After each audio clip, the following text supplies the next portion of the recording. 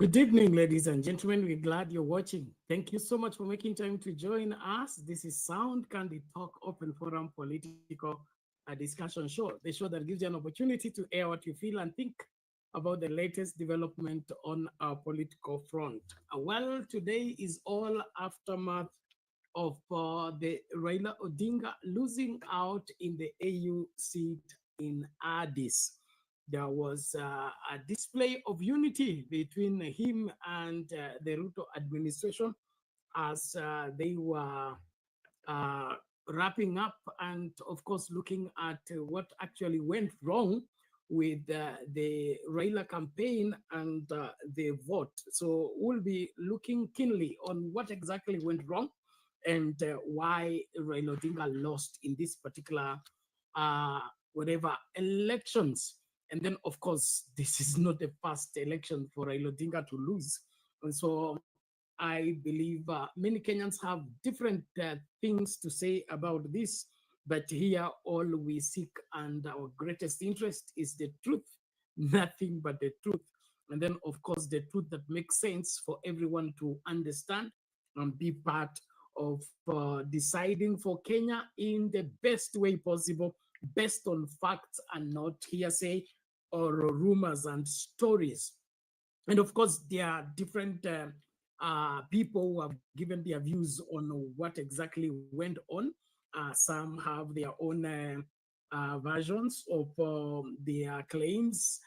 Some are experts, others are just political players who hoped that things will be otherwise. From all indications, it is becoming clear that this was an election for Kenya to lose, meaning they had an upper hand, but things changed at the 11th hour. And what is this that changed, and why did it change so drastically to result into this particular loss will be our keen interest. And so as we start out, please make sure you invite somebody as we launch deep into analyzing what went wrong in Addis on the issue of Raila Odinga, and then, of course, the Kenya government in pushing for their candidate to win. And I believe you have your opinion, you have your own view. You are welcome to share it. And of course, at the end of the day, we will be giving out the verdict. We have a poll question that we are asking the same question that we will wish you to weigh on the same. So as we start out, like the video, please share the live, invite somebody to be part of the great conversation. I believe this is important, and we all need to have proper understanding of what is going on around us for us to be relevant, and then, of course, able to chart the way forward in providing the much needed leadership. And so as we dive into this, hakikisha kwamba uko mstari wa mbele kukaribisha mtu na kuhusika moja kwa moja kwa mambo haya yote. Na kukaribisha, tuko live kwa Sound Talk YouTube channel, Sound Candy Talk Live YouTube channel, and Sound Candy Talk Facebook page, as well as TikTok. Make sure that any of those platforms that you enjoy, fika mapema tukazungumza masuala haya kwa wazi, and then of course tutakuwa tunafungasha. Na washukuru kila mmoja mnapojiunga nasi katika Sound Candy Talk. Naamini kwamba tutakuwa na wakati mzuri tunapoangazia masuala haya. So moja kwa moja tuanze na hiyo kudadisi ni kipi kilichokwenda mrama katika Addis ama Wabeshi kwa masuala haya ya uchaguzi wa AU Share. Let's listen to the story as we start the conversation. Thank you those who are joining. Please, karibisha mtu. Speaking of reading into things, was it the last-minute advisory to the South African development community to back the Madagascar candidate? Was it Francophone solidarity? Was it Kenya's failed or missteps in the area of diplomacy that cost Raila Odinga the AUC chairmanship? Well, Emmanuel To interrogates now in this report.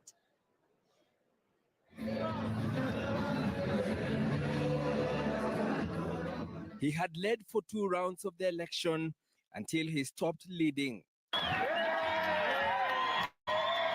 Kenya is still counting its losses, and the candidate is yet to understand what really happened in the dying embers of the contest that saw his ambitions go up in flames. And actually we were sure of it, but as I say, other factors have come into play, and those factors are going to come out and will be known.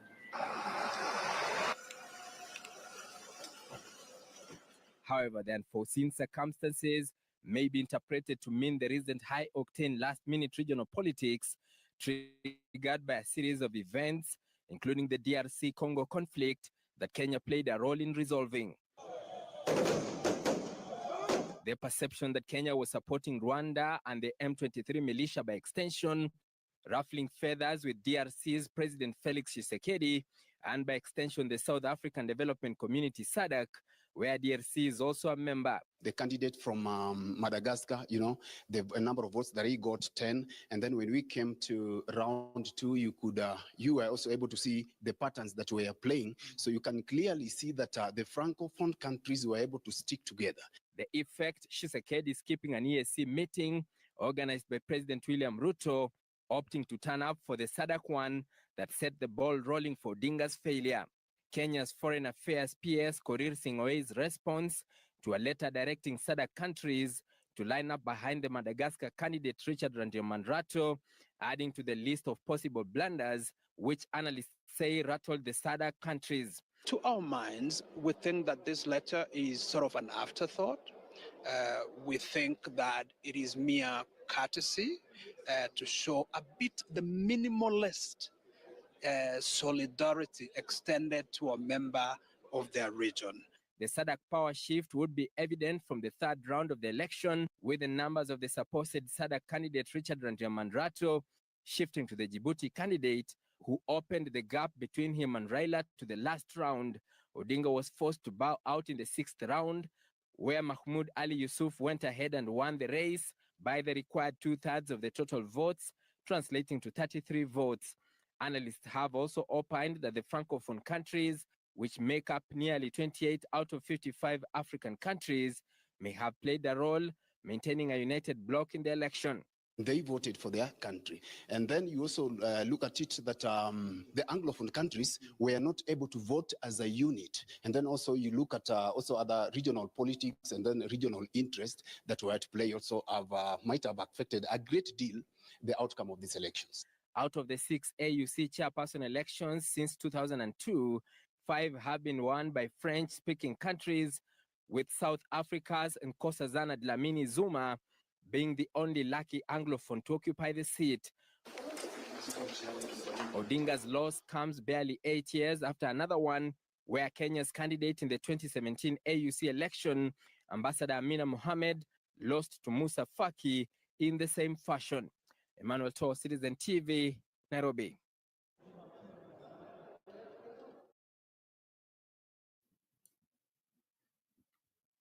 Okay, ladies and gentlemen, mambo ni kama hayo. Kila mtu anaangazia kuuliza kipi kilichokwenda mrama na kipi kilichochezwa hapa. Nashukuru kila mmoja, karibisha mtu tumakinike. Mami, Habari ya leo? Salama sana Penat. Yeah, mchezo ilichezwa, but anyway, tumeangalia, tumesikia sema vile wamesema. Ya muhimu na cha maana ni sijui kama umeona hiyo mkutano, hiyo dina walikuwa naye ya baba na Ruto. Na watu wengi wamewekea mkono Uhuru, na kweli ninaweza uliza hata mimi ya kwamba I think Uhuru kama Ruto ameenda 2 terms na baba na wakamanage kufata 23. Sasa Uhuru alikuwa rais for 10 years. Hata angeweza tu kuconvince one president or 2 kama candidature ilikuwa ni ya Kenya. But hakuna shida. Wametuonyesha kutoka watu yao mpaka viongozi yao. They are happy, lakini chenye inanishangaza ni moja Penat. Nimeona wenye kulia kwa machanel ingine wanasema, sasa Raila akuja ashikane na Wamunyoro, alete kura, sisi hatutampi. What? Raila hajasema anasimama, na hata akisimama ni sawa, wamekataa kumpigia miaka yote. Na Wakenya msima wenye wanalia na kusema baba akuja asaidie wamenyanyaswa ni watu ya Munyoro. Kwa nini wa Munyoro asisaidie watu yao? Sahi hatudanganyani Penat. And I am happy. Raila na Ruto wamesema wanarudi Kenya. Sasa ole wako speaker Wetangula. Lakini replace na Waluya ingine wako na akili. Kwanza sahi baba arudi, majority ODM ichukue viti, wapatiwe CSS. Hii miaka 2.5 Penat imepaki kabla tuongee 2027. Hata kama baba atakuwa leader of opposition, let it be. Hata kama Ruto atasema baba, kama Donald Trump alienda 4 years, akatoka nje, akaenda pumzika. Ruto bado wako na chance. So Ruto anaweza kaa chini wapime na baba mzuri. Akiona imeumana, a step down, a support baba 2027. Kwa sababu unatakikana kuserve 2 terms. Na yeye arudi ile ingine. Kwa sababu sasa Kenya hakuna kuokopana, hakuna kudanganyana. Na Ruto, wewe ndio uko na sword. Usifanye vile Uhuru alifanya. Na hata kutoa naye. Na CNC. Wanalia CNC. Watakuja chukua serikali. CNC washika hata kura kwanza. Raila ndiye atakuja tolewa na CNC. Alisema tu siku moja hakuna maandamano. Nimefurahi Chakaranda wapi vijana wa baba. Maandamano hakuna. Tunaenda kureceive baba airport. Tunaenda State House. Tunaenda Kasarani ama yes, Kasarani ndiye itoshe watu ya baba. Ama waukuje Uhuru back. Wafanye celebration ya kukata na shoka. Wenye wanaumwa na tumbo wacha waumwe. Kwa sababu wataumwa. Lengo yao walikuwa nafikiria Bernard, baba tu akianguka hivi. Maandamano Monday. Nimefurahi vile nilisikia Simba Arati ameongea. Amemwambia Ruto na baba, mkicheza, no turning back. Na hata ODM, no turning back. Kawa hii serikali, pata masias, tengeneza counties, wacha wa Kenya, si kabila moja sasa. ODM iko na watu wengi, wacha serikali sasa ikue yao. Alafu tuone wenye wanaenda kuchinyonga, watangoja Ruto aende nyumbani, watajua. Ruto hakuna mahali anaenda. Sasa hata mimi siku yote nimekuwa nikitaka kukua Mkenya. Saa hii mimi naitwa Mkalenjin. Mimi ni supporter ya baba na nina support mtoto yetu. Sijauswa mimi na keep kijana yangu unadanganywa, unatoa meno, unacheka na meno ya wenyewe. Wewe mtoto, rudi nyumbani ama uache hiyo vitu unafanya. Peke yako unafanya nini katikati ya keep unaitwa, unafikiri unapendwa? Naomba tuende kwa debate. Ni mtoto yangu, ni damu yangu. Hakuna mkale nchini Kenya tunakuwa wachinga. Wewe keep mahali ulipo. Step out of that thing. Enda mahali wa Kenya iko, ama ukae tutakupepa na maji kama hawa. Yes, rudi nyumbani wewe. Nimemaliza hapo. Nasema Bernard, ukweli isemwe. Wewe ni mtumishi wa Mungu. Ustahili kuongea, lakini na sisi, mimi situsiani, napeana direction. Uhuru alikuwa na lead mkutano ya DRC Congo. Watu walikuwa na mkutano, alikuwa amewekewa kuongea, atuambie ni nini ameona kati ya Congo, nini itafanyikana Congo ikuwe na amani. Baada ya hiyo anapita huko nyuma kukampeni na Kenneth Raila. Sasa mwanaume mkalenjin Samoei mwenyewe, ile warrior pena. Sasa tunasema ukweli, ile Samoei ile ule msee ule ndiye iko kwa kiti sasa. Yes, wataimba na watalia, kuna mahali anapenduka. Hata sisi wenye tulikuwa tumsupport tunarudisha mkuu yetu mbili yote ndani. Bora yako na Raila.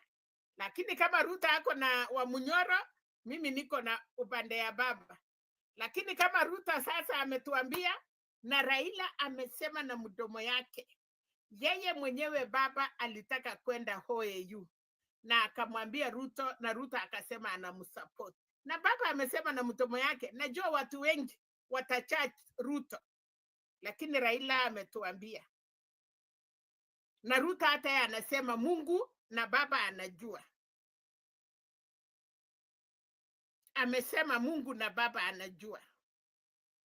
Kama mtu amekusaidia penalty, ukiwa maternity, unabeba mimba na karibu unasalia barabara, anatoa kari yake anakukimbisha maternity, mtoto wako anasaliwa akiwa alive. Hata kama alikuwa adui yako, utamuita adui tena? Raila alifanya handshake na Uhuru na hakuweka mtu yake hata moja serikali, lakini tunafurahi nchi ilitulia.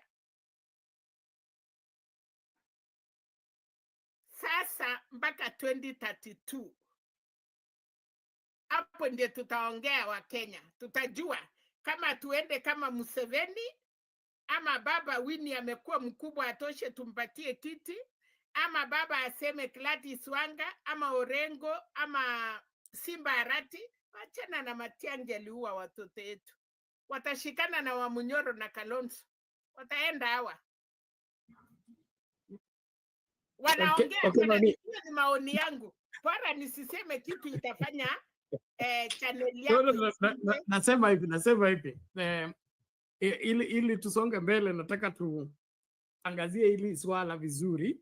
Unajua tunaongea kuhusu kile kilichotendeka na possibilities ya ile kitakachotendeka, and then of course watu wana maoni tofauti kuhusu the future of the politics, but politics ni kupanga na kujipanga. So kwangu mimi nataka kila mmoja asimame mahala ambapo panafaa, na wewe ukisapoti fulani umsapoti kwa ukweli na umsapoti kwa haki ya Wakenya. Kulumbana hiyo ndio sitakubali, lakini naomba tafadhali tumakinike katika kutekeleza wajibu wetu kama Wakenya wazalendo ambao wanapenda nchi yao, na tukipenda mapenzi ya Mungu yatendeke katika nchi yetu. And then of course political parties, sisi tunasimamia kila mtu ajenge political party yake, tukutane kwa debe.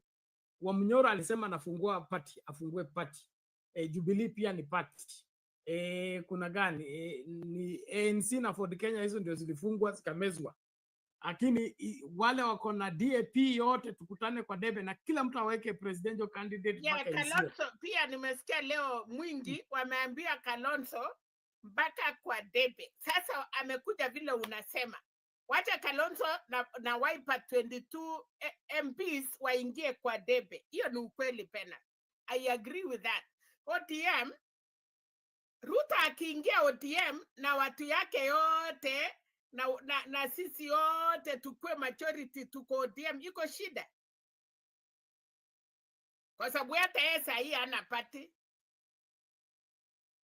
Tunamaliza UDA, tunafunga, tunaenda mpya. Lakini china ODM, Ruto ni kwanza alikuwa ODM, si ati ni mtu mgeni, hata china yake kwa list bado iko. Ni ile mtoto tu alipotea anarudi kwa baba yake, utamwambia usikuje. Mama amesema baba yako ndio huyu, utamwambia hapo si nyumbani. But sitaki kwenda hiyo siasa pena, nataka kusema hivi. Wacha tungoja arudi. Si unajua mwana mpotevu akirudi, baba ndio anaamua kama atapewa fimbo, atapewa shamba, atapewa mke ama itakuwaje. Lakini tusiingie sana huko. Mimi siingi, lakini hapa kwanza nasema kulingana, unajua Bernard, saa ile mama anaanza kutapika na unaona hapa inapika, ukiuliza huko na mimba ama msichana anasema hapana. We kama mama musasi unaangalia macho zimekuwa white, unaangalia hapa inaanza kupiga 100 ati unasema hey. Sasa mimi nasema kulingana vile nimeona ile party ilikuwa pale. Hata nikaona na hii mtoto mbona ni kama ako na mimba. Sasa mimi nauliza na hii mimba ulipatiwa na nani? Kwani iko makosa? Tunataka Kenya, tunasema tunataka Kenya iwe na amani. Na penat Kenya yote, watu yote, hata tumeambiwa wale nusu walikuwa Addis Ababa. Kwa roho yao ukweli, hawangetaka baba aende. Kwa sababu gani? Wanashikilia koti ya baba waendelee kuchakuliwa. Hiyo ninakubaliana kabisa. Wakenya yote, Kenya mzima, wamekuwa na maoni penat. Wote wamesema hatukutaka baba aende, lakini tulikuwa tunamuombea. Ile imekuwa ajabu penat ni kushangilia na kucheka na kuimba. Hiyo tu ndiye kati ya 41 tribes ama 45 ama 60 tribes yenye iko Kenya, watu wengine hawana aibu. Na kumaanisha hiyo aibu hawana naye, watakutana na wananchi 2027. Kwanza, hiyo maviti ya CS hiyo ilipeanwa juzi ya watu 8.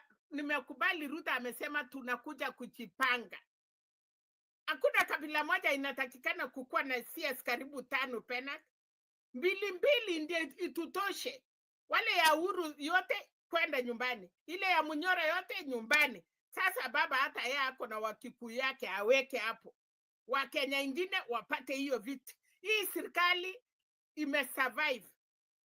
Inaitwa nini? Si press. Inaitwa nini hiyo sijui kusema mimi. Tunataka iwe nusu mkati 2 kabisa, ishiane equal sasa. Wewe mama fanya hivi. Tufanye hivi. Ngoja kwanza. Ngoja kwanza. Ngoja. Kupanga serikali ni jukumu la Ruto.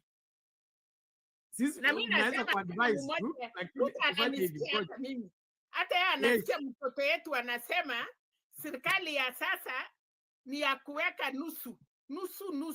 Hata ikiwezekana nusu ni kati ya nani na nani? Hebu tufafanulie. Kati ya nani na nani? Nani walikuwa Addis Ababa, walikuwa wangapi? Sasa wewe mami unataka serikali yetu igawie Addis Ababa? Si tunarudi hapa kwanza tupangane. Bernard, watu walikuwa Addis Ababa ilikuwa ni ODM. Na nikaona leader of minority ama sijui anaitwa nani, Cheruyot. Nikaona Ruto. Atukusi Mutavati ni prime CS yetu, atukusi hiyo ni yetu, mtoto yetu ya Mulembe. huyo atukusi. Lakini kwa bahati mbaya Wetangula angetulia, hata yeye angekuwa na akili, angepostpone hiyo maneno, angeambia kina Millie Otiambo tutakuja kukata hiyo mambo on Tuesday. Watu yote walikuwa na ngoja hii mambo ya Saturday penalty. Sasa Mudavadi nani anaitwa nani? Hii mtu yetu hii baba ya Roma anaenda kuharakisha mambo. Kwa sababu yeye ameharakisha, huyo ni sacrifice lamb yetu moja. Haya, tunaenda kiti ya huyu mama hot air. Ruto sahi hatuhitaji hot air. Nyorosha huko. Nyorosha kila kitu, wacha watu walie kabisa, wacha tutoane uchi. Bas, ibaki watu wenye watasimama 2027 correct. Hivyo tu pena. Atufakii mali moja, tuko moja sasa. Chanda na pete. Na hatuwezi kuwa na watu tuna wataut. Sawa mami, let's change gear. Thank you. Hata mimi niweke vitina kidogo. Ngoja kwanza. Unarudi mami. Ngoja kwanza wewe. Basta akisema mama amenyamaza. Sawa, asante mami. Now, ladies and gentlemen, as we continue to engage, please let's be on the forefront in ensuring that we get more people to join, and then piga kura yako. Why do you think Raila lost the question we are asking is, do you think Raila Odinga lost the AU chairmanship race due to Kenya's failed diplomacy? Is that what you think? So far, 39 people have already cast their vote. 64% wanasema yes, 8% wanasema no. He faced tough competition. Both factors played a role. That is 20%. I'm not sure 8%. Please, let's keep doing wherever casting our vote and taking a stand on this one. I want us not to go personal on these manenos. Na tunapoangazia masuala haya, unajua siasa iko na mambo yake na iko na mipango yake. Now they say that there are no permanent enemies in politics. They are only permanent interests. So when the interests of different politicians agree, they will work together. If they don't agree, they will go different ways. But in all this, I don't think there is anything cast in stone. Everything is boiling and warming up towards a particular direction for the country. Let us remain sober and ensure that we are pulling in the right direction. And the right direction is a better Kenya for all Kenyans. A better Kenya for all Kenyans. Tusifike mahala ambapo tunasahau kwamba tunahitaji kutengeneza hii Kenya kwa ajili ya vizazi vinavyokuja. Sababu jukumu letu kubwa hapa is our children and our children's children. Sisi tunapofunga chapter, tuache nyuma Kenya ambayo itakuwa nzuri kwa watoto na watoto wa watoto wetu. Tukimaliza hii Kenya alafu watoto wetu wakifika itakuwa nini? So lazima tukue makini kwa masuala haya. And then of course the political intrigues that went down in Addis have their own significance. They can be interpreted in different ways. But naomba tafadhali tusisome sana. Unajua Wakenya tunasoma sana.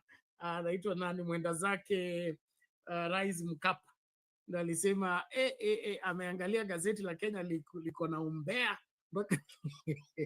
So tusisome sana, tunasoma mpaka tunatisha wageni kwa masuala haya. So I want us to look at what went down in Addis kwanza, the video that Mama talked about. And then kama unakuja studio tafadhali wahi mapema. Kile mimi sitaki ni uhasama. Hakuna haja ya kuchukiana, hakuna haja ya kulumbana. Ni muhimu tuheshimiane na tutekeleze wajibu wetu. We become too sensitive when particular communities are mentioned, and there is a lot that is going on. Hata kuna watu hapa nje tu leo kwa saloon, mara kwa soko, kuna wale wanachekelea, and it doesn't go down well because ikifika kwa wengine unataka kuwachekelea, ikifika kwako wewe unadai kwamba unaonewa. So itakuwaje unafurahia maovu ya wengine, lakini ikifika kwako unataka ufanywe nini? Ulindwe. So that's the dilemma. Biblia inasema utavuna kile unachopanda. Okay? Wakati wewe unachekelea, sio ni kupanda. So itafika wakati ambapo utahitaji kuvuna. So wakati unavuna, utapenda pia uchekeleo. So let's not just play games as if that we can laugh and mock, especially an old man. No, an old man should not be mocked. An old man should not be, undressed by children. It is not proper. It is not African. It's not biblical. So tukiwaambia endeni polepole na hii maneno, si eti tunawachukia ama tunataka kuwa convert. It's not conversion. Ni kwa uzuri wenu na manufaa yenu. Watoto hawavui nguo mtu mzee. Ninyi mnapochekelea huyu mzee mnajizika kabla ya wakati wenu. Na hiyo sio laana na wapatia, ni ukweli wa mambo. Biblia inasema ogopa kichwa chenye mvi, heshimu uso wa mtu mzee. Ogopa kichwa chenye mvi, heshimu uso wa mtu mzee. The moment you break that line, you are done. And so you people can laugh the way you want, can mock the way you want, but at the end of the day, you are going to harvest and you will not enjoy that harvest. Yeah, wanasema baba amezoea kuwa namba 2.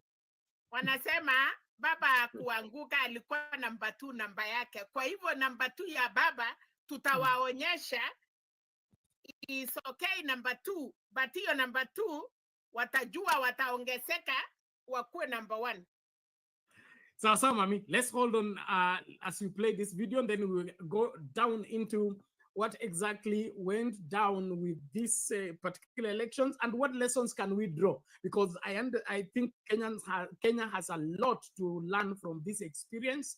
We have lost 2 very serious elections, and that is not smelling well for us as a competitive senior brother in this particular region. Kenya is not just one of the countries. We are the senior most here in terms of leadership. We have played host to majority of these countries surrounding us. We have presided over their conflict. We have played big brother to them. Why is it that we are failing when it comes to seeking these particular seats? That looking inside is something that we should not brush it off, or we should not let our current local politics brush it off until we forget the lesson. Losing the election is not a big deal. What lessons are we carrying home? What changes can we make so that we are able to do what? To win in the next bid. Thank you very much. Let's watch this as we continue the conversation. Thank you, Eli. Thank you, Lala. And every other person who is coming, please kuwa mstari wa mbele. Namba watazamaji na drop. Ebu tuendelee kushare na like video. Asante. Salamno, Jeff and Ayub. Glad to have you both in studio in Nairobi as I hold fort here in Addis Ababa. Today concluded the 30th ordinary session of the Assembly of Heads of State and Government here, and it has been an eventful day, especially Kenyans and others reacting to that AUC chairmanship election. Now, Raila Odinga has told his supporters and Kenyans at large to stop the blame game. He says he went for the seat of his own initiative, and he says President William Ruto and the Kenyan government gave him all the support he needed in the quest. But he says, unfortunately, when it came down to it, unavoidable and unexpected circumstances cropped up, fast costing him the seat. Take a look at this report by Seth Olale.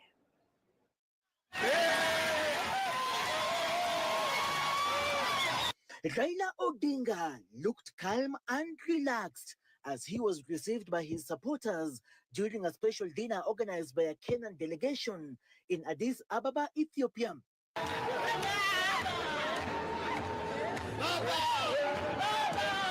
Kenya's candidate for the just concluded election of the Africa Union Commission chairmanship, revealing how he was expecting to beat both the Djibouti and Madagascan candidates in the battle for the AUC chairmanship slot, but things took a drastic turn at the last minute. And actually we were sure we'll win, but as I say, other factors have come into play, and those factors are going to come out and will be known. So we are here where we are, but let us not regret. The opposition leader castigated a section of Kenyans for blaming the head of state for his defeat in the just concluded polls of the chairmanship of the Africa Union Commission. That maybe because those people used more money than we used, Ruto just wanted to humiliate Baba. It was not genuine in saying that he was supporting him and so on and so forth. But I made the decision myself and announced that I wanted to run for this position myself. The former Prime Minister instead heaping praise on President William Ruto by stating that he is overwhelmed by the tremendous support he received from the head of state. Tukishindwa tutashinda. Tumeshinda. Tumeshinda. And therefore, I'm not regretting.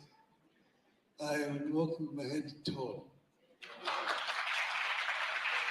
The opposition leader telling an emotional delegation that the country must unite as a nation and as a continent to address the challenges facing the people, such as poverty, corruption, and ethnic profiling, among other vices. Because we've been here before. Just remember, a few months ago, as a country, we were faced with a very serious moment. And we were wondering which way Kenya. But you know what? That moment, when we all thought it was dark, it gave us a new beginning. We ended up with a broad-based government that brought many Kenyans and the country together and gave us the momentum that exists today. I am very confident that this moment is going to give birth to yet another moment for us as a country to work together to build a new momentum for Kenya. In equating Raila's defeat to the 2024 Gen Z protest, the head of state said he will use the election outcome to refocus the country. While expressing his disappointment, the head of state regretted that the continent missed an opportunity as Raila Odinga was the candidate who deserved to succeed outgoing President Musa Faki for the AUC top seat. Raila Amolo Odinga did not win because he was the best candidate. The president commending the former prime minister for staging a campaign like no other. Raila Odinga and President Ruto vowing to sustain their efforts in uniting the country in a bid to address issues contributing to the high cost of living. With President William Ruto and Raila Amolo Odinga having completed their engagements here in Addis Ababa, Ethiopia, the two leaders have pledged to cooperate with the leadership of the Africa Union Commission in order to address key issues affecting the continent. Seth Olale, Citizen TV, Addis Ababa, Ethiopia.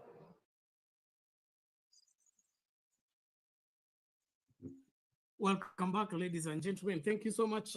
That is the analysis of the winding up of the ceremony in Addis after the elections.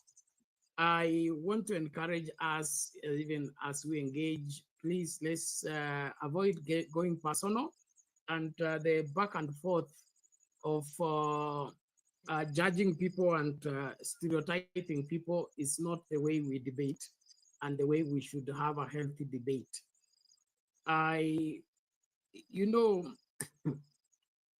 It is very, very, very disturbing when you judge people at a different standard. When it comes to you, you change the standard.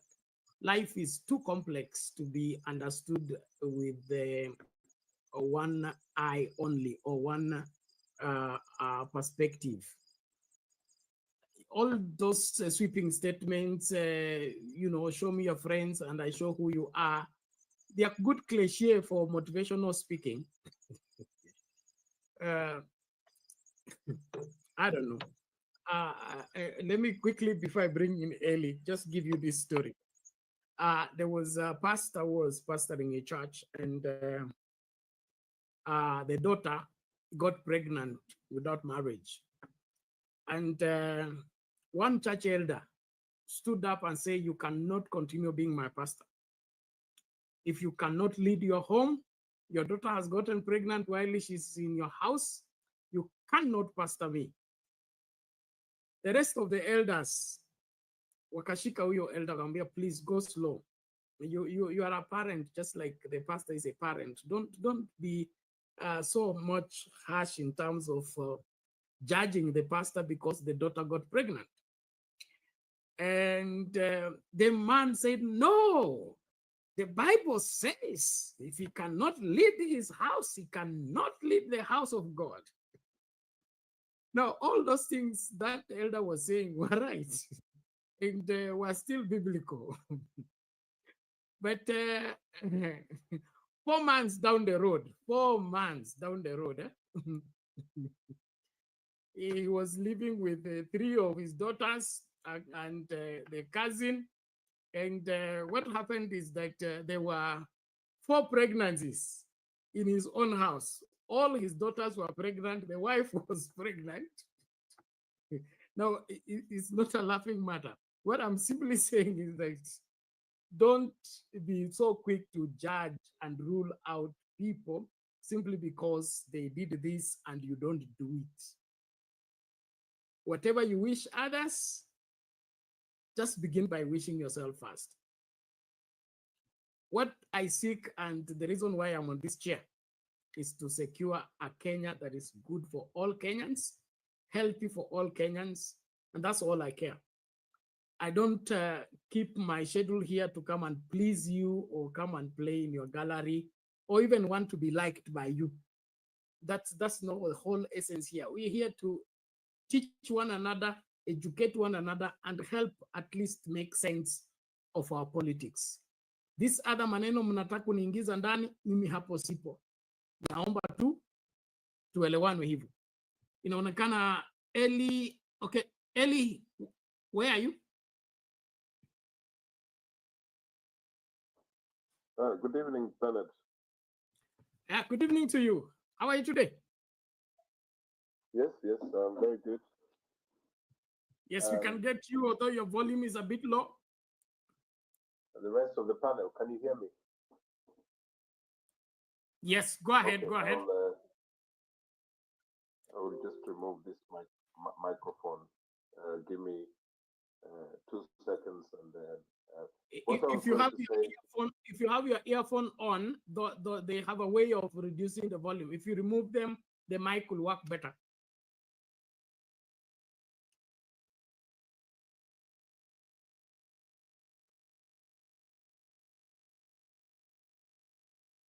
The vice chairperson of this Africa Union. Can you hear me better? Excellent. You can now be heard. Go ahead. Yes, I thought there was like an unwritten rule, an unwritten convention that the vice chair of the AU would be, because we are divided by this post-colonial thing, so it would be Anglophone or Francophone if the person who has taken the chairmanship is from Anglophone country, and the other person as a vice chair will be Francophone. In this situation, you find that Djibouti person is the new chair, and Algerian person is the vice chair. So these are both countries that are Francophone. Also, I realized, I noted, and I'm sorry if that sounds, small detail, but it's important in our politics in Africa, that the vice chair and the chair are both from the Islamic religion. something quite unprecedented, because in the past they have tried to do that Tanzanian thing where there is a rotational thing. One time it will be a Christian, and then the next president of Tanzania will be a Muslim. You know, that unwritten rule. The third thing, so I was just talking about the vice chairperson. I really don't have much to say about Mr. Odinga and how he lost, because we have already discussed this in the last few days, and my view was very straight to the point. I had already spoken about my fears about how Kenya was presenting itself. But what's interested me also was the way they are electing this high-profile person, you know, as chair of the AU. That they have to do several counts, you know, as if it's like a national or a mass voting thing where there are so many people involved, you know, like a whole country. I mean, I don't understand why they have to go to CG6 rounds. I don't understand. Maybe someone will let me know. My fourth point, and probably the last point, is it actually shows this African Union voting shows how divided we are as a continent, because nearly half have chosen a person from the so-called Anglophone, and then nearly half have chosen the person from the so-called Francophone countries. I mean, when will we even imagine to be Pan-Africanist? This is the problem I'm trying to figure out. It's a very, very difficult thing. And could it be one of the reasons why person who will bring themselves as Pan-Africanists will have a difficult, you know, campaign to excite African leaders? You know, Jacob Zuma's ex-wife, Dlamini Zuma, she managed to trounce Jean Ping, who was a career diplomat from Gabon, when he was seeking his second term. But she was celebrated, you know, not just because she was a woman and then won the Africa Union chairperson or chairmanship, but also because of her career in fighting against apartheid. She was a known figure during the anti-apartheid movement in South Africa. So she has some similar, you know, tendencies to Raila Odinga, for example. But this didn't work at this point, and I wanted to just also maybe mention Erastus Mencha, the guy from Kisii, who was a vice chair of the AU. He was a very likable figure, even in the East African community, you know. And at one point, he even got a unanimous vote from the panel of voters of the presidents, 50 out of 51, you know. It was an outstanding figure, but it doesn't then say that Kenyans, that we are hopeless, useless, that our foreign policies does not match with the needs of African countries. But a person like Erastus Mencha proved them wrong. My last point is what I fear may happen in terms of this division in Africa. I don't know if it's ideological or what, but some governments might now start, you know, forming their own their own little political cliques because of what has happened during the voting. Because I believe that SADC people, the Southern Africa group, that actually includes some of the East African countries, will have to review how they communicate or deal with Kenya. This is going to happen, you know. So I just wonder where we are in terms of this, but we move on because, as Mr. Odinga said, people must move on at a very fast pace because there are urgent issues that are affecting our continent and our country. Thank you. Okay, thank you, Eli. We appreciate that. Ladies and gentlemen, as we continue to engage, I still urge us, let's avoid going personal and let us not use a language that is unparliamentary. It's unnecessary. We are in Kenya, all of us, and we need this Kenya. And our greatest responsibility, like I said, is to make Kenya better for our children and for our children's children. If you must insult people, then we'll begin to censor you. And that is, you are pushing us in that direction. I don't think it's necessary. Okay. From the last time I checked, Kibra is an estate in Nairobi, and is not just an estate in Nairobi, it's a constituency, and that constituency has inhabitants. People live there, and some people here are the landlords of those people. Wanachukua rent kutoka kwa watu. They are the ones keeping that slum. They don't want it upgraded because it's an income generating scheme for them.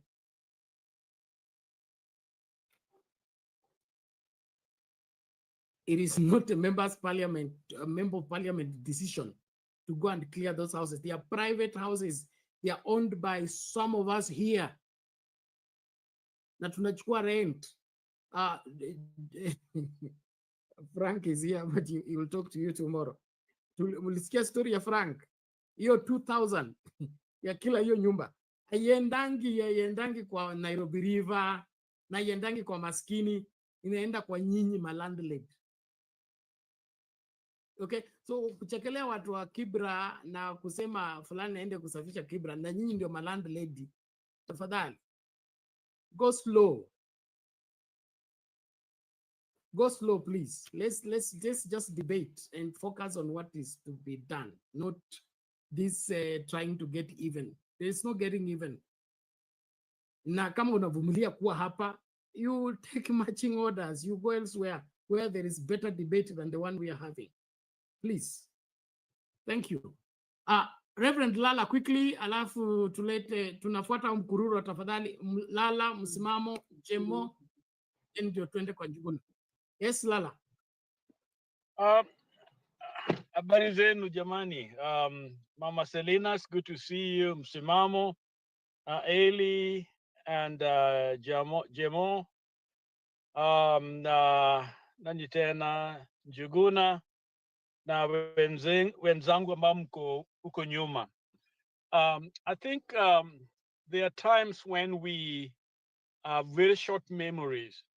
And I'm saying this because, number one, when Ruto came to power, one of the problems that he had was basically schizophrenic foreign policy. There were cases where he would sabotage AU and go against behind. If you or remember, we debated that in this channel. With even the last one, of course, is Haiti, when actually collectively AU should have been the one acting, but he went behind them and made deals with the US and others. So he was never in good books with AU. That's the one in foreign policy that he was pursuing. I don't know where it came from. So clearly, when he came into this campaign, already he had no good will from other states within the continent. So he started from a very bad position to be able to be the chief, negotiator, the campaigner, and all that. Already, he didn't have a good will. As I stated, and I say it again, that Baba had relationship with some of these leaders. But you see, this is a seat where it's not about an individual. So people are laughing or talking and saying all kinds of things about Baba, just don't understand. They don't read all the complexities that they are played here. So I think let us step back and be sober and look at how things have developed to where they are. Already by the time the election was being done, I don't think Ruto had any goodwill. So his campaign really, I would call it terrible. Then let us look at the foreign policy and the foreign docket.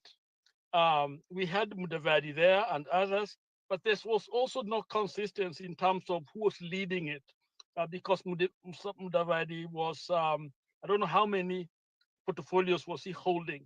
So there was nobody clearly able to articulate Kenya's position, and secondly, to understand what was happening on the other end. But what broke the whole thing, the jar itself, is Congo. Congo was the break dealer. We know other things that have been going on in that region. And so SADC, of course, had to respond, but it's Congo. And who was behind the Congo's debacle? We know Ruto's position was opposed to the SADC.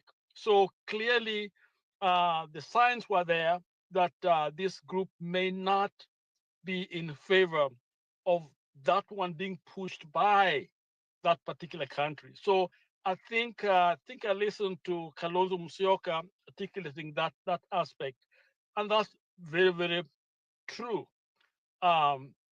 Lastly, I think the complication that we have even with the new leader coming in. I love Djibouti.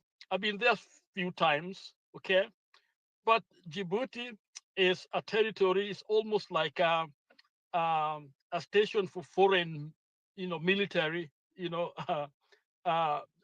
installations. So it's almost like it's not part of Africa. So I don't know who was pulling what behind, how much was being going on behind the scene.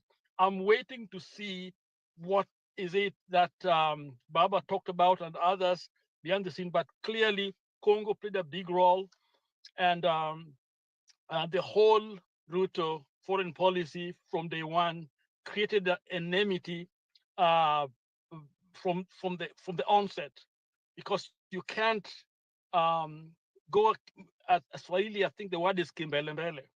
When you're supposed to be acting collectively as Africa, you go ahead and make a deal for Haiti and all these other places. So he didn't have good books. So the chief campaigner himself had so much flaws. And so these are factors that contributed to this loss. So I think let us step back and look at the picture, what has really taken place, and allow for new information to come in if they're there. But those who are laughing or criticizing Baba, I think they're doing it from a lot of ignorance. And so let us be Kenya unite and look at facts and truth, and then let's move forward. Back to you, Bernard. Let me just hold my my mouth there. Thank you. Okay, thank you, Lala, for that view. We appreciate your givings. Ladies and gentlemen, as we continue to engage, make sure that you are giving the video a thumbs up, as well as participating in the poll question, and invite somebody to join as different Kenyans give their views about what went down. On the comment section, toxic posts are all either deleted or you get banned. That's as simple as that. This of people going personal is not acceptable. So tafadhali, and the cheer team also, you are on that list. Evo too. Msimamo. Eli, what I say? I want to add a point there to Mr. Robert Orina there on the chat section. Just basically when I mentioned Tanzania, Tanzania, as for many years, has had an unofficially is an official thing where they rotate the presidency between Christian and Muslim. It's a fact. It's not part of the law. It's not part of the constitution, but it's a fact, I think he wants to raise that issue about Zanzibar and mainland, whatever, which I appreciate. But it's a fact that Tanzania, that's what happened. You see, part of the problem we have in these conversations in different platforms is that people just come and challenge anything without doing any research, or don't even have to do research. Some things you just know. But I want to reassure Robert Orina that if he does some bit of research, he'll find that what he's saying there is completely wrong. And I'm not trying to embarrass him. Thank you. Okay, we'll look into that. Tanzania is a country ile nani Jakindu Beu anasema hapa kuna tofauti kati ya nchi na taifa. Kenya hatujatengeneza taifa. Tuko na nchi. Tanzania Nyerere alitengeneza taifa. Ndiposa kabila ambalo ni dogo sana linaweza toa rais. Hapa kuna wale ambao lazima wawe hao, ama kama si hao lazima wawe hao. Na ile man eat man society, the way Nyerere described us, we seem to be living up to that particular phrase, and some of us don't even see anything wrong with it. Okay, tunaona kwamba wakati tunanyang'anya wengine tukijipatia, ama wakati tunadhalilisha wengine ndio tunapata furaha. We rejoice in running down each other. It's just crazy. Okay, then at the same time we don't want to be run down. We want to run down others, but when we are being run down, we hate it. We want to fight tooth and nail that somebody's running us down. The moment you run somebody down, you have sown the seed. You should prepare for the harvest, and not, I think, is a laughing matter. So let's get serious if we really want to be part of the future that is secure and good for everyone. Msimamo, karibu. Nimekaribia kaka, hali vipi? Salama, tunashukuru. Kwale? Nasalimia mama hapo. Kwale tuko chonjo, tunamshukuru Mungu. Lala Eli huyu kaka hapa ni Jemo na Njuguna na wale wote wako kwa comment section. Maoni yangu kuhusiana na hili hii topic ya leo ambayo ni kipi kimesababisha labda pengine kushindwa kwa Raila. Mchango wangu ni huu, mimi kama msimamo. Mchango wangu naweza nikasema ni kikwazo kikubwa haswa ni serikali tulionayo na uongozi wake. Kwa maana kusema hivyo ni hivi, unajua sasa hivi kuaminika kwa hili taifa inakuwa ngumu kwa yale ambayo yanajiri katika hili taifa. So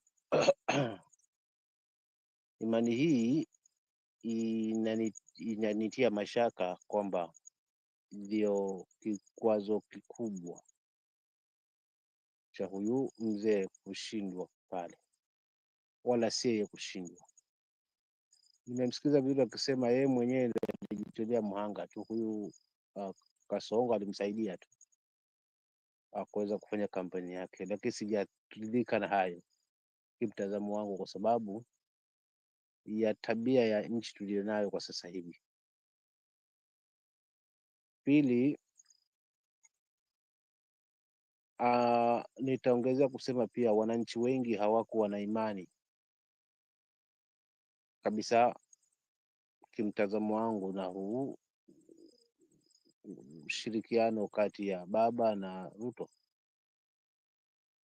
jambo ambalo hata hakuna mtu alikuwa anapendezwa. Wachache walikuwa wanapendezwa sana na mzee aidha kufaulu katika kile, lakini wengi hawakutaka haswa huyu mzee apate haswa hii nafasi. Lengo na madhumuni si kumwadhibu yeye, bali kumwadhibu yule ambaye ni msaidizi wake, aliyosema ni msaidizi wake alikiri kwa kauli yake kwamba alimsaidia kuweza kufanya kampeni na kila kitu. So Wakenya wengi walifanya yaani waliweka mtazamo kwamba huyu mtu amekuwa kuna sponsor, na who is the sponsor? Basi kama sponsor si mwingine basi ni Kasongo, na ikiwa nang'ang'ana baba aende kule kurepresent mataifa ya Afrika ama kusimamia mataifa ya Afrika, vipi nyumbani hapa kama hakuna uaminifu? Hakuaminiki si hela, hakuaminiki usalama, hakuaminiki mambo mengi tu ambayo yamechangia. Tukiongeza ule mgogoro wa Kongo na majeshi yale ya South Africa kuja kuuliwa pale, pia ni jambo ambalo mimi kimtazamo wangu naona lilichangia pakubwa, haswa haya mataifa ya kusini kuweza kujitenga na kuona kwamba haya yote yamefanyika ni East Africa, kwa sababu ukweli wa mambo hawakuwa wanaangalia, hawa marais hawakuwa wanaangalia mtu individual. Juu angaliangalia mtu individual, basi baba huenda pengine angeweza kufaulu, kwa sababu nafasi anayo, uwezo anao, na alikuwa nao na anao haswa, naamini. Lakini waliangalia nchi, taifa, huyu katokea taifa lipi, na kama katokea taifa lipi ni nani, taifa hili linaendaje, haswa misimamo yake iko vipi. So masuala ya kuunga Israeli mkono pia yamechangia. Swala hili la mauaji nini na kadhalika, yote haya wameweza kuangalia wakaona pana, ili kuadhibu basi wacha tujitenge, kwa sababu kalaiti kama haya mataifa kusini yangeungana, haswa haya mataifa magharibi hawangekuwa na nafasi ya kuweza kupitisha chochote, despite kwamba ni Muislamu mwenzi wao. Lakini haya ya kusini ndio yameweza kutukoroga zaidi, na yangefanya hivyo kujibu mashambulizi ama kujibu yale ambayo yamenajiri Kongo kule, kwamba Kenya despite kwamba haswa hata mwenye nchi hapa ambaye ni kiongozi wa nchi hapa ni mwenyekiti wa jopo haswa nasimamia masuala mazima la katika East Africa, kwamba swala hili la Kongo ni kama amelinyamazia, ana amelinyamazia kwamba anaongea tu, lakini kwamba hataji pale mahali ambapo panauma, na South Africa wanalia haswa wanajeshi wao wameuawa kinyama. So huenda hii ndio changamoto mmojawapo ambayo iliweza kumwacha huyu mzee siangaliwe yeye, tuangaliwe taifa. Pili, kiongozi wa nchi anaongoza haswa katika wakora ama wakorofi ama waporaji ama corruption. Number 2, the whole world. So hizi sifa mbovu zinazolekea taifa letu linaacha amani na kuaminika kwa hili taifa kuwa ngumu kiasi kwamba samahani kidogo kiasi kwamba hawa marais wa mataifa waliangalia vitu vingi tu, lakini kwa kweli taifa letu halina sifa nzuri, halina mtazamo mzuri kule nje. Hili limetokea kuwa funzo kwetu kwamba taifa letu halielekee kuliko, yaani lina mapungufu mengi, haswa hususa katika kipindi hiki cha uongozi wa bwana Kasongo. So to me siwezi nikalaumu baba kwa nini ameshinda. Yenye wenye wamemfilisha ni hii chief campaigner, hawa walikuwa wanamzungukia kampeni, mambo yalikuwa yanafanyika na wanayowatema haswa wa mdomo yao ama yanayofanyika katika taifa hayaipi nafasi, yani haipi nafasi haswa nafasi kama hii ambayo baba alikuwa anaendelea kuweza kuipata. So hayo mimi ndio naweza nikazungumzia kuhusiana haswa kwa nini baba aliweza kushindwa kuweza kunyakua ushindi ule. Kimtazamo wangu mimi nitachapa, lakini vile vile pia ningerequest kama ungetuchezea ile Miguna tukajaribu kuangalia na yale ambayo alikuwa anazungumza Miguna, kwa sababu ni kama pia yameingia katika akili yangu, despite ndio hawa na cheche za kuvutana pale na pale, wana vita vyao vya ndani, huyu kafukuzwa nchi, lakini nikitazama yeye amezungumza zinakiana ukweli fulani, kwa sababu ukiangalia haswa kiundani yale maneno alikuwa anazungumza Miguna, kwa kweli naweza nikasema ni njia mojawapo ambayo imeweza kutunyima nafasi hii haswa kama taifa kuongoza haswa bara la Afrika kwa kuweza wana kiongozi wetu pale. So mwenye amemfadhisha ni serikali kwa sifa yake mbovu ambayo bado ipo, na kama hatutakuwa na la kufanya kuweza kuondokana na hii shida, basi sifa hii itazidi kuendelea zaidi, kwa sababu taifa letu sasa hivi limepoteza umaarufu ama uungwaji mkono kimtazamo wangu kutokana na tabia na desturi ya viongozi tulionao. Kwa hiyo mimi nitaachia hapo kaka yangu Bernard Aswa kwa hili swala zima la kwa nini huyu kakosa haswa kuweza kushinda ule uchaguzi wa jana kule Addis Ababa. Lakini pia tujifunze kwa uongozi ukiwa na tija, ukiwa na maana, ukiwa na lengo zuri na ukielekea kuliko, basi inakuwa pia ni rahisi haswa masuala kama haya kuweza kufanyika kwa njia ambayo ni swafi zaidi. Lakini ukiwa ndani ya uongozi kuna mapungufu chungu nzima, basi sometimes pia kuaminika kwa taifa inakuwa ngumu. Asante. Okay, thank you. Msimamo, we appreciate that.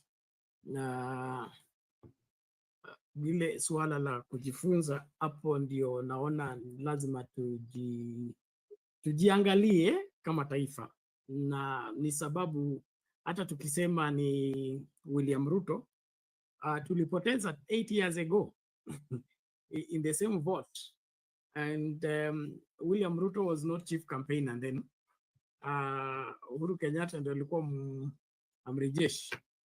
So kuna vile sisi tunafanya diplomasia yetu ambayo kama wengi wamesema kuna mipaka tunavuka katika ile hali ya kuonyesha ubabe mpaka tunaharibu uhusiano mzuri ambao tunapaswa kuwa nao na mataifa ambayo tunategemea kupata kura zao kama tutapata huo uongozi. And that means that it's important to coexist with your neighbors in a more harmonious way other than acrimony. Vested interests, they need to be arrested. This appetite of being a dealer everywhere and wanting to be in this and that is a huge problem. And then of course you don't want to deal straight, you want to deal by taking advantage. That in itself is bad news. Well, ladies and gentlemen, as we continue to engage, please karibisha mtu, piga kura yako, alafu like video. Nashukuru wote ambao mnajiunga nasi. Now, yes. Kaka Beni, kwa hiyo unasema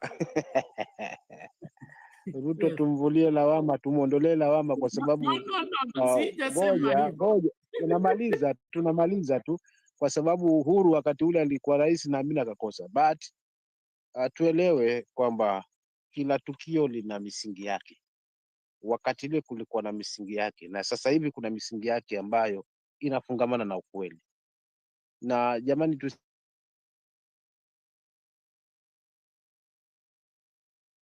tusifiche. Sorry, msimama tunakupoteza.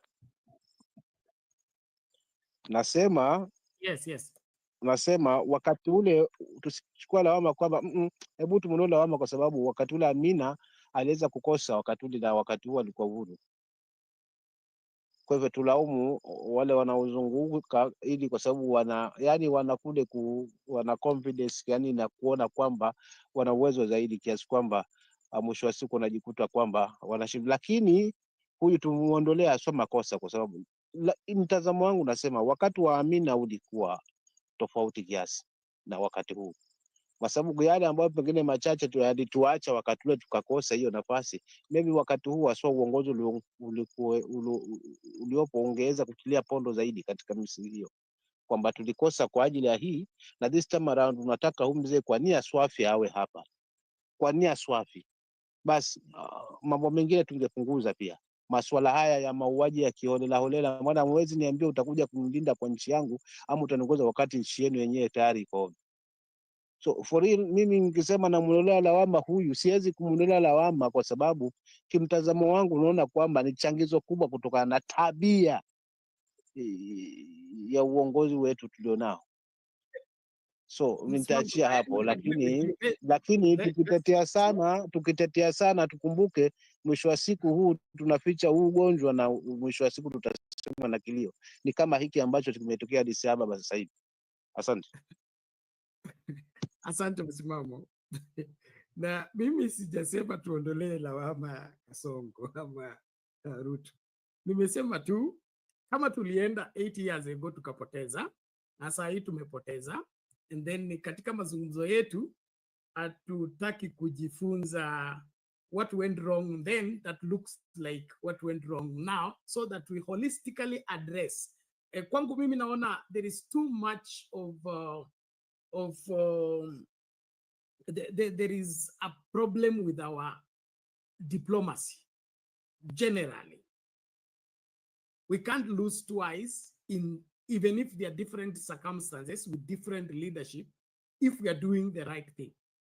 And so if we want to correct, then we should not even make this a Ruto thing or a Uhuru thing. Let's look at it as a Kenya thing. Kama wa Kenya na Kenya nchi nzima, kuna vile ambavyo uhusiano wetu na majirani sio mzuri kama ulivyokuwa, because our neighbors used to look up to us. Now they are looking down on us. Could that be a contributing factor? So I wouldn't want it to be like namuondolea lawama Ruto. Ruto ana mchango wake. Kuna zile rules break, zile boundaries cross, kama vile Lala amesema yeye anajipendekeza kwa America, ameacha AU, ana transact in the name of AU, yet he's not an official and things like that. He purports to speak on behalf of Africa and things like that. Those protocols, wherever breaking them and messing them up has a way of affecting us. Those are lessons we must take. But our diplomacy agenda has to be fully addressed. Ikiwezekana kuwe na overhaul, because like it looks right now, ni kama hatuna hiyo diplomacy ambayo inavutia kwa mataifa. We seem to be an underdog in this matter, and that doesn't spell well for us as a country. And so without necessarily apportioning blame, we have a great deal to do with correcting what is wrong with our diplomatic approach, especially in these matters external. Sawa mkuu. Sawa mkuu, mimi nawaaga tu natoka, lakini nasema hiyo diplomacy inaanzia na kiongozi hapo juu. Huyo kwanza ndio wa kwanza, so kwa sababu huyo ndio sura ya taifa. Sasa kama yeye hayupo, hii harufu ya sasa ya kuweza kupoteza huu uhusiano unaanzia kwa yeye na uongozi wake. So tukisema nini, changio kubwa ndo tunazunguka, lakini mwisho wa siku tunarudi pale pale kwamba changio kubwa ni sifa ya taifa, kama nilivyotangulia kusema awali kwamba sifa ya taifa letu si kama ile ya mwanzo. Sifa ya taifa letu inazidi kuwa mbaya zaidi. Taifa ambalo tunahusu mauaji ovyo ovyo, taifa ambalo linaongoza kwa uporaji na corruption, taifa ambalo tunaaminika sasa hivi Wakenya ni wezi tu. So hii sifa hii yote tunakiangalia haswa mwisho wa siku kiini chake na kilele chake kinaishia wapi? Kitaishia kwa Kasongo. So huyu hawezi toka katika kumnyima huyu rafiki yake ambaye alikuwa anamsaidia kampeni. Kusaidia si tatizo, kusaidia kwenda pesa hii ndio inaenda, wacha tufanye hii yote si tatizo. Tatizo haswa ni hili linalo kubwa hili la taifa ambalo sura ya taifa na mtazamo wa taifa na mahusiano. Kwa sasa hivi kila mtu ni mjanja sasa hivi, akiona Kenya anajua da, nikiacha kidogo nikilemaa hapa mimi ninarambwa. So hali kama hii mimi nitaachia hapo, maana hata naona mengine hayatoki. Acha tu niachie hapo kaka. Okay, thank you. Jemo, please. Well, nichangie kidogo. Na wasalimu wote.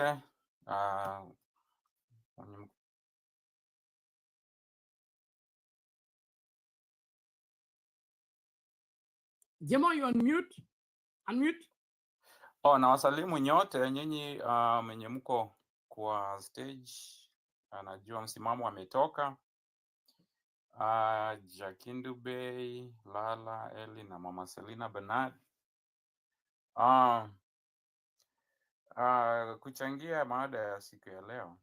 Najua it can be heated up, but we have to talk about it regardless. So naomba wengi wenye tuko kwa comment na wenye tuko kwa stage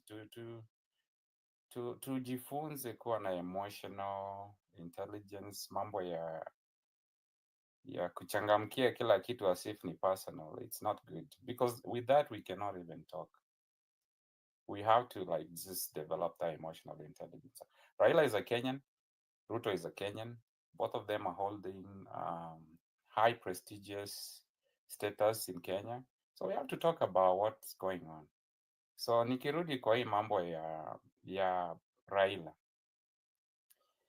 I don't know if I'm gonna pick any of you guys' points, but I think I see that there are some points and some misses in this issue. So I'm just gonna state mine.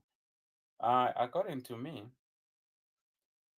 Raila alianguka kwa sababu ya association yake na Kasongo.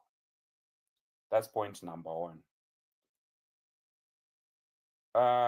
Kasongo tukimrudia kwa nini yeye ndo aliangusha Raila. Kasongo akiingia presidency, he was this guy that came on national world stage, especially in Africa. The same way he came up to Kenyans with these ambitions of being someone that's gonna bring change, someone that's gonna bring uplift Africa, kwa sababu hii ya Raila ilikuwa kwa stage ya Africa, ata uplift Africa to a wild stage. The things he was talking and promising on African stages, saying things like, no, not again will Africans be summoned to these other places and a million of us to go. Not again, this and that, Africa needs to be respected, We have AU as our representatives. If anybody needs to speak to us, we have our AU chairman and all those representatives to go represent us. And yet, same like he lied to Kenyans, he lied to them on their faces. He couldn't wait to fly and go meet with the West world leadership and, just embarrassing us in day in, day out. So he cannot handle Africa on a world stage. Ametuaibisha, ameenda amekalia kiti ya Biden kama mtoto, amekiuka the African wishes when it comes to supporting the issue between Gaza and Israel. Is out here against the advice of the African leaders too, sending people out to police to Haiti. So Raila just associating himself with Kasongo. It puts Raila on a very bad situation. And they also see, these African leaders, they are more interested, just like we are interested in the Congo issue. They're also interested in our Kenyan affairs, internal affairs, even when we don't have a problem. So they know what's going on in our country. And as much as we know what's going on in South Africa, Congo, Rwanda, Uganda, Tanzania. So tusikae ni kama tunakuwaga surprised only when we need an AU leader. So what's going on in Kenya does not put Ruto as a good president. And for him to front Baba, it doesn't look good. So diplomatically, Raila failed because of his association with Kasongo. We saw Kasongo at the inauguration of Ghanaian president and how they perceived him and how they embraced him. It was very cold. So we can't keep nasikia vile Bernard ulikuwa unasema ati 8 years ago we fronted Amina Mohammed, and then this time. Those are two different situations, and you cannot say Uhuru fronted Amina failed. This time you can tell it was diplomatic, because if you pull up Amina Mohammed profile, he has held offices of Cabinet Secretary for Sports and Heritage and Culture. And then previous offices that he held was also Ministry of Foreign Affairs in 2018. Then you pull the same time when you are pulling people like Musa Faki. In 2003, he was Minister of Foreign Affairs. When Amina was barely trying to get that experience, this guy came in with experience. So that was a merit-based issue that Africa looked. He was also a former prime minister of Chad in 2003 and 5, and 28 and 2017. So when you're talking about these two merits at the time that they were going out against each other, you can tell that Africa made the right decision at that time. So if Uhuru sent Amina, then maybe we didn't send a qualified person there. This time we send a former prime minister. This should be the Musa Faki of the time when Amina was going. We now presented our Musa Faki. He got beat by somebody who, and I agree with what they are saying, that he was the most qualified. Raila was the most qualified, but he was beaten by somebody that is good, but not good enough. So what does that tell us as a people? Is that Africa decided this time they're going to skip merit, and they're going to go with their heart and people that they feel like they will trust with the leadership of the AU chairmanship. So mambo ya kusema ati Uhuru last time na nini, yeah, Uhuru alisenda mtu bila merit, maybe not enough, but this time we sent merit. But diplomacy kind of took us out of the equation. I feel like Raila is in the stage here. Losing something is not easy. So now he's busy explaining himself. I will hope that he will also get a chance for self-reflection of what really happened. What does he really need to do? Speaking after a loss, immediately after a loss, sometimes it's just inakwanga ni too late to aftershocks. You know, the earthquake came through. So he has to live through the aftershocks. Now he could explain, you know, he's still sleepy from the events of not sleeping because they are masherehes or Kenya walimpelekea Addis Ababa.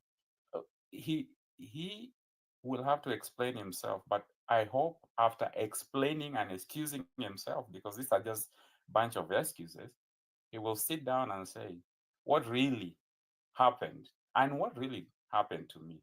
Because him associating to himself to Kasongo is something that if the African presidents are not taking it lightly, for them not to give him a position, then he also needs to understand that it might not be good to him back in Kenya if he continues associating himself with Kasongo. Kasongo always has personal agendas, and I also believe Baba too. But I think Kasongo is more disappointed when, this time when Raila lost than Baba himself. That means Kasongo. He even said, I saw Kasongo, he released a statement and said, I'll be lying if I say I'm not disappointed that Baba lost. Kasongo had more at stake than Baba in this relationship, in this contest. So the sooner Baba will realize that he cannot continue with this association, it will be better for him and be better for Kenyans. Other than that, I am sorry for whoever that's gonna be continue to sympathize with Kasongo, because whatever that happened to Baba is, I think, what will happen to them. And I'm talking about politicians who will front Kasongo for presidency in 2027. Same way Baba went home, we are doing this to all of them, from Mount Kenya and towards the rest of the country. That's it for me, Bernard.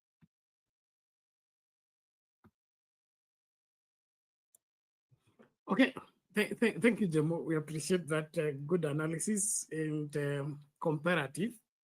It appears that we are so committed in ensuring that we explain this situation from the point of different personalities. But my point was about the same elections. Same elections. We participated in those elections as a country, not necessarily on who was the candidate. And we lost as Kenya, as a country. So that should point out something. Is it the people we fronted, the people that fronted, or our country's stand in the view of our neighbors? Because this is something that if we tie it to a person, as much as we have those people playing, we may end up with a narrow judgment because it's only around that person. But in a wider spectrum where we're looking at the country and its relations and the different players, I would that we can now begin to see where are the loopholes. How do we deal with those loopholes? Despite the fact that we have bad representatives or good representatives, after these representatives are gone, we still have Kenya, and Kenya will still need to relate with Africa. And so are we going to repeat history, or are we going to correct whatever that those that went ahead of us missed? And that's the reason why we're comparing. And it's not maybe even saying that Uhuru scored or Kasongo did not score. It's all, how is Kenya doing? Because even from where I sit, Kenya is not where it was at the time of Moi. We didn't have all this development, but we had a good standing in terms of how the rest of the world looked at us. But right now, it appears that tumeanguka kabisa, and hata tukijaribu kusimamisha ile sema Kenya nchi nzuri, hakuna matata. Hiyo matata bado iko tu, hiyo bana haiwezi kusimama. And that's why I'm saying, as Kenyans, and the way we are engaging, the wider way we look at the country, to me, is better than narrowing it to a person and tying it to an individual. Because individuals go, the country remain. And to fix the country, in fact, we should be in ensuring that we don't get wrong people in wrong places, or rather in right places, because they're going to mess up the country. And when the country is messed up by those wrong people, the country will still be blamed when those people are long gone. So hiyo tu ndio mambo yangu kwa hilo swala, si kutafutia nani fulani soft place to land and then just going up East Africa to enda Uganda, enda Tanzania. Mimi nimesurura, mimi uhubiri, nimekuwa Zambia, Zimbabwe and all that. There is how we were treated kitambo. Ukisema unatoka Kenya, kuna ile heshima ulikuwa unapewa. Sahi hakuna kabisa. And that points out on our diplomatic code and how we are carrying ourselves. So I would that we think deeply about it, not just to look at it as something that is far-fetched or far from us. It is affecting us directly, and we may just eventually end up where we can't, raise our head anymore anywhere. Well, I want us to make progress. Just before we bring in Jakindube, Lala, your microphone is on. Please mute it. Can I play this video before Jakindube comes in? I'll love to songe mbele. Here we go. Addis Ababa, Ethiopia. Wiper leader Kalonzo Musyoka has accused President William Ruto of mishandling Kenya's bid for the Africa Union Commission chairperson position, leading to Raila Odinga's defeat to Djibouti's Mahmoud Youssouf. Now, speaking during a church service at Full Gospel Mwingi in Kitui County, Kalonzo alleged that President Ruto's interference in regional issues, including the DR Congo crisis, contributed to Raila's loss. As Jeff Kirui reports, Kalonzo is now calling for the resignation of Musalia Mudavadi as the Foreign Affairs Cabinet Secretary for allegedly tainting the image of the country following that loss. Loss to Djibouti for the Africa Union Commission chairperson position has stirred a political debate in the country. The opposition led by Wiper leader Kalonzo Musyoka is now pointing fingers at President Ruto for what they termed as squandering Kenya's opportunity on the continental stage.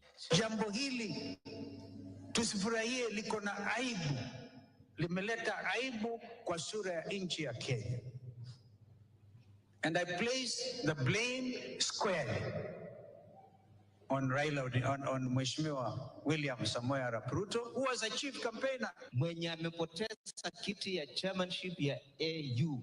It is not Raila Odinga, it is Ruto. Because yeye ndiye alikuwa puppet. Yeye ndiye alikuwa chief campaigner na financier. Kalonzo and his allies further argued that Kenya's local politics played a big role on the loss, following an agitation pushed online against the rising cases of abduction that painted Kenya as democratically intolerant. Alikuwa na nia yake nyingine pengine kwamba akimsukuma Raila basi atakuwa na easier time. He didn't know it was going to be very difficult. African heads of state are not fools. Wakajiuliza maswali. Wewe unataka Kenya ikuwe chairman ya AU. Na wewe unafanya abduction ya watoto ya shule. Kenya's AUC bid faced a setback when the Southern Africa Development Community unexpectedly advised its 16 member states to support Madagascar, weakening Kenya's chances. Walienda pale DRC, wakienda kuombanisha watu bure. Yani, how do you go to fight with voters 2 weeks into an election?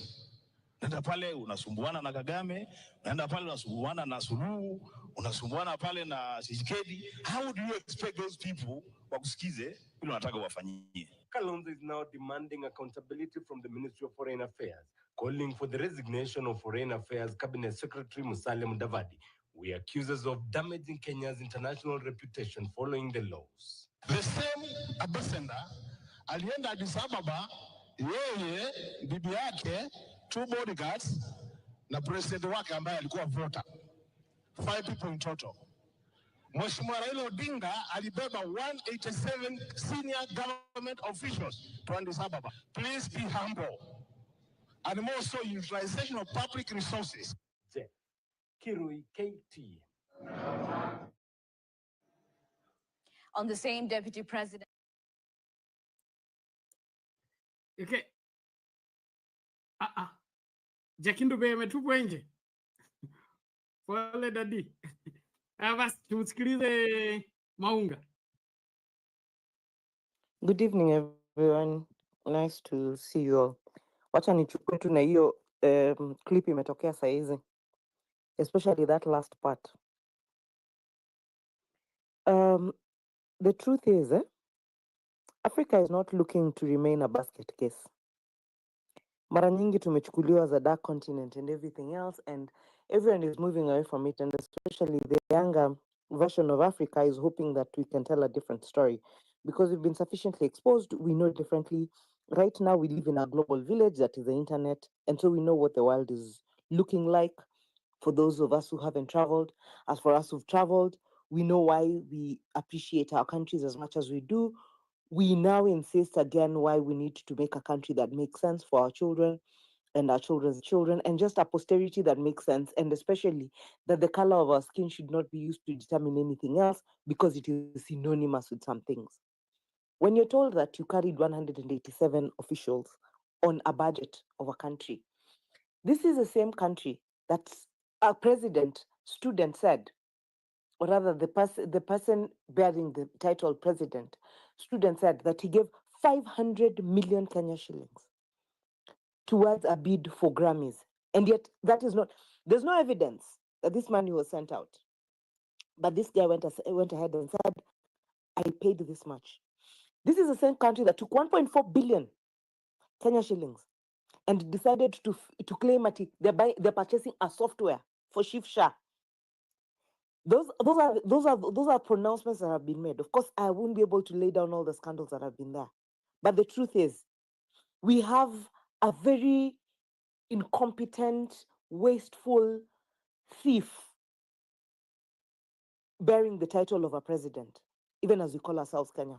Kalonzo said, and I don't know why that hasn't captured in that clip, that the same flag the Gen Z were bearing when their brains were being splashed on the pavement of Kenya, of a city in Kenya, was the same flag that had stood in Addis Ababa, representative of the fact that this is the person from this country who is in association with the person who is the highest level of authority in that country, who is supposed to come and guide Africa in terms of policy and in terms of way forward and in terms of steering Africa to where it's supposed to be for the next, say, another maybe century.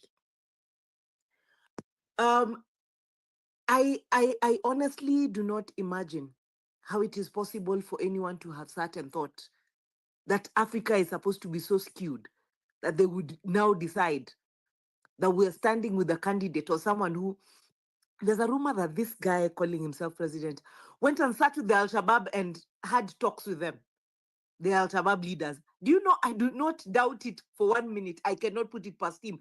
And I know that is not a speculation.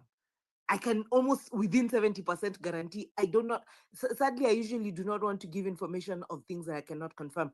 But this is a guy who literally I know can decide, oh, you guys want to come and bomb a few places just so that we can make a message. Why not? Please, by all means, come in. What is the cut for me?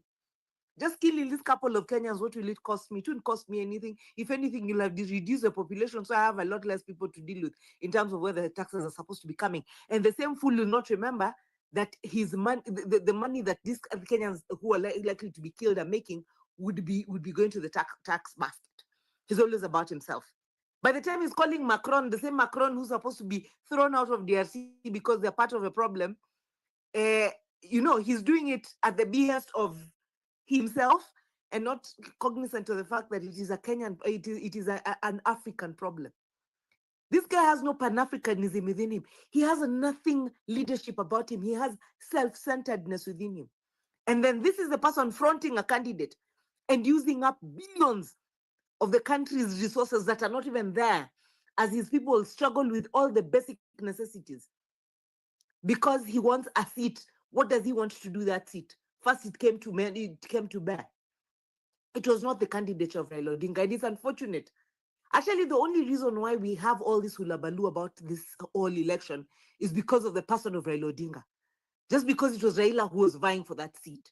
Had it been anyone else, I don't even think would have cared. It would have come and gone like all the others have.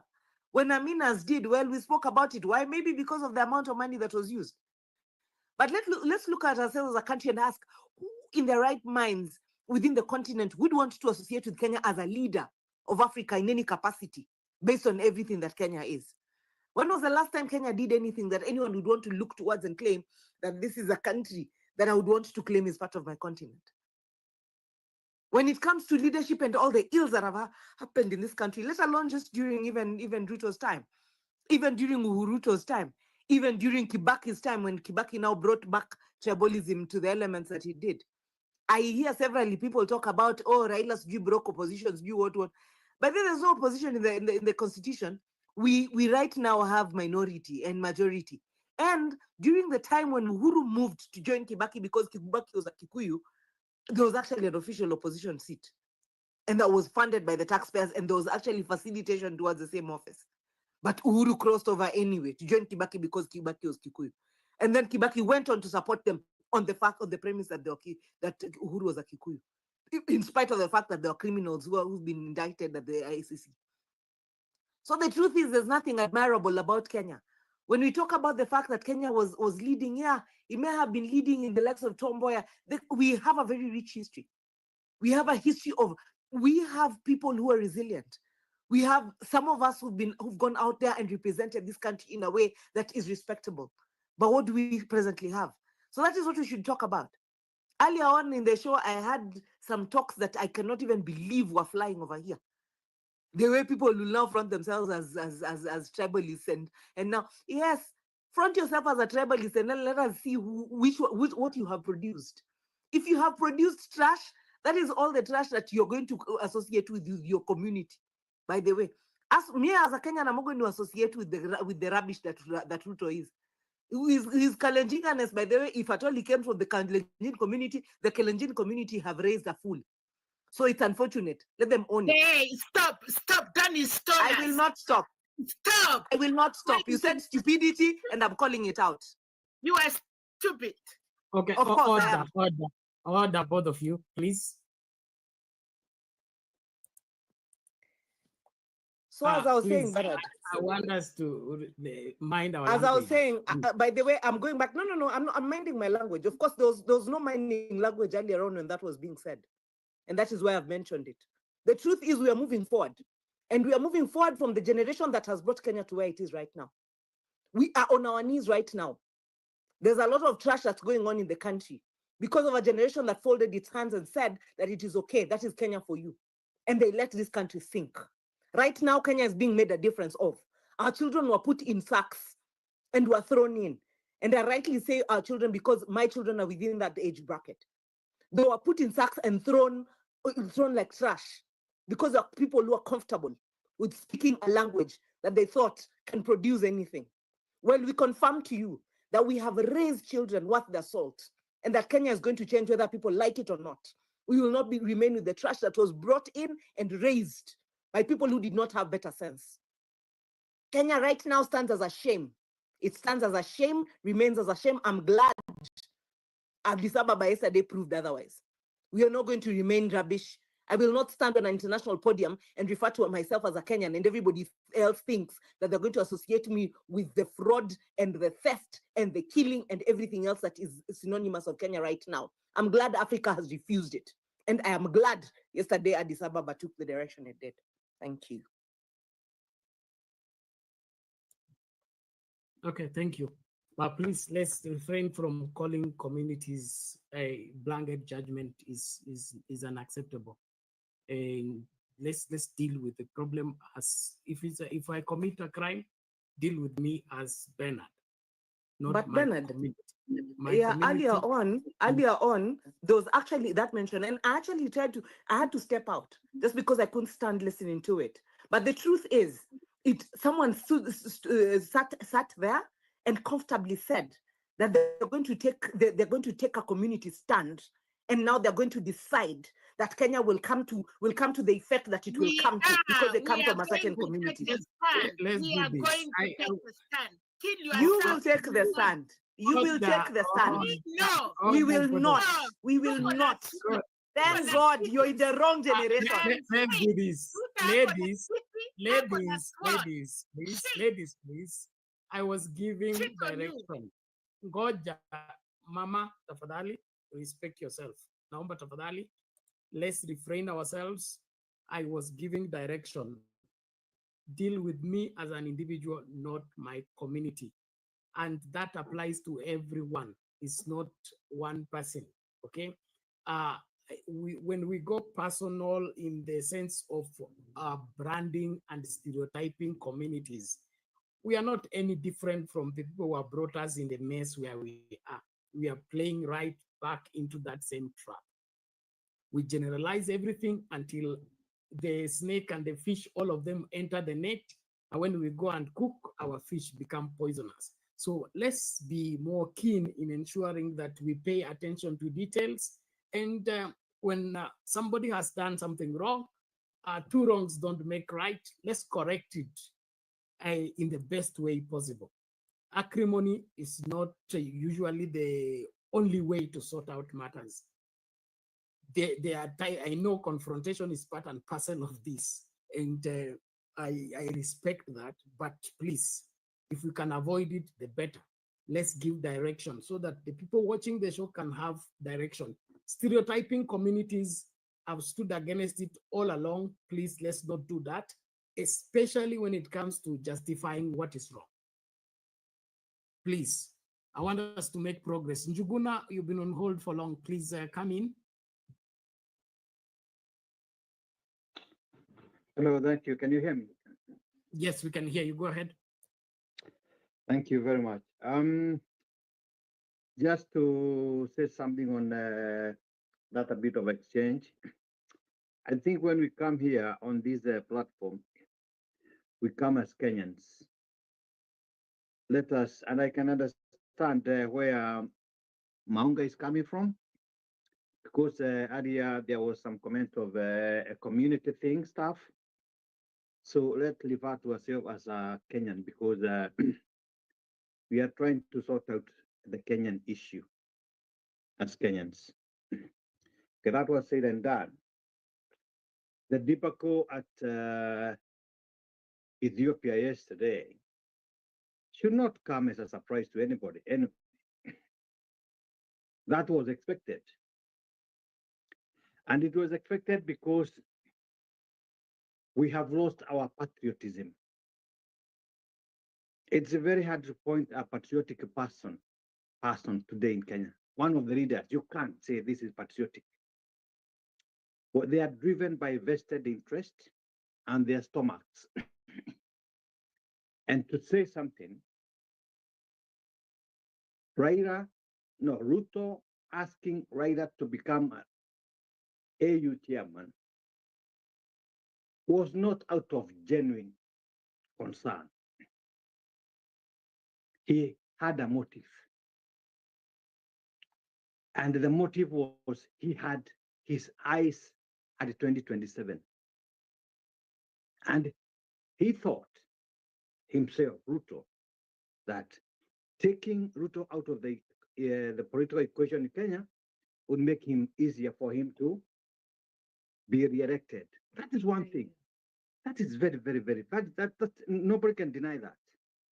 That was the main need. So it was not genuine. And that's why there is this debacle in Ethiopia. The other thing is, for you to know it was not genuine, we never involved our diplomatic personnel. We have got some people who are very good and equipped in diplomatic matters. None of them was in the campaign trail. So the people who are there were just politicians. I believe it probably would have been a bit better if we had put Kalonzo there as a person, if it was genuine about Kenya as a country and not as an individual. It would have been Kalonzo, and Kalonzo would have been done better. Now, to compare today and Amina Mohammed's side, these are two different issues, and we cannot bring them together. And just like one of the panelists said, the failure of Amina Mohammed was very, very genuine. But this was actually, the current one was actually a debacle because of vested interest, because Ruto did not want such big opposition in 2027. And let me also say that currently, Kenya is at its lowest ebb. We are down there as a country, down, completely down, because of the current administration. Because of the current administration. Because Ruto had decided to go his own way. He had defied other African states. He had disregarded what was going on in Congo. And he himself frustrated Uhuru to facilitate him to travel to DRC as a peace negotiator. So how do you expect us to come and head the African Union? That was a total failure. We have gone internationally as people who don't care about life. We have been killing our own children. We showed last year, 2023. Our youngsters have been dealt killed all along, right and left. Is there any person who has been held accountable today as we speak? Children have been abducted. Who has been held accountable? Let me say, we have got the previous Attorney General, Mr. Muturi. His son was abducted.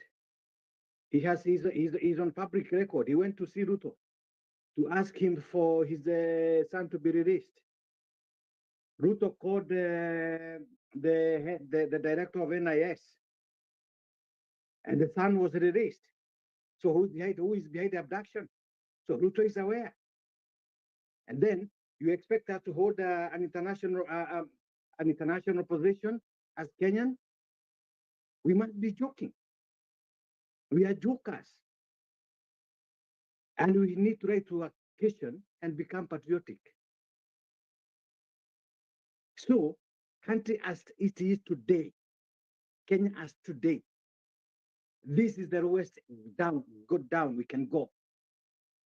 And we go, if I can dare say, if Ruto comes back in 2027, that country is gone and gone completely and never to come back. So it is for us, Kenyan, and we must change the government in 2027. We must, under any circumstance, because there is no way a government can, and Ruto saw by the Bible, is going to read by the Constitution. But children has been killed. The hospitals are gone. The healthcare system is gone. There is nothing working, just promises, address promises. Like he's taking money out of his pocket. These are Kenyan resources which to be planned before so that he can work for Kenyans. But this is a man who cannot even do anything. And the best we can do is to do away with the Ruto as soon as possible. Thank you.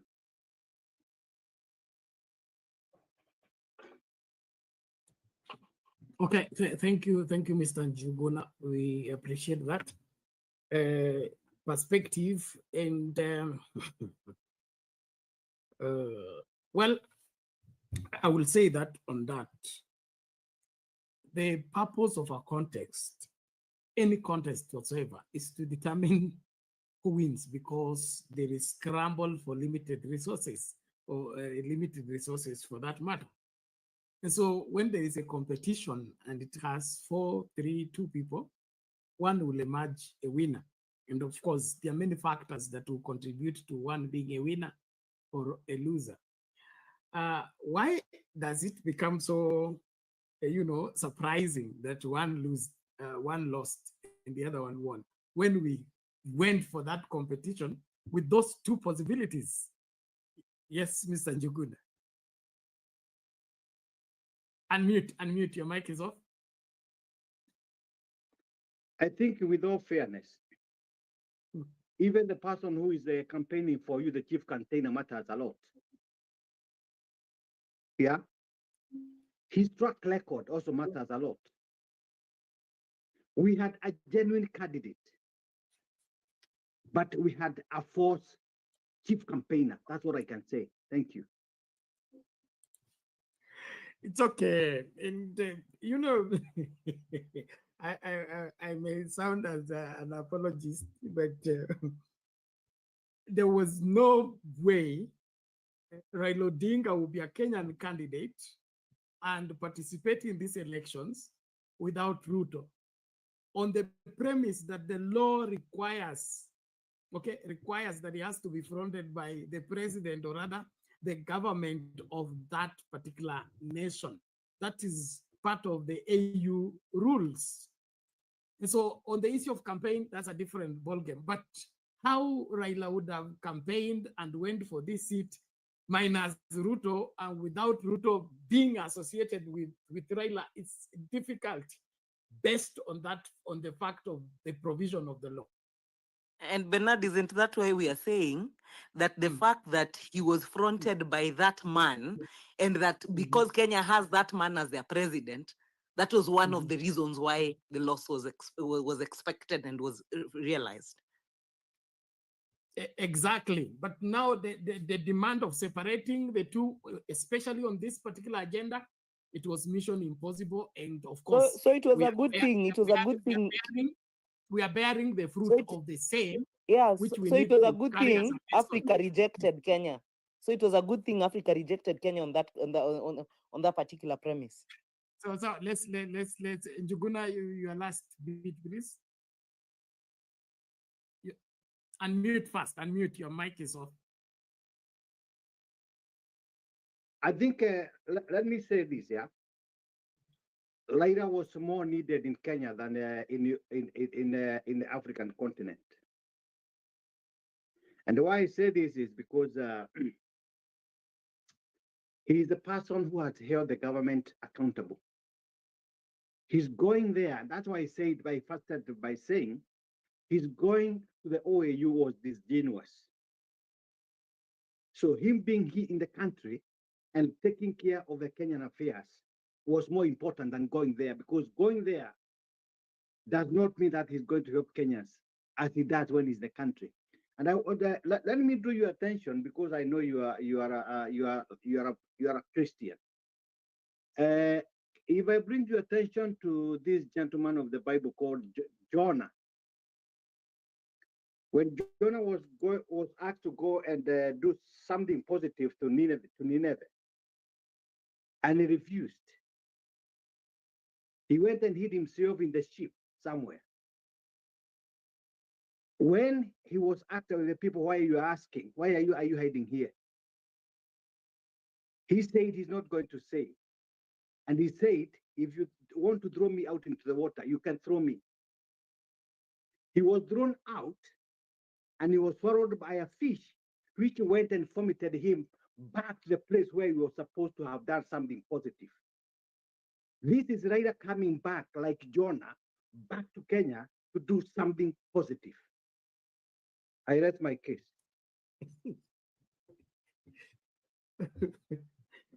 Mr. Juguna, I don't refute your point, okay? But this Raila has not been hired by Kenyans to be doing that. And on the other hand, I don't know whether we'll have an appeal. He has not been hired by Kenyans, but he has made himself to be. Okay? In case God decides to come and collect Raila, Raila has to die. Do we have a means by which you're going to appeal and say there is no way Kenya can do without Raila? Raila has to come back to life. Or Raila, the God will provide. I think God has already brought the Gen Z movement, so we will be good. So going to Addis Ababa is a problem. He has to come back and be vomited back. We'll look into that. Very interesting. Before we go to Nini, Msimamo anasema anataka kuchangia. Msimamo, quickly please. Asante, nitakuwa haraka zaidi. Kwanza nianzie wapi? Unajua leo hapa kuna maneno, lakini kwa sababu socha ni muombe Mungu anijalie maneno ambayo tutakuwa si ya kukwaza. Tukisema Ruto anajificha kwa Raila, na hapo ndo kwenye tegemeo lake, na hatatoka haswa katika uongozi, kwa sababu yuko chini ya Raila, wafanye kazi na wao wapiane. Tumi upande huo naona kama wazalendo kule tunaelekea kusiku, na badala ya kuchukua mzigo kwenye kichwa kuweka chini, tunaweka tena kwenye bega, tukidhania kwamba ndo tunapumzika. Mwisho wa siku tukumbuke mwili ni huo mmoja. So haya malumbano ya leo nimeyafikiria nikawa sitaki kuyazungumzia, kilo inanisuta, kwa sababu kila ilivyo tunaelewa taifa letu ni muhimu kuliko kitu kingine, ndiposa tuko hapa wote. Yaani tukirudi katika ushabiki tena, tumie haileti shangwe. jambo likiwa halijaenda sawa, kama wana Kenya tunafaa tuseme halijaenda sawa, na siku zote wengi wape.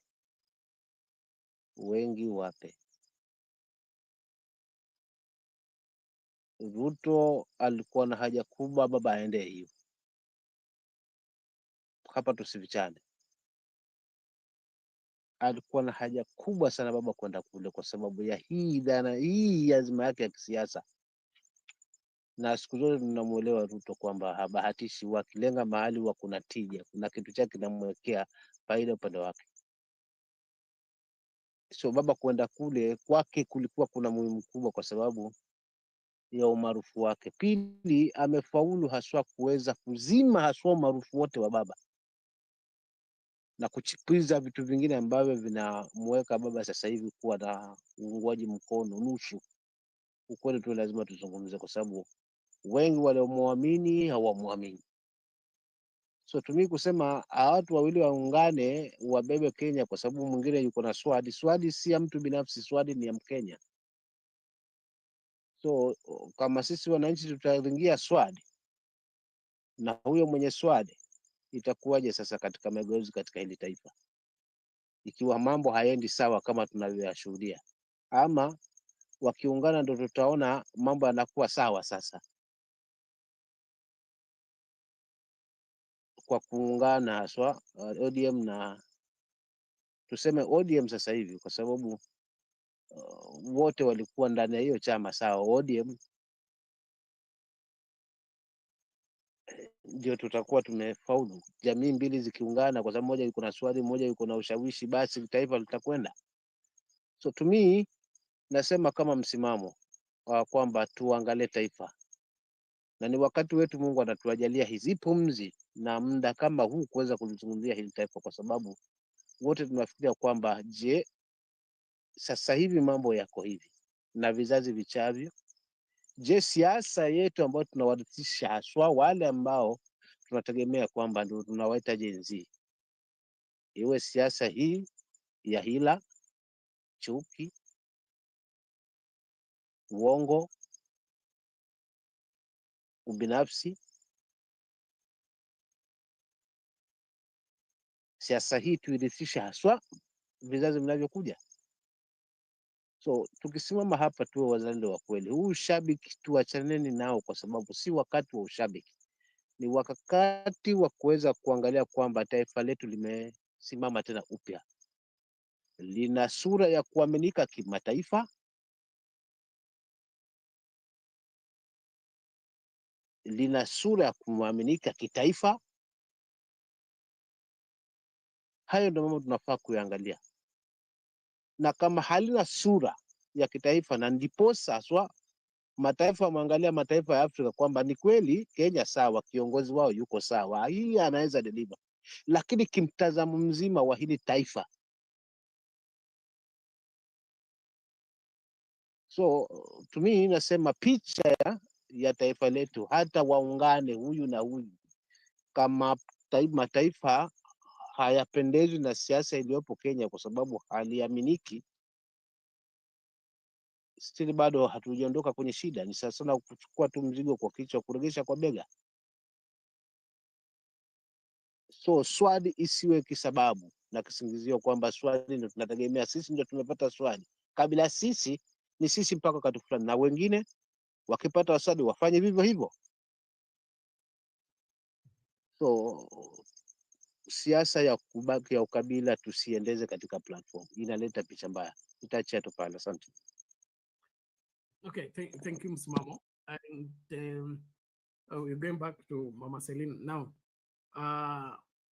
Naomba unajua mtu anaweza kutoa mapendekezo, hiyo mapendekezo ya kui sheria, just the way somebody has seen is different from tumepeleka mswada kwa bunge, tumepitisha kwamba fulani na fulani washikane na waongoze milele. That is now a serious matter that we need to attend to.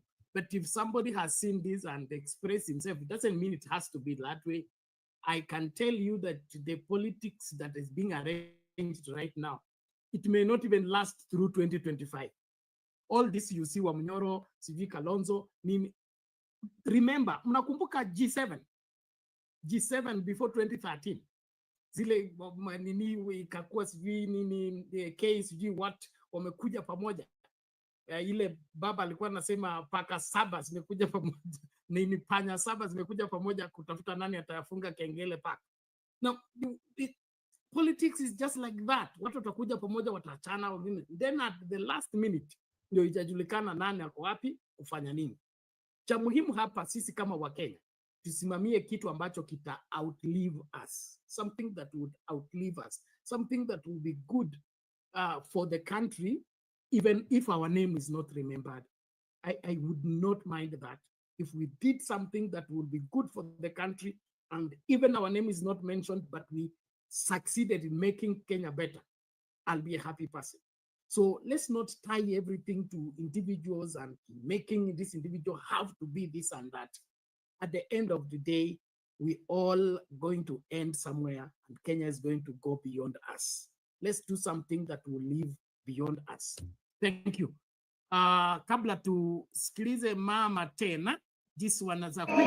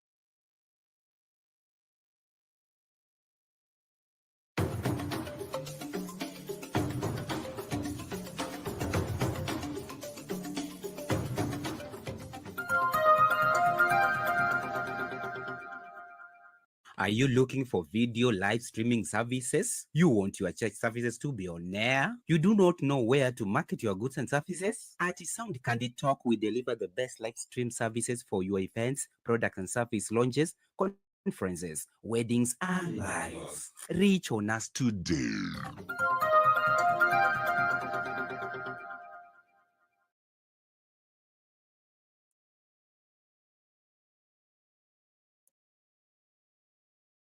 Mama Selina, you can check the show. Okay, Penat. Yeah, leo ni leo, but tuheshimu, watu waheshimiane. Na maoni yangu, siwezi furahisha watu, niwe nikisema yenye itafanya kila mtu afurahi. Vile wengine wanaongea. Ukiona umechukishwa na yale nimesema, sema yako mazuri. Na kukua Mkenya, si lazima nikubaliane na vile watu wanaenda. Hatukutoka kwa miti, tumetoka kwa binadamu. Tumetoka kwa communities kabla hatujakuwa wa Kenya. Mimi hivyo ndiye nitasema.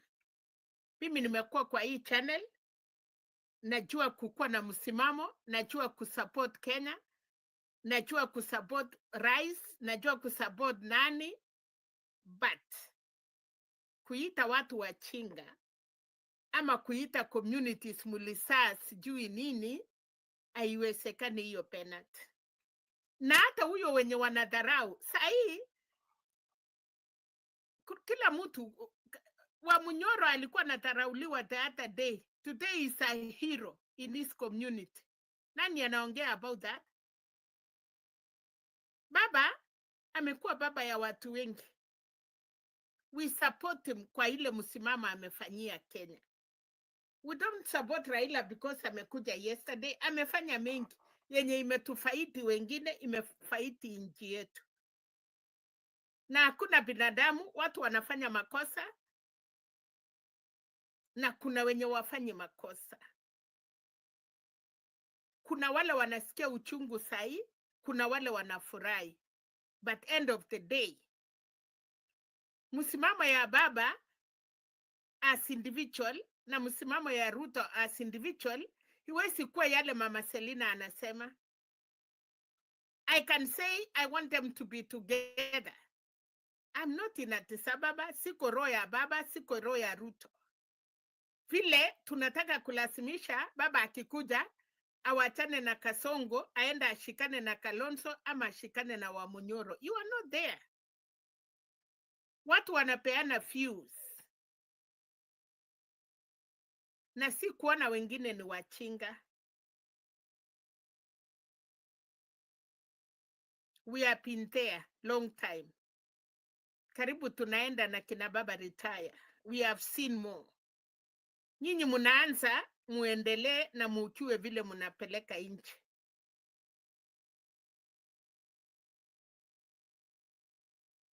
I know heshima iliisha. Samani tulikuwa na heshima, watu wase ama mtu mkubwa yako akiongea, hata ungawa ameongea mbaya, unajua vile unamchibu. But because tuko generation yenye atakwambia I'm not your mother, I'm not your father, I'm not your sister, I'm not your child, that is okay. But maoni ya kila mtu aheshimiwe. Hakuna mwerefu hapa, na kama tungekuwa werefu, mimi sikupigia Ruto kura.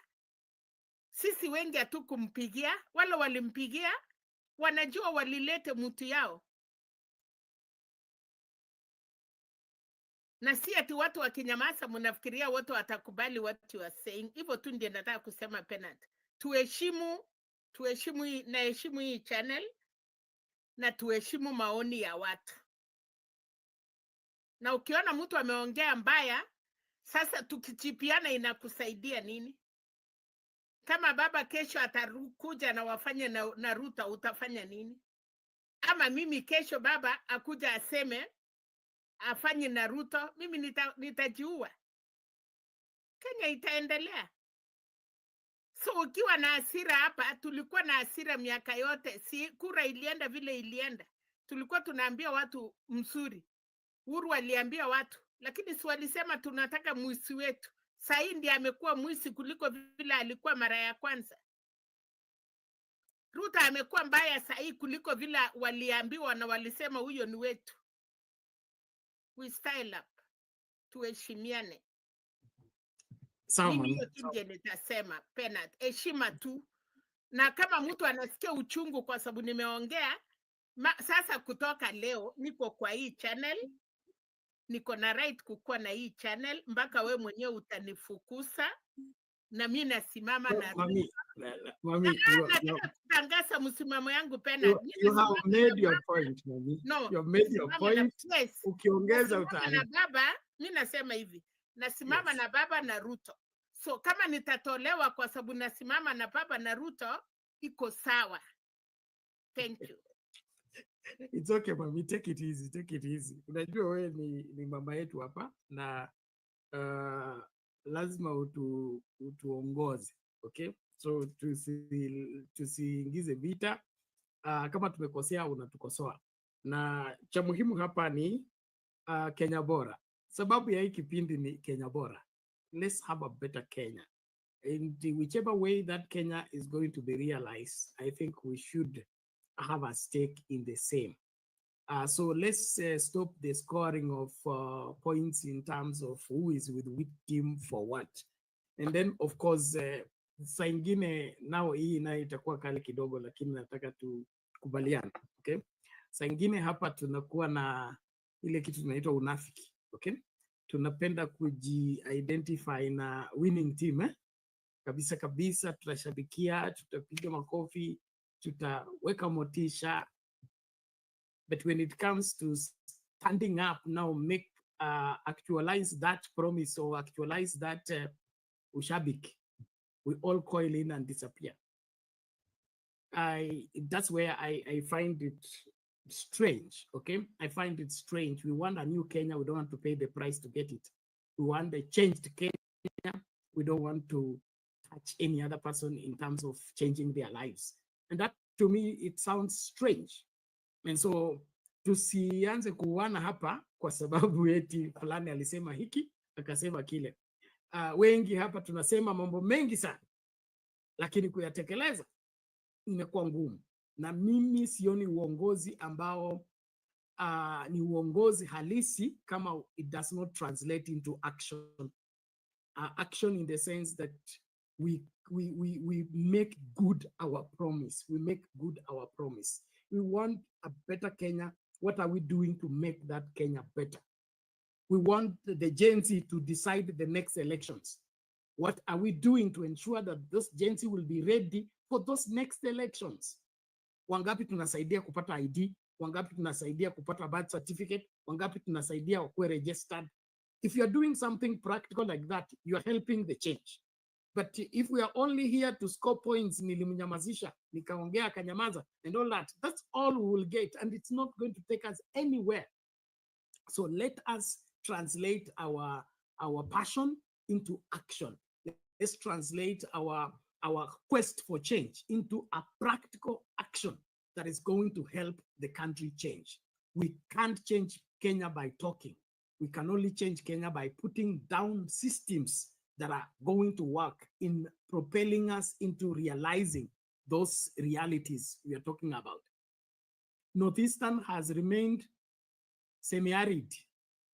From our geography classes of 1920 to Rood, okay, it's still semi-arid today. It will remain like that until there will be a leader who will say, no, this place cannot continue being semi-arid when it has water underground. So let's think differently, act differently, and we'll be able to be part of the change. But if we will be satisfied by just scoring points, then we are part of the problem. Sorry to not out, I mean to point out that, but I really want us to be part of the change by ensuring that we make practical our promises, make good our promises. Tuache story ya kulaumiana, tutekeleze wajibu wetu in our own small way, in our own small way. Make sure you're doing something. Tafuta Gen Z, saidia ye kupata ID, saidia ye kuregister as a voter, utakuwa unasaidia hii change. Lakini kama ni kukutana tu hapa and then we score points, hiyo haisaidii. And I would encourage us to embark on that. Well, I think we go back to Jemo ama Eli.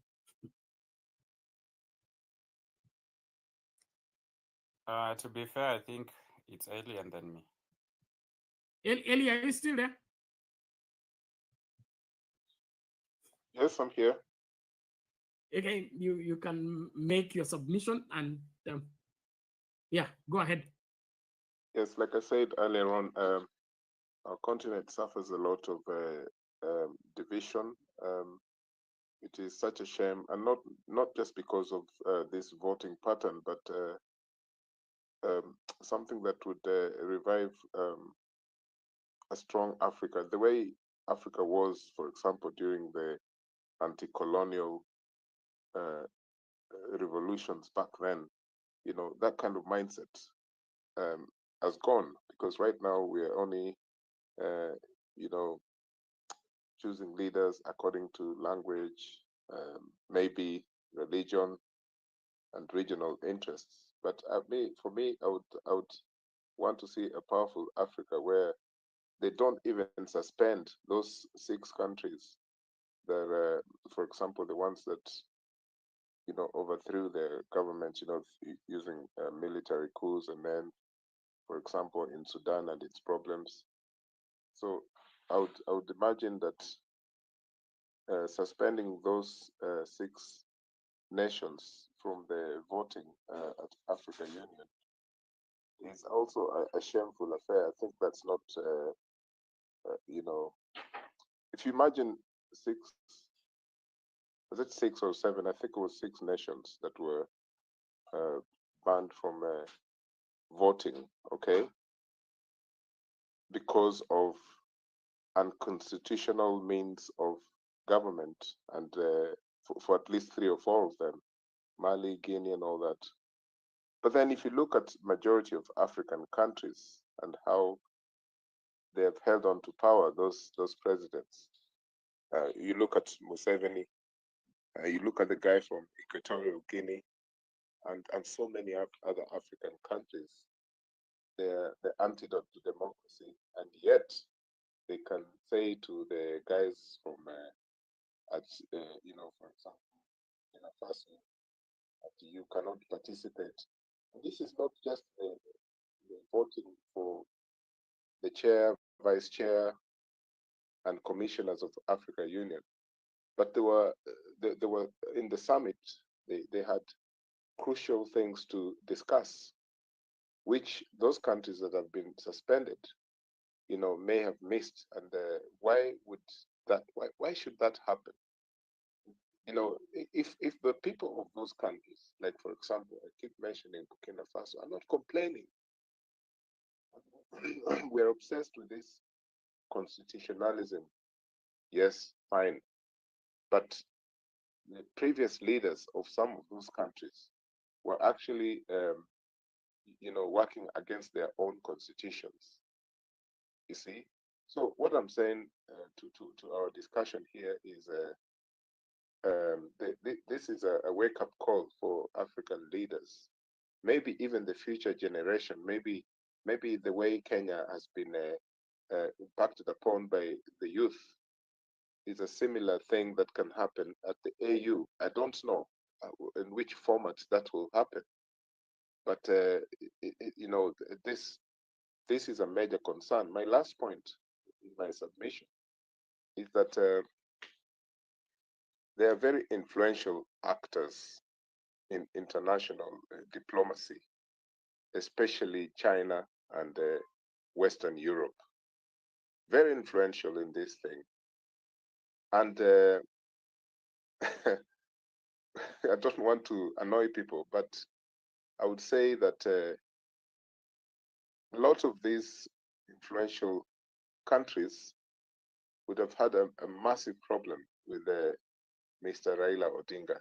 They've always done that. And that's why part of their project is to do a smear campaign against him whenever he's standing in Kenyan elections. That's an open fact. We know it. It's not something that, you know, all these countries were, especially Western Europe, they were against Raila Karua candidacy because one of the things they were saying, and it's known, this is what they're discussing, that these people were suggesting to bring a social security system where people who are not working or are in a certain way of poverty, they would be given 6,000 shillings per month.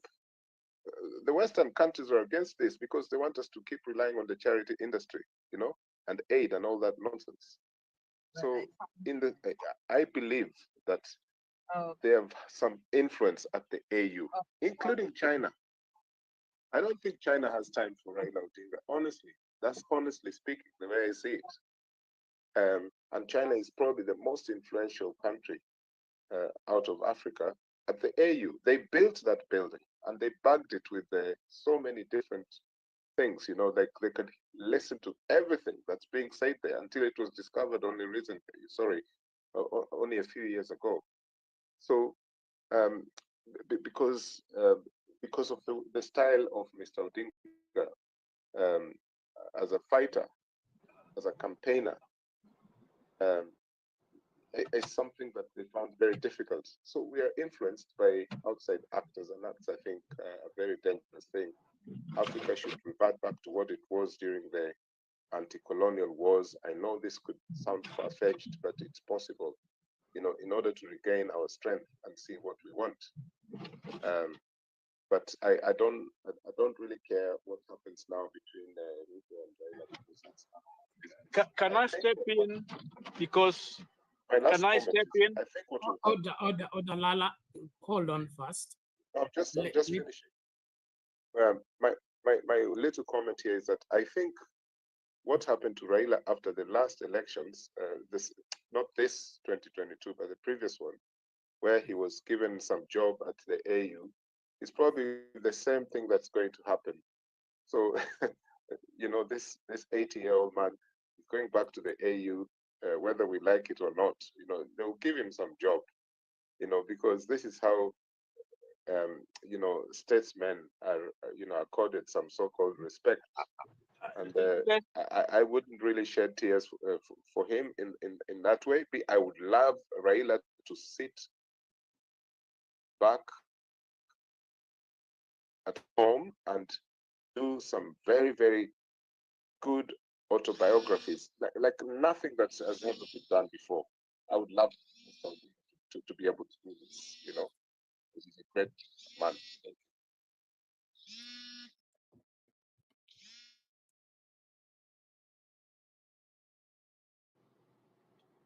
Bernard, can I step in?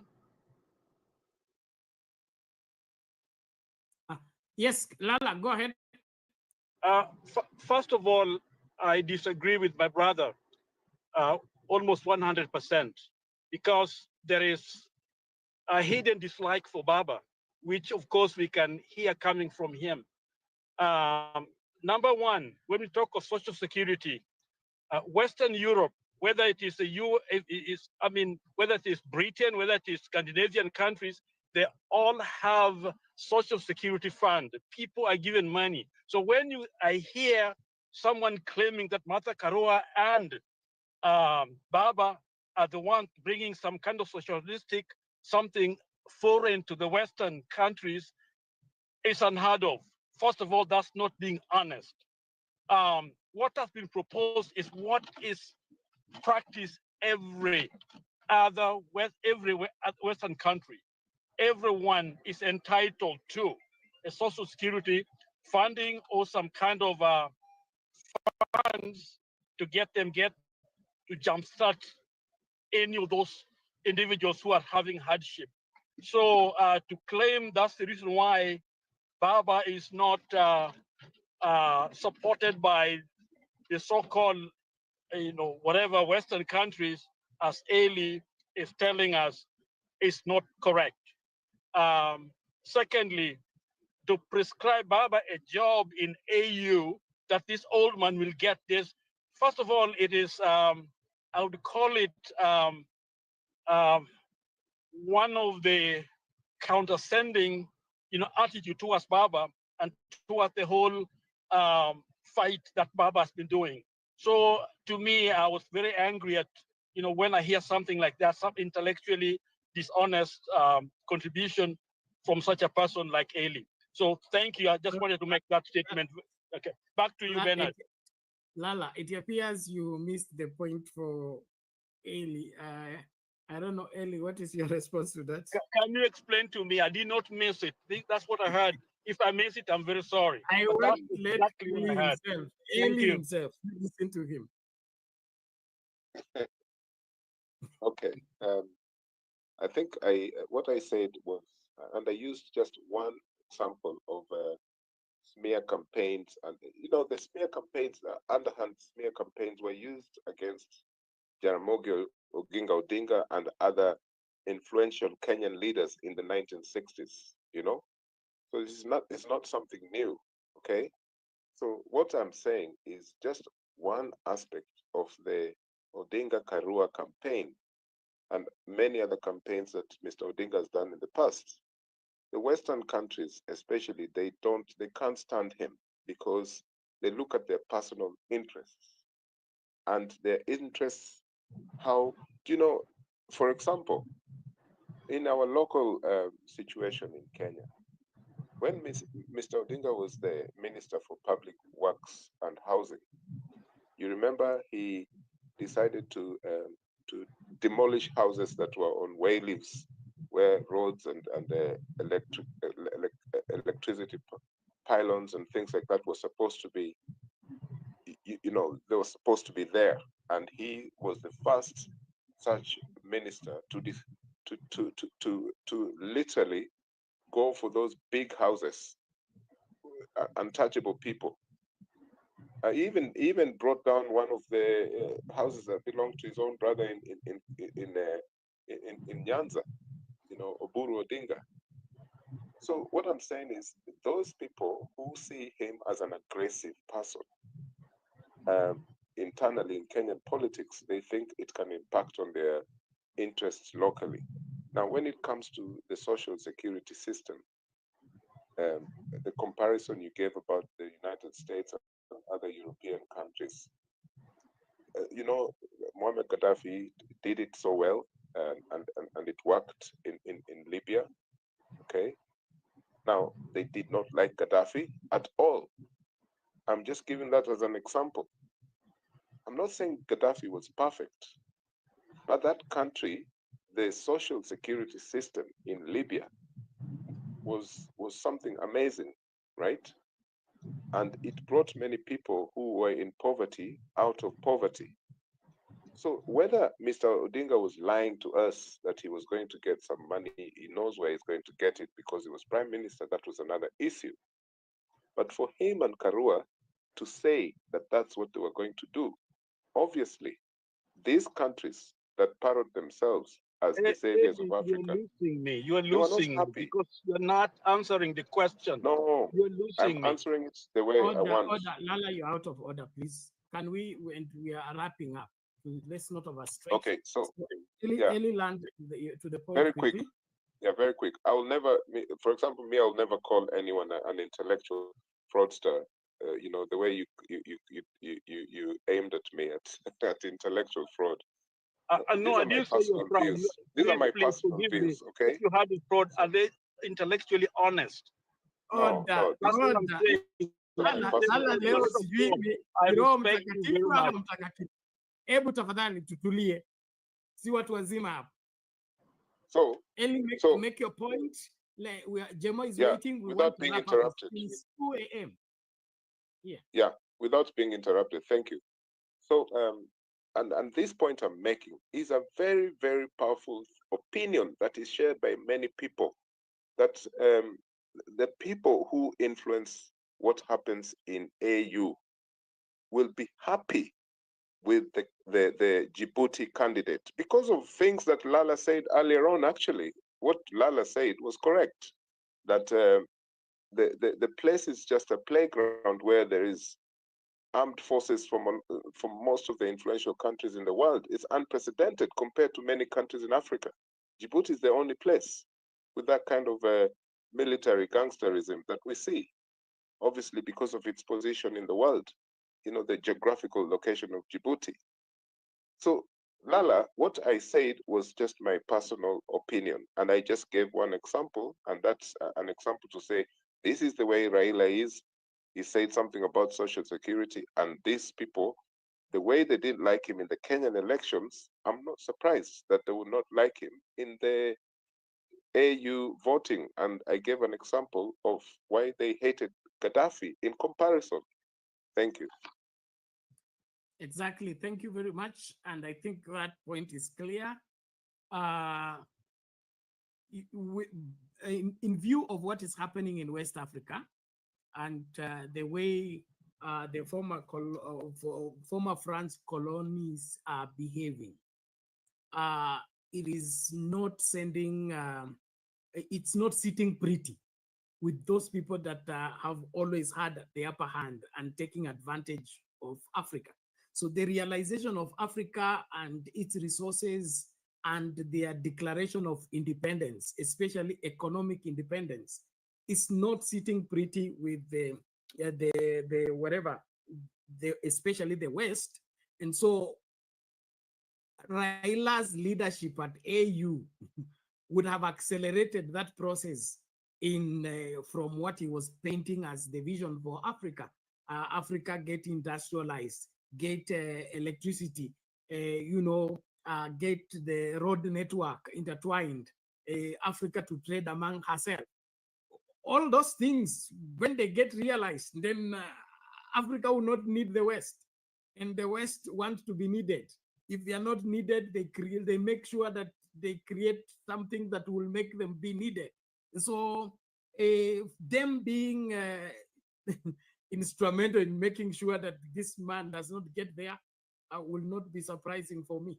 And it's all by reason of them trying to save themselves, not necessarily helping Africa. And that is where I'm shocked with the head of states of Africa, that they are still conducting themselves within those Anglophone and Francophone arrangement of the colonial masters, and yet they are, they are claiming to be Africans. I was hoping that people are going to rise up and vote objectively, other than we are from this group, we have been told to vote this way. The voting went like, let's vote to punish so and so, or let's vote to show somebody that he cannot tell us anything. So in the process, there was no choice of a leader. It was all, I think, getting back to somebody or trying to prove a point. And that, to me, didn't sit well in terms of, if you are a head of state, you need to be independent in your decision, and you should act in the interest of Africa, not necessarily in the playing ball according to maybe your puppeteer.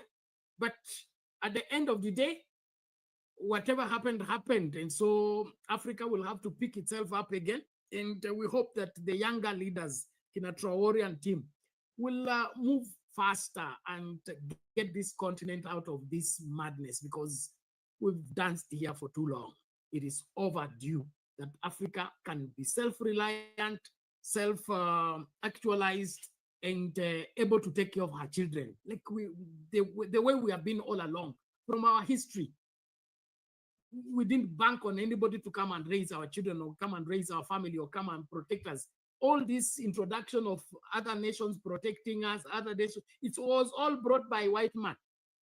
We cohabited, lived together, community after community, traded among ourselves, and we were all peaceful and progressive.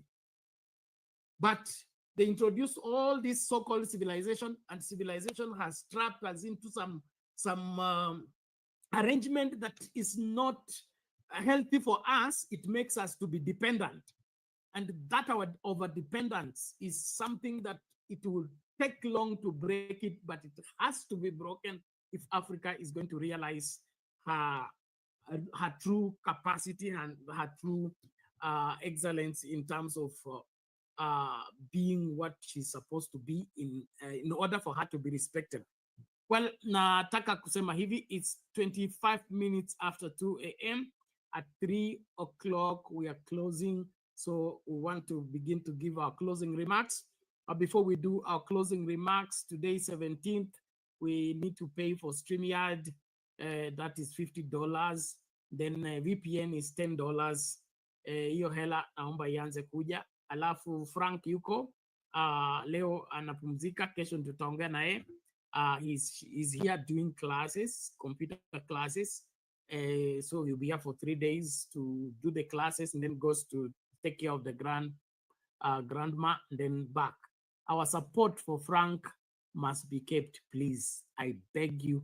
If there is anything from the Gen Z protest that I don't want to flop, is Frank's collecting his life together and being able to be self-reliant.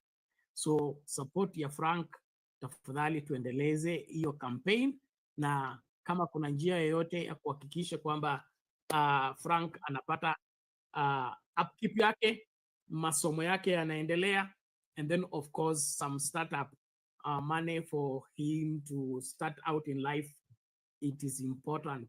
Let's do whatever we can to help him. Thank you. Without any further talking, Jemo, you make your submission, your closing remarks. Tukienda namna hiyo tunapoanza kufungasha. Asante. Well, again, hey, I mean, Bernard, if we're gonna have this discussion going forward, hey, what watawacha kuwa emotional and too sensitive. I agree. We will have more and more of these conversations going forward. So mtu tu aeke roho yake kando na tuanze kufikiria based on what really affects our country. Sometimes, and I keep advising us as people, we all come from somewhere. And no matter what we do in this conversation, somebody from your community will do something stupid. Okay? And atatajwa. So as long as we don't call the community us by name, I think we'll be okay. That way we can address these people without necessarily thinking we're addressing the community. And that goes to Ruto, because me, I address him as Kasongo. And also it goes to Wamunyoro, because there have been instances where the Murimaism was being fronted here. Now sasa inakuwa ni, what are we fighting? So let's just stay on that lane where we can address people and leaders, and then tutaendelea.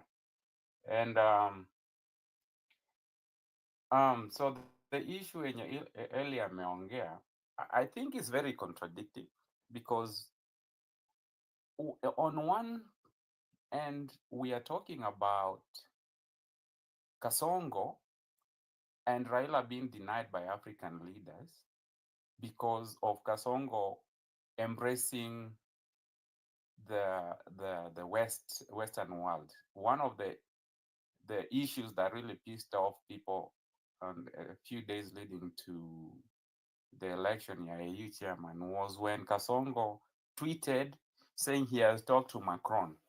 So we stop there. Now we go back to Francophone Africans and what they stand for. Remember, we are chasing these colonials back out of Africa, and if we can say that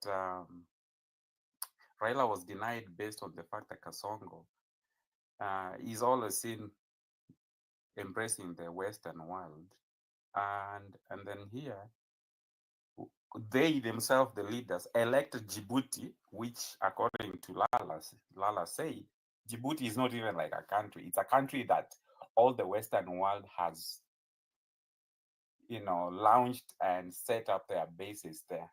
I think tunajicontradict sana, because tunasema Raila alikataliwa kwa sababu Kasongo pia naye ana embrace the Western world, which is, it is bad, and I believe that's why Raila lost. So Jamo, I think we are repeating ourselves for over. Yeah, and that's why I'm saying we are contradicting. It is not only one factor. And that's From why the word go, we said there are many factors that contributed and to this. that's why I say we are So contradicting. one of it would be that, and the other one, that does not deny that the other one is and also to be there. honest, and the word contradiction means the same thing you're saying. So don't try to fix something that I am trying to say. Ukikuwa Dr. Obvious pia naye inakuwa. That's what we are doing here, and we are not making progress, because I think also as a country we are excusing our failures by saying these other leaders did not see at our they were not looking at our weaknesses. I believe failure for what Kenya is and how Raila failed is entirely on Kasongo and Raila. The issue where someone like Museveni as an opposition leader can be abducted in Kenya, leave the Gen Zs alone. A whole opposition leader can be abducted in Kenya, and Raila says nothing, even if he say it wasn't us, the Raila that they knew that they would have voted for AU chairman. If we can overlook at our weaknesses and start pointing at why the Western world, let me tell you, the Western world is so busy with Trump right now, they care less about your AUC chairmanship. We have been talking about even Raila, not to go there because that thing is useless. That job is just a position that does, it's like a dog that can't bite. So the West, when it comes to this issue, I don't think they care about it. As a matter of fact, whoever gets elected, they can influence. So they don't care about who is sitting at that seat. So let us, a country, let us stop pointing fingers and excusing our weaknesses. Because if our weaknesses can be seen by other African leaders, can you imagine what the West can do to Kenya? And that's why we are seeing Kasongo selling our country left, right, and center. What we are doing is excusing ourselves, excusing Baba, and sometimes we can even excuse Kasongo. We need to address at what can we fix as citizens. Nimependa hiyo video umecheza ya narudi nyumbani. That should be a message. It says Gen Zs. Gen Zs are happy Baba is coming back.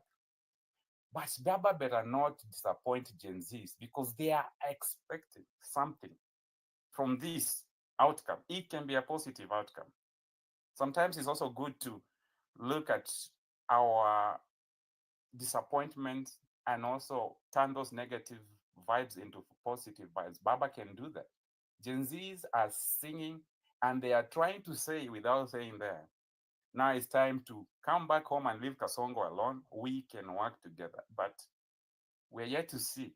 Is Baba gonna take this invitation and the chance from the airport as an invitation to dig us deeper into Kasongoism? Or are we gonna come back and say the same things that the African Union president ruled against us? Are we gonna keep those same things or are we gonna change our direction? Are we gonna divert our attention into nation building, or is it another regime of kina Besige kuku abducted na kina Gen Z abducted, the corruption going on? If we don't fix this, guarantee you, there is nowhere we're going. I think Bernard, you're asking this question earlier.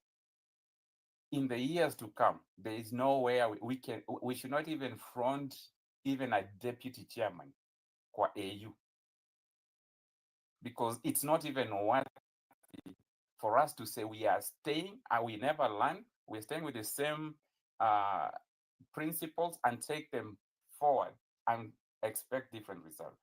I hope that the invitation from the Gen Zs to Raila and the celebration, if there is some tomorrow from the airport, let us not, any of us here on the platform, let us not interpret that as Gen Z just saying, Baba, you're good. They are saying, Baba, come back, we need to work. And Baba cannot work with Gen Z, with Kasongo on the other hand of Baba. And that's what's gonna be. So we will forge our way forward. We learn from this issue that happened in the AU. Let's stop throwing excuses as to the Western world did what, nini. Let us point those same fingers at ourselves, look ourselves in the mirror and say, how can we do better as a country? Those other Africans that voted us down, they're also embracing Western world like Djibouti. They were given those opportunities, if that's the case. So tutakuwa contradict, and we're not going to be looking at ourselves in the mirror and say, maybe we have a problem. Actually, not maybe, we have a problem. And we need to fix our country first before we can say we are out there fixing another country, or the Africa for that matter. And that's my take on that.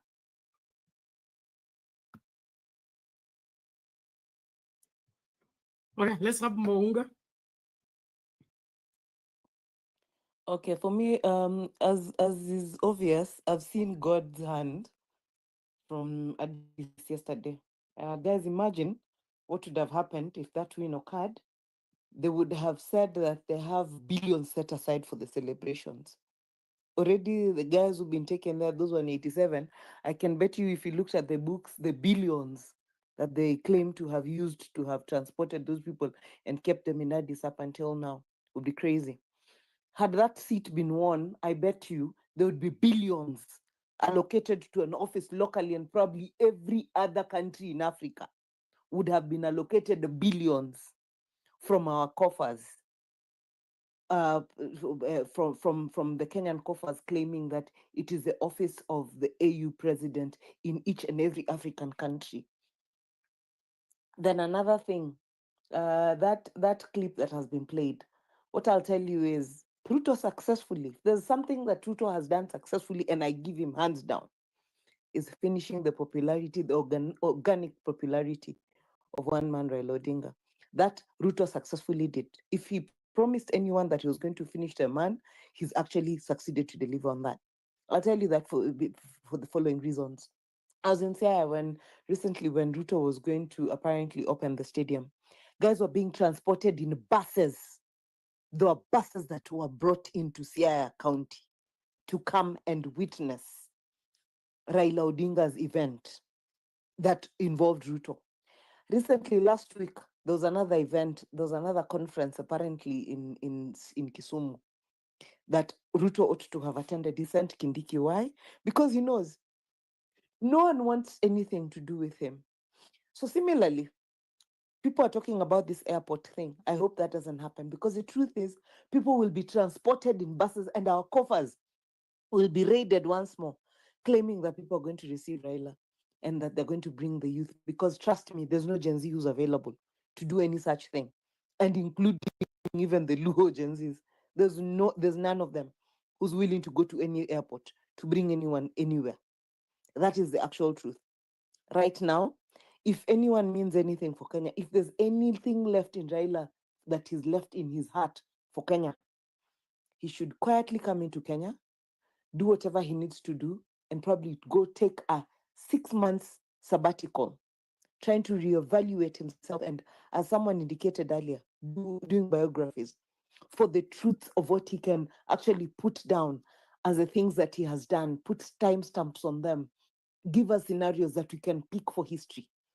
As for what Kenya remembers Raila for now, trust me, none of us can imagine when we sit and try to process anything he's ever done, based on what we have witnessed him do with Ruto, especially now, at the time when Kenya really needed someone to stand with them and tell them that it is a good thing that a new wave has come over and Kenya finally is in hands of a future that can be trusted with its leadership.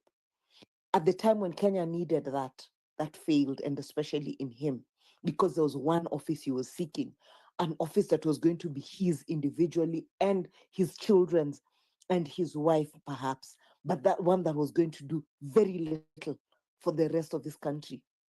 We know of several of us who've been diplomats, like we have represented Kenya.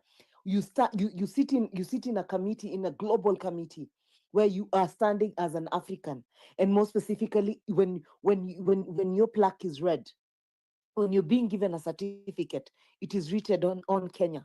So your representation was one of Kenya and Africa. Nobody even knows. Nobody even cared. Why? Because you went and did what you needed to do in your capacity. And it is in the minutes of that meeting that you went and represented Africa, or you went and represented Kenya. Nobody cares. The same exact thing would have happened had Raila gone to Africa Union. But the number of billions that they'll claim they have allocated to both the campaigns and everything else that is revolving around that same seat, trust me, would have educated a very big chunk of Kenyans to very high levels for them to come back and be useful to this country. But that has gone down the drain, all in the name of trying to get Raila to occupy an office that would not have influenced anything in Kenya. But having said that, God came through for us. They will continue stealing, but at least they will not continue stealing in the name of a title that would not have made a difference. So where we are at, God's hands is over Kenya.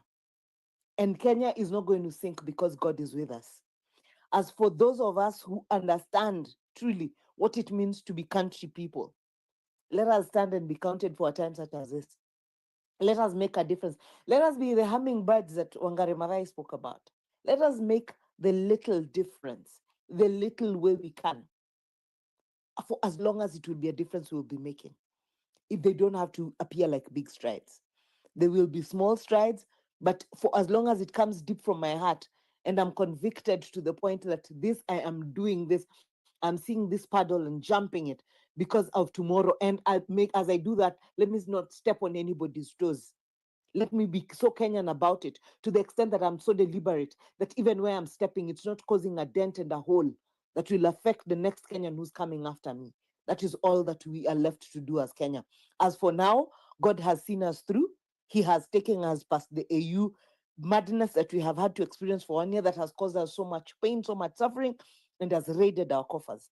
Let us know that what is left for us in the beyond, thank God, God gave us children. And these children have come and proven that they're nothing that like what was there yesterday. That Kenya has a better tomorrow because they exist. Thank you. Okay, quickly. Yes, Mr. Njuguna.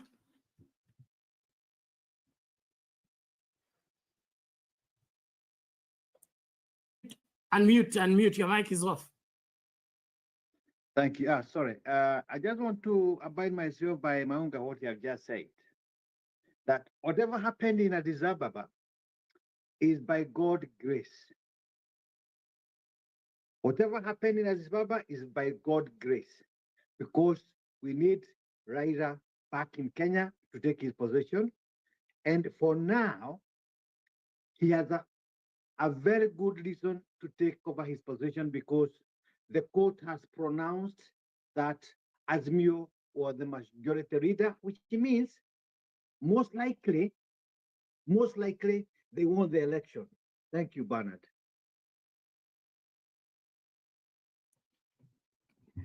Okay, thank you. I don't want to open a new Bernard, debate. Bernard, allow me to ask. Allow me to ask. What is that Yes. position that people are claiming that Raila should take? What position was that has been assigned? The truth is, it is a bit derogatory. The truth is, Njogona, that Raila was not born to fight for anybody. At 80 years, yes, he was being taunted as an old man. Let his oldness be something that he can retire with graciously. There are things that we want him to put down for us in journals, for our generations to be able to read. In as far as concerns the history of this nation, he's very good at articulating that. As for fighting, PSC tumeza, PSC tuko. Let us also speak in our capacity and say, what is it that we're doing for now? As for claiming that he's coming back to take positions, those positions, by the way, are the ones that are non-existent and that you're making. Right now, trust me, there is no way Raila is going to go into a position after amesikia wamtia government na vile Ruto anamuembrace. Hakuna mahali, musi expect Raila arudi hapa kupigania mtu yote. Ebu wa Kenya saizi muamke mjipiganie. Thanks. Bernard. Let's do this. Can I respond? Can I respond, please? Quickly, please. Yes. I don't think I said later coming back to take his position was derogatory. I'm saying he's coming back to read us. Whether he's going to read us for few months and take a back seat, that's fine. But he's the one who is experienced. Somebody need to take over from him, and that person can only be guided by him. That's what I meant. No, please, I'm avoiding. Let's not open a new debate. We are beginning to close, please. Lala, what are you saying? Bernard, how do you know a leader? A leader has followers. If you're a leader, you have to have followers. Baba has followers because he has contributed a lot for the democracy of Kenya, and many things he has done. And those are facts. So we can't second guess or retract or rewrite. So he has agreed with Njuguna, is coming to lead us. Does Baba make mistakes? Yes, he does make mistakes like anybody else. But I think let us be too critical, so much to the point where we don't see facts from fictions and other ways we're looking at our own sense of history. Baba is a leader. Leaders can be 80, can be 15 years old, whichever age they can. We are not the one to decide when somebody should not offer themselves. But I think also we can make a decision, just like Maunga stated, in her mind, Baba perhaps should be plateauing at this moment. But for some of us, we see him as a Mandela, someone who has contributed, and we are here because of people like him. It's an embodiment of our fight and our struggle and what we have achieved. So we believe that he has the capacity, is still able to articulate, what the issues are very, very well. And so I disagree with Maunga on that particular point. So Bernard, a lot of noise here. So back to you, and then I'll close later on. Back to you. Thank you, Lala. Can I say something for a second, please, Bernard? Yes, Mr. Just for a Juguna. second. Yes. Yeah, I just want to remind the panelists, we had this president of Indonesia.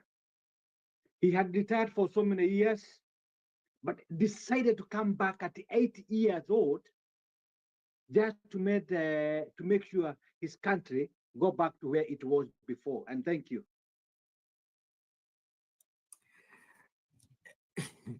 Ladies and gentlemen, this debate is becoming very interesting.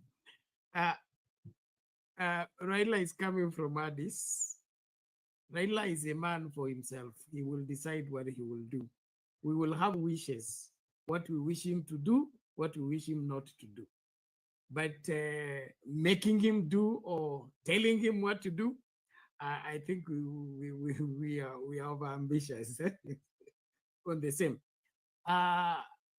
Will Raila continue with Ruto? It is his choice. Will he abandon Ruto and go and do ODM alone? It is his choice. As at now, we need as Kenyans to do what will help this country. And we begin by taking responsibility for the same. Taking responsibility for the same means hii Kenya imefika mahali ambapo lazima tuirekebishe. Basi mimi naanza kurekebisha hivi, kwenda kwa kila shule nikiongelesha watu, kwenda kwa kila soko nikiongelesha wamama, kitu kama hiyo. Take upon yourself to do something positive that will bring the change. Expecting Raila to come as a savior, a messiah, win one silver bullet that is going to solve everything is still going to disappoint. It's still going to disappoint, and we will not get everything done just like that. But we must believe in that change and work towards that change. And whatever way we can do to make that change work, I think that's what we need to shoulder. Other than us expecting that when Raila comes, he will do this. When he comes, he will do this. Do we need his wisdom? We do. Do we need his input? We do. But he has to offer it, and there will be how to get that. Like even this political arrangement, all these political arrangements has not helped us. So they can come back, arrange, change constitution, make Raila prime minister again, and then all that. It will just be for the sake of that political arrangement. But this country badly needs change, and we should be that change that this country needs. So let's appreciate whatever the people that have gone ahead of us have done, but not relinquish our own input in causing that change by our personal contribution. That's what I'm emphasizing.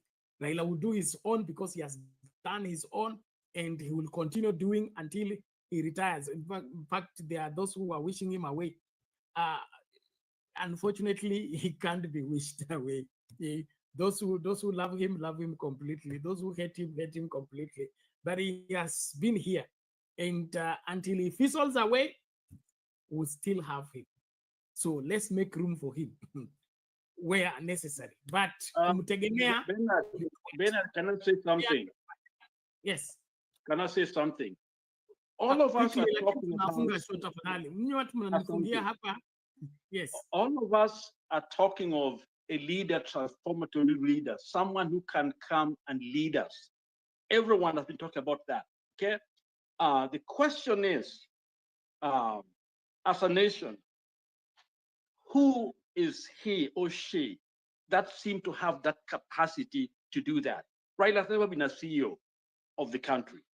He has been a minister, he has been a opposition leader, a prime minister, but he's never been a president. But the way people talk as if he has been one, I think we can critique him if we have given him that kind of position as the CEO. Then therefore we can be able to actually, most of us who are talking, is almost as if the failure of a nation is tied to him, okay? Which is, I think, is not right. He's never been one. So if he wants to be one, I think it is his right. Nobody should tell him he shouldn't be. If you don't vote for him, that's perfectly fine. But I think let us be very, very honest. Baba can still choose to run. And I think it's a formidable force because of his past, the kind of person he is. And that's why we thought he would do well as an African leader. But Ruto messed it up. His team did not know what they were doing. The Ilikuwa Nuka, the stink was there already. Now, but for that. Asante sana. Thank you very much. Very interesting. How we want to be free, yet we don't want people to be free in their choices individually. Eli, unasemaje? Naomba tafadhali hii show inaonekana ndio inaanza. Bernard, watu wananichekesha na si ati kwa ubaya, lakini when I hear people talk about Raila to infinity, to a point where this man cannot breathe, I mean, this is just like some kind of abuse of the elderly, you know? This, to me personally, I think people should leave this man alone.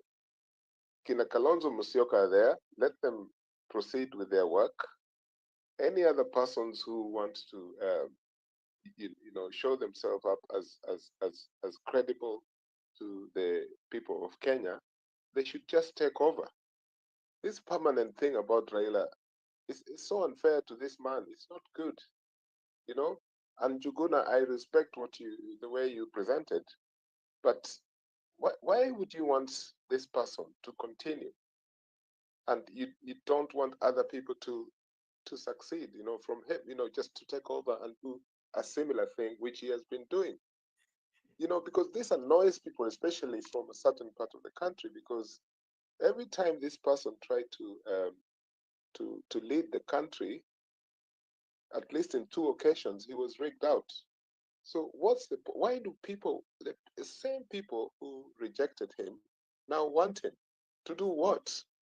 Okay. I think it's just, Eli, bad. I think you have made your point. Anyway,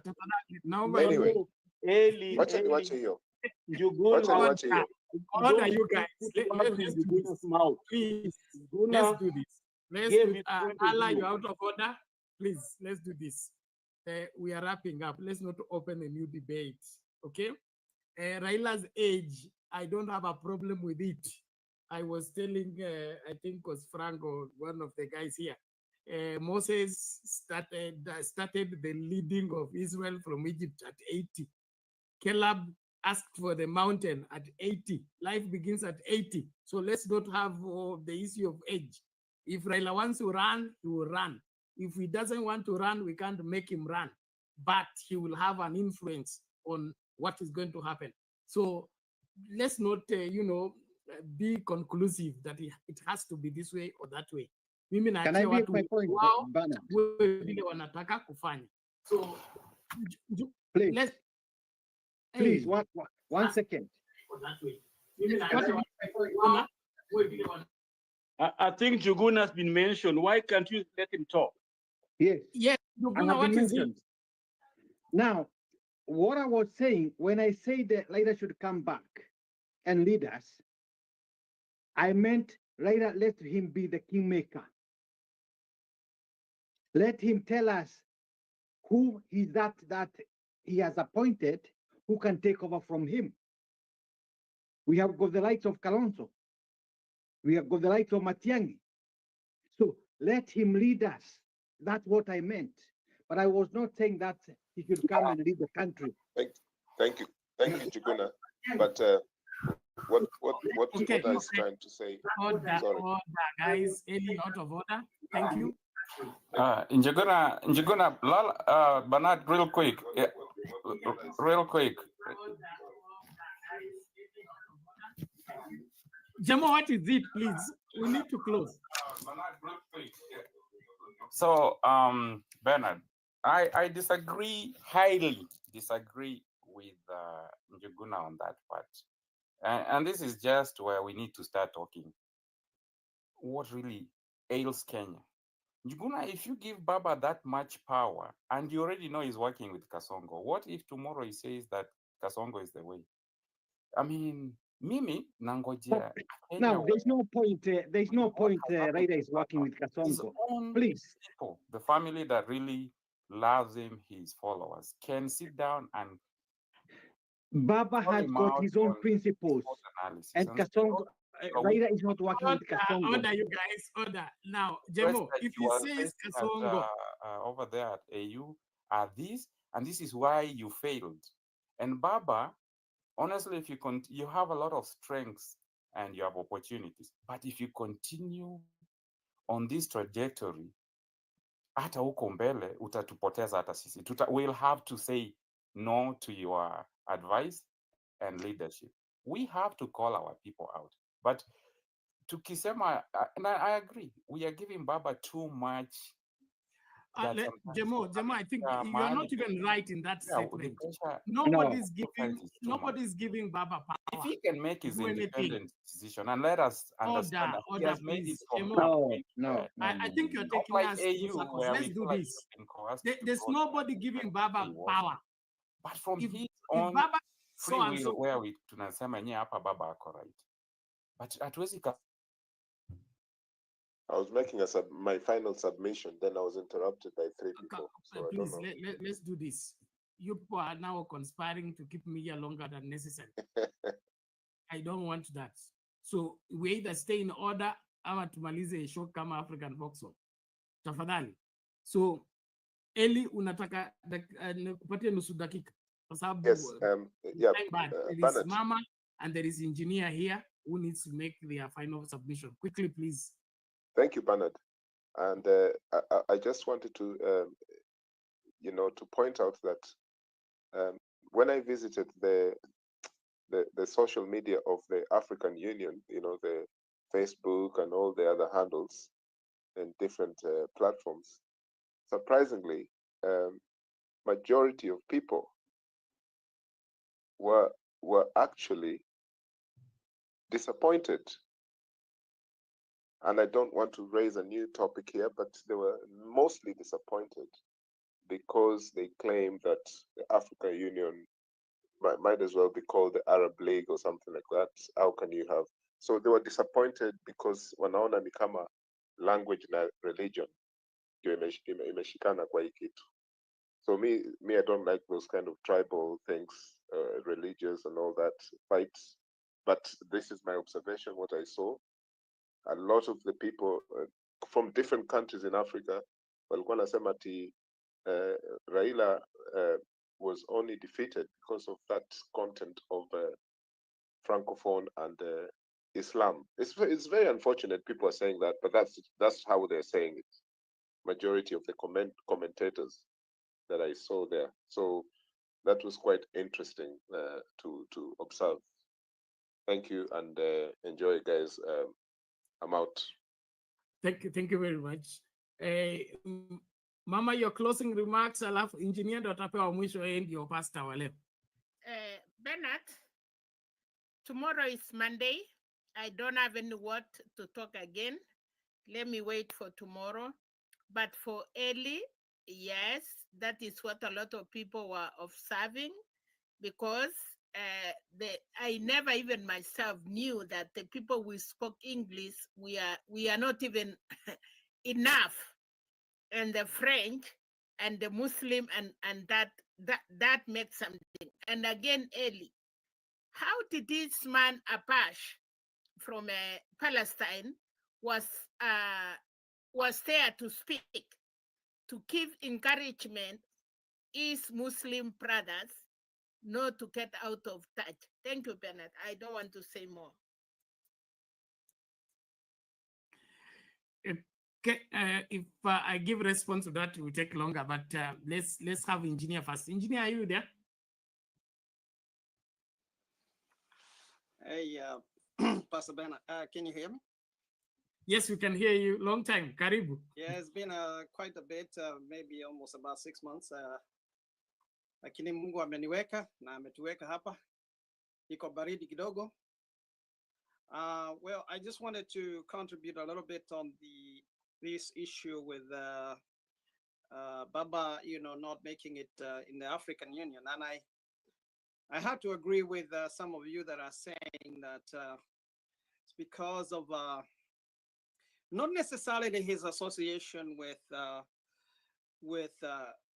Ruto, but also there is also those dynamics that had to do with the French speaking and also the religion and things like that. And actually, you would have observed that as all those 6 rounds were continuing on, you could be able to see that. And also SADC, the South African countries coming in the last minute and saying that why are we not supporting the Madagascar candidate? Well, I want to get on. I think Ellie is the one that had mentioned about that issue about the Francophone and the religion and all that. But also there's another point that he made that I may have to disagree with a little bit, and I think Clara did mention. And I don't know why we always, as Pan-Africanists, we are always going back and blaming other people for things that we should do. I'm always a believer of a person for African solutions. Let us work with these other people. And then we get on the table with them. And we decide, we tell them, hey, you guys want to do this stuff and all that? You want these resources and all that? Why don't you come and start your industries here in Africa? And then for us that are in diaspora, I would love to come over there and, do my engineering work in Africa. We just have to fix this thing. Hii maneno ya kusema kila wakati tuseme kama we had given warnings about Ruto. We knew who he was before our people, those people, put him in there. And then we come and say, oh, the Western countries helped him to get there. But also even ourselves, we did contribute towards that. We have to get to the point of where we want, we tell, we are working with other people, but also we are managing our own issues properly. Democracy, iende vile inaenda. I've heard some things mentioned negative about Kibaki, and I'm sorry about that. But that's a type of leader, even though there were some flaws, we could have used his, we could have continued on with the way he had seen things, and we could have been able to move forward in Africa. The same thing with Gaddafi.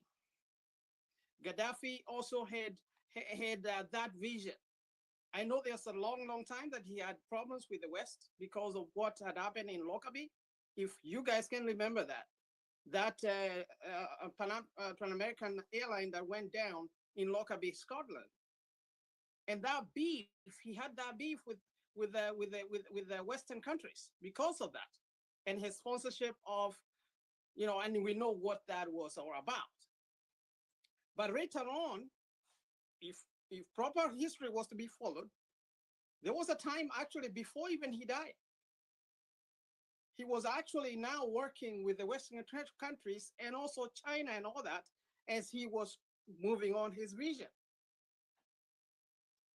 Yes, he died in the hands of probably the NATO did not help him. They actually allowed that to happen because of that beef that there was back in when that accident happened or that activity happened. Lakini ningetaka sisi, the Pan-Africanness that we are, let us really be responsible for our own moving forward. And that's why I was actually supporting Raila. I wish he was able to get that post. And actually, right now, I don't feel good, especially when it comes to removing Ruto, whether this is really going to help. It may not. I'm in fear that maybe Raila might probably want to, front himself or maybe front another candidate. And then it's going to divide everything. And alafu, Ruto aenda kama vile moja alikuwa anafanya. So, lakini, we just have to settle down. Let's get Raila back. Let's remind him. He is he is a man that has achieved a lot when it comes to democracy in Kenya.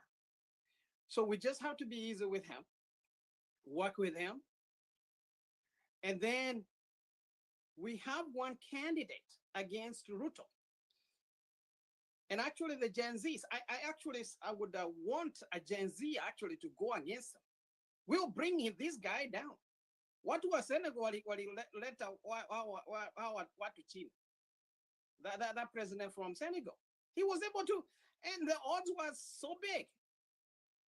So kwa hivyo, my final word here is that let us all work together. And he won the elections while he was in prison.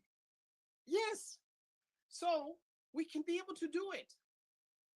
Let's do it, guys. And anybody, hata kama, Raila did, I'm a little bit angry with him about some things, especially at Danny deal.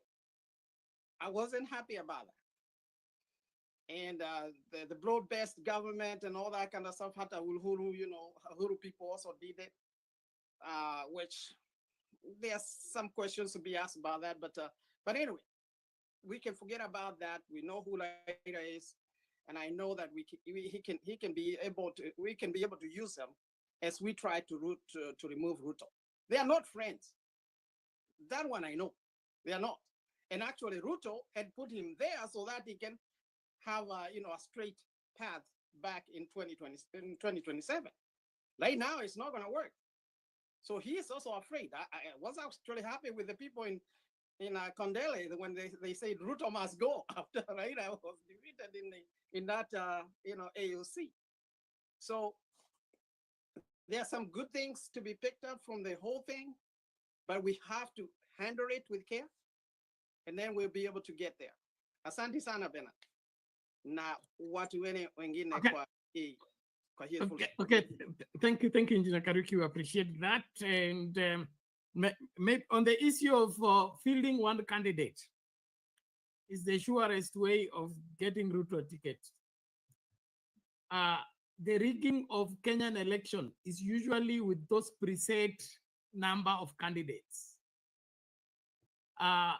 He cannot win like Moi because the new constitution now demands 50+1. That's our safety. If we will get rid of Ruto through ballot, let every political party field a presidential candidate so that we force a runoff. Then with the runoff, we call it a day. But if we let that there is two strong candidates, itakuwa tu hiyo tena at Ruto has won with 200,000 votes, with 100,000 votes. And it was that way 2007. it was that way 2022, and it's going to be the same game. So if we really want to get Ruto out of office democratically, let's allow democracy to work, not for us to preset it, that we fix this, put this together in order to have this predetermined outcome. Let the people decide, the way Matiba used to say. Yes, Njuguna. Now, if there is any president that can easily be kicked out with ease, is the current president. I can tell you for sure. It's very easy to kick him out. Very easy. Because Bernard, you have been there during Jomo Kenyatta's time. You've been there during Kibaki Moi's time. You've been there during Kibaki's time. You've been there during Uhuru's time. You are here now. Never has any president been so disrespected by Kenyans like the current president today. So that tells you people and Kenyans in general are ready to kick this man out. Thank you. Exactly. That one, there's no doubt on that. The only remaining thing is how. The ballot in Kenya, from all I remember, it only worked once, 2002. This other thing have korokochos, mix and match, piki pongi. If we don't deal with that piki pongi, and the master of piki pongi is the one in charge of the country. This is the moment. Let's not set ourselves up for another disappointment. Now, this is the 2002 moment we are in right now. I can tell you for sure. I have got no doubt, and my heart is at peace. Okay, sawa. Asante sana Bwana Njuguna, asante Engineer Kariuki, asante Maunga, asante Eli, Reverend Lala. Thank you so much. I want just to remind us, we are paying our bills. Please, let's contribute our contribution. And don't forget Frank. We must take care of him. And with that video of Frank, tunafunga stesheni hadi wakati tutakapokutana tena. God bless you. Welcome to Sound Candid Talk News Special Edition. Be sure to subscribe, share the video widely, and give it a thumbs up. God bless you. This is the story of Frank Okoth, a 19-year-old Kenyan whose life is nothing short of a miracle and an inspiration. A young man who, against all odds, survived 6 gunshots during the tragic June 26, 2024, Gen Z protests in Nairobi.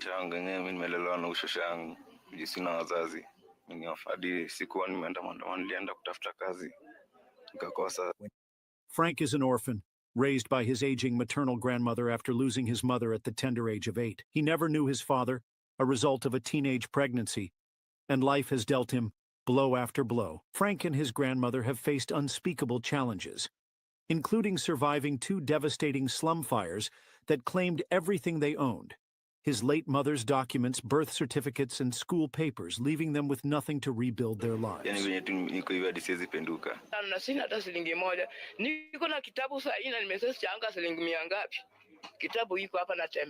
Forced to drop out of school in Form 2 due to a lack of fees, Frank started doing manual jobs to provide for his grandmother.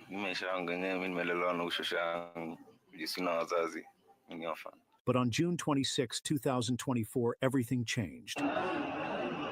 During the protests, Frank joined other Kenyan youth to exercise their democratic rights, peacefully demonstrating against unemployment, rising living costs, and rampant corruption.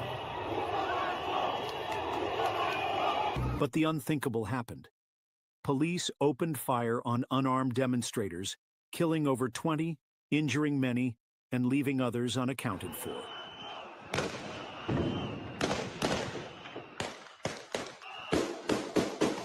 Frank was among the victims, hit by 6 bullets, yet by God's grace, he survived.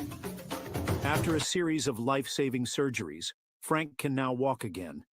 But the bullets left a lasting impact. He can no longer perform heavy-duty jobs to support his grandmother.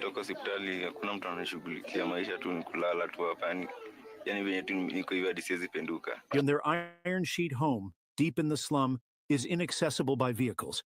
In case of a medical emergency, help is far out of reach. To make matters worse, the slum is plagued by insecurity, with daily cases of muggings and robberies.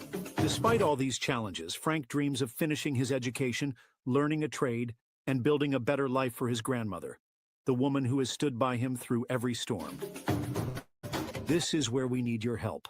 In the short term, we aim to move Frank and his grandmother to a safer home where they can access medical care and live without constant fear. Long term, we want to support Frank in completing his education, learning a profitable skill, and starting a small business. I've faced so much, but I'm still standing. I want to work hard, take care of my grandmother, and make her proud. I just need a chance. You can be the change in Frank's life. Every contribution, big or small, will go a long way in helping this brave young man and his grandmother rebuild their lives. Let's come together and help Frank fulfill his God-given destiny. God bless you. Don't forget to subscribe, like, share this video widely, and stay tuned for more inspiring stories on Sound Candid Talk.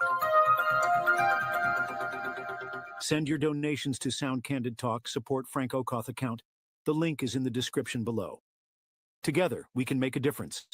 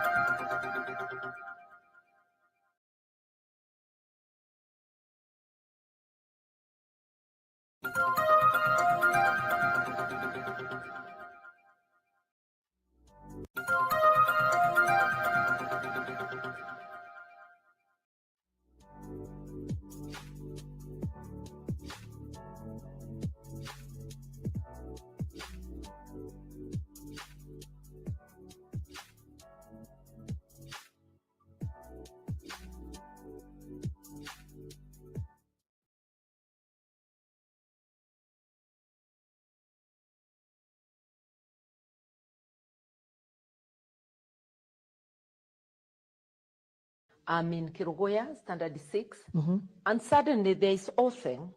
There's oathing, the 69 oath, 1969 oath. Explain. Where all people of Mount Kenya, excuse me, are trooping to Gatundu, to Jomo Kenyatta's home, to take oath. And where even school-going children are being asked to take oath. So I come home for holidays, and I'm told that even my younger brothers walked to go and take oath. The oath was being given at Kabare, so people were walking the 8 kilometers. A whole school, the people of age would walk. And what was the oath? The oath, as I had it then, was to say for those of us from the mountainside that the presidency will not go beyond Mount Kenya. It will not go especially to the Luo nation. Oh my God, this is Wamera, you know? Yeah.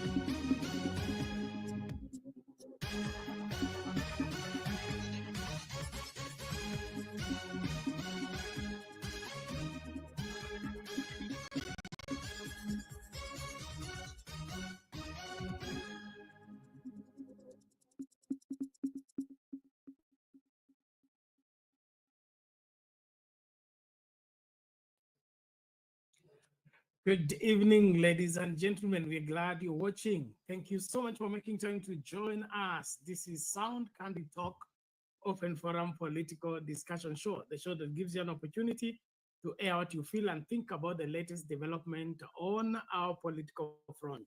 Well, today was the D-Day, the elections in Addis that were determining the next chairperson for the next 4 years of the African Union.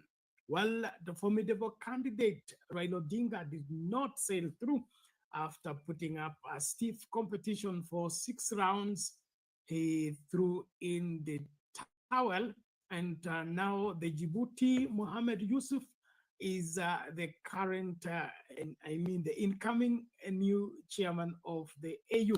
Well, in this particular show, we'll be looking at that entire exercise and how it went down, what went wrong with the diplomacy of the Kenyan country in the lobbying, and of course, in persuading the rest of the heads of states to, vote for their candidate.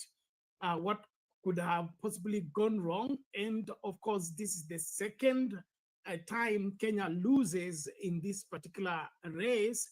And so I would that we begin to look inside and find out, is the problem with us or outside there? And all that is because this is the leadership of the entire continent of Africa. And the decision is squarely on the shoulders and of the preference of the member states, or of course the heads of states of those particular nations. And so as much as the campaign will put up and the persuading will be done, and of course the demonstration of who is who knows what, who can get what done, at the end of the day, it is the heads of state that will prefer the kind of leader they will wish to have. And it appears that the formidable Raila Odinga did not, prove competent or having capacity to start up the continent like we thought in the minds of the heads of state. But to me, I look at this as not the Raila Odinga loss, but the Africa loss, since it is a leadership that Africa needs. And he was offering that particular leadership, and no doubt he was well able to make that happen. Now, the heads of states are either afraid of him, or the committee that was given the task to convince the heads of state did not do a good job. But all in all, I believe this is now behind us. We need now to focus on what next for Kenya and what next for this particular season in our history. I salute everybody who is joining us from wherever you are. Please, let's be on the forefront to invite each other and participate in the poll question. We are looking at what is the significance of the Kenya losing the chairmanship of AU. Is it going to affect the influence of Kenya around the continent? And of course, there are 4 choices. Please pick one and let us know. And of course, we'll be sampling the outcome by the time we wrap up the show. I want to appreciate everybody for your faithful support and faithful followership. Let's keep at Sound Candid Talk. Let's make things happen and ensure that the truth and only the truth stands out there. There is a lot of propaganda flying in the air, but as we commit ourselves to what is valid, what is authentic, and what can be verified. Otherwise, I appreciate everybody. Please, let's get started as we listen out to Baba's conceding speech, and thereafter we look at what went wrong with the Kenyan diplomacy. Is it that we are this poor as far as our diplomatic convincing of the rest of the continent is concerned, or there was something sinister that maybe we did not get to see without, ahead of time before decisions were made about this? But all in all, let's hear what Baba said after the loss. Here we go.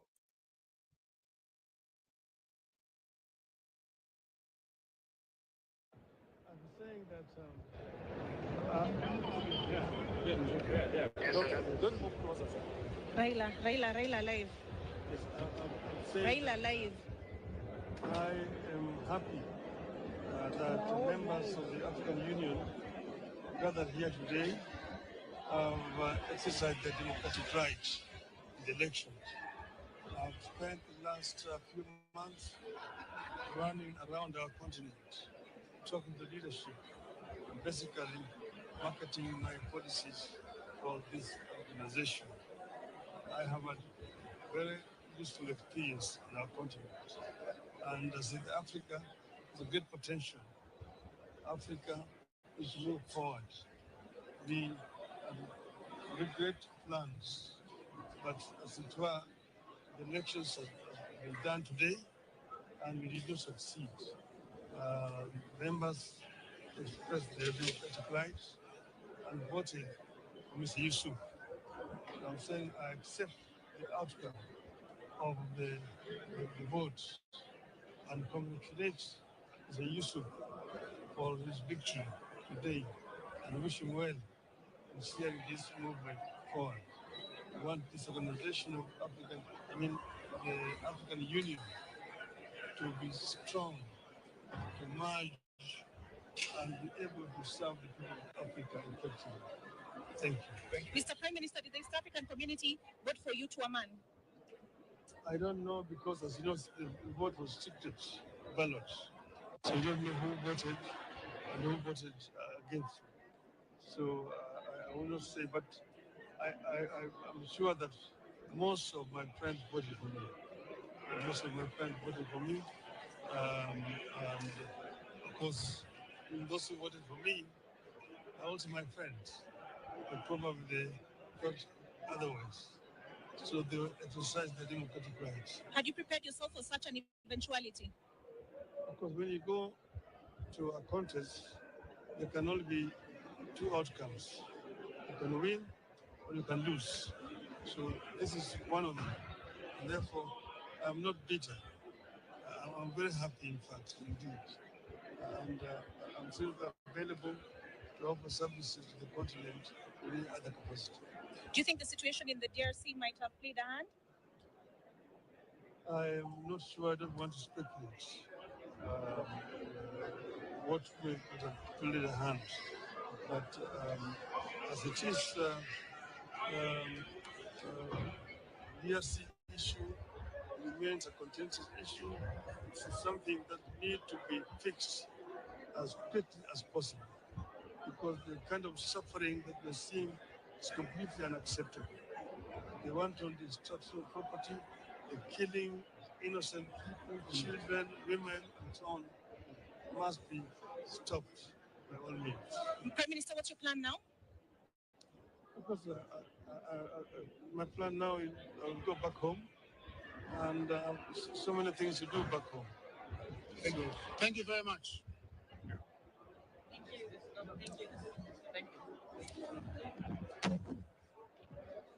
Yes. Thank you, Prof. That is former Prime Minister Raila Odinga there addressing members of the press immediately after that election that saw his opponent, Mahmoud Youssouf of Djibouti, take the city. And Raila Odinga there saying that Africa has good potential and that mambo ni kama hayo. Nashukuru kila mmoja unayejiunga nasi katika pembe zote za dunia. Hii ni Sound Candy Talk. Tunaangazia mambo yalivyokuwa kule Addis wakati kura zimepigwa za kuchagua mwenyekiti wa African Union chair and or rather African Union Commission. And from the look of things, Baba is happy. The outcome came out as it is, and he says the member states had their own democratic right to decide who was fit for that particular position at this point in time. He says he's not bitter. He knows when you go for a contest, you either win or lose. There is always that possibility. And then, of course, we are happy that Baba will be back home. We'll be giving you later on the video of different reactions across the country on the news of Baba not being resident at Addis. Thank you everyone. Please karibisha mtu tumakinike pamoja tunapoanza uchambuzi wetu. Mami, hali vipi? Poa Penat, tumengoja, tumeona kila kitu ile ilifanyika, but Penat, before I continue, hii mambo ya African Union, it is the first time today to know that I have never even think of it, that the English spoken people, we are 15 countries, and the French, 23. And of course, I never knew Africa, the Muslims are majority. Kwa hii contest, Penat, vile baba ameongea, amejaribu. Ile kura amepata, that was okay. Again, nikasikia wakichambua, niliona watu kwa KTN, wanasema it is only PPR Jacob Zuma, who was not a Muslim, and she was not from the French-spoken people. From that time up to now, they count. Bernard, it is all Muslims. And even election of the deputy chairperson, the lady, today, the way it went. So, ukiangalia sana, the Muslim countries, they have their strong faith. Ya unduku. They look at each other. Ndiye sababu ukiwa Muslim kutoka any country na uingie muskitini, they take you as a brother, Bernard. They give you everything. Hiyo ni moja. And again, nimesikia watu wakiongea, the French spoken people. Frank, I don't know, munasema Francophonie, whatever munaita. Also, influence yao. Ukiangalia watu spoken French, Bernard, even the 9 countries, wale wote wamefanya coups kutoka South Africa, from West Africa. So, ukiniambia leo between Kenya and Africa who have lost, I think as Kenyans, to me, what we only miss in Kenya is our mafuta kwa Turkana. Otherwise, we don't have anything we are crying for.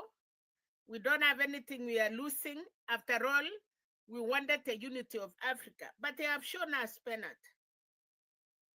And even today, and then it came to me again, Amina Mohammed was a Muslim. Why didn't they also pick her? Because she is one of them. But the country Kenya is not a Muslim country. We are Christian. So I leave it like that. But again, I thank all the Kenyans. Bernard, it is only one side. They were celebrating. I don't know, they ogeratene to vote for Youssouf, or they sang we ogeratene to pray. I don't know. But the celebration in Karatina was a lot. And that is okay. Then I see Kericho, Mombasa, Kondele, a lot of places. People are very sad, but the only thing I thank God, they are welcoming Baba. Then there is this Wamonyoro that, hey, Baba sasa kuja utusaidie, utumalisie Kasongo, kuja shikana na Wamonyoro na Kalonzo. And some people were talking and say, ati Wamonyoro na Kalonzo wametengeneza chama na kina Wamalwa. If Baba can join them. I have never seen River Yala or the biggest river joining ikitoa maji inaenda kujoin the stream, ile maji kidogo. That could be the history if it will happen like that. Ya mwisho Penat, kwa sababu najua tuko na mingi ya kusema today, and we are welcoming people. Those who were happy, then now come here. Because nimeenda nikakutana na hata kabla hujaingia Penat, unajua leo watu wamefungua YouTube. Penat. Siko mingi. Siko sile sina celebrate, wanaimba wakicelebrate. Kuna wale wameweka picha ya baba. I saw that picture is very nice. Baba akiongea. Wamelete picture sijui ya baba kama alianguka mahali. Wanaweka ingine akilia. Kenyans. Baba ako na shida gani Penat as we talk today? As Raila, individual. Shida gani baba ako naye? He was happy. Alipanda gari ya Ruto, wakaenda pamoja, akaruti akapanda tena, wakaruti pamoja. But how about if you are waiting? Kwa sababu watu wengi wanafikiria baba akishuka tu ni kukuja kuingia parliament, sijui kuchukua sijui what, sijui kusaidia kwenda maandamano, sijui kusaidia kutoka Kasongo, na baba akiamua kukaa hapo na atulie, what will happen Penat? Because you are happy, na baba amesema ako na mambo mingi. Chenye pia nimesikia amesema is ready to serve in any capacity in African. Hey, hapo tena nikaokopa Penat kama mama ya kwamba hii Afrika tena wawachane na baba yetu, then akuje nyumbani akae na sisi. Tena wasisema ati sasa baba tumefanya makosa ati wampatie kiti ingine. I think if they are planning to do something like that, Penat, let baba come home. Wakenya wanamungoja, na ninajua kuna ile mkutano itakuwa Busia. Najua hiyo itafunja record because, and again, I'm happy with the Kericho and Kapsabet and Eldoret. They are sympathizing with baba. Na wanasema baba kuja nyumbani. And a lot of people are saying baba akuja atusaidie juu sababu tumemaliswa. Now, Penat, baba is the watchman. He need to be on the gate. Si kuingia, akae nje kuchunga sisi. When we are sleeping, tunakula, tunalala, tukijua tuko na watchman yetu outside. Because the way I see how Kenyans were talking, they are not ready even to vote for baba. But they want him in opposition. Wanataka tu, serikali yote wanaweka ndani, wanataka kutumia baba, ili mambo yao ikienda vibaya, baba can talk. Na nikasikia mtu moja kwa channel lingine anasema, na hata Kalonzo, ati the blood of GNCs imefanya baba akaanguka. Penat, kuna Wakenya wengi kina Baby Pendo. During the Matiang'i, they want him to be the president of Kenya. They were killed, those young children. Hizo watu waliuawa that time, were they not Kenyans? I'm not against the GNC, but I want to say blood is blood. We lost children, we lost people. We should not celebrate na kusema baba kuanguka kwake ni GNC. By the way, wale watu yote nimeona leo wakitaka baba arudi ni GNCs. And they are praying for him and they love him. Thank you, Bennett. But we are here. Baba is here. All right. Thank you, Mami. Thank you. Good start indeed. And then, of course, different reactions from different places by different people. Kuna watu ambao mimi kwangu ni naweza kusema wako na, I think, either short memory they just want to trivialize a serious thing. Then, of course, we have those who have kept their bitterness that they will have to use it for revenge. But here is a very serious matter in terms of the choices we make as people given responsibility with our continent that is so rich, yet continues to be the poorest in the world. And so if we don't make serious decisions by ensuring that we put competent people in leadership, and then we turn around and begin to, look for justification, we will always be the ones to blame at the end of it all. Raila Odinga has put his foot forward. He has shown his courage, demonstrated leadership. He's an 80-year-old man. Any person laughing at him and mocking him when he's hardly 40, is hardly 50, is a joke, because we haven't seen what they have done in their 40s and in their 50s. So laughing at an 80-year-old man for having put his foot forward and competed for a continental seat when you have not even gotten an MCA anywhere in this country, that looks bad on you. It looks bad on you, and it is not Raila to be mocked. It is you that needs to be pitied, just to say the least on the to say that on the same. But on the issue of head of states deciding, there is one analyst who I think was a former AU envoy who was saying that the competence of Raila Odinga and his courage to confront issues and being a senior citizen was an advantage and a disadvantage at the same time. An advantage in the sense that he's competent, he will be able to deliver given the chance, but a disadvantage that the heads of state will be afraid of him. And maybe they were afraid that they could not get away with the whatever mediocrity they want to practice. And so they are voting against him would not be necessarily personal, but a safeguarding of a place in their mediocre way of doing things, because they don't want somebody who is going to show that whatever they are doing could be done better.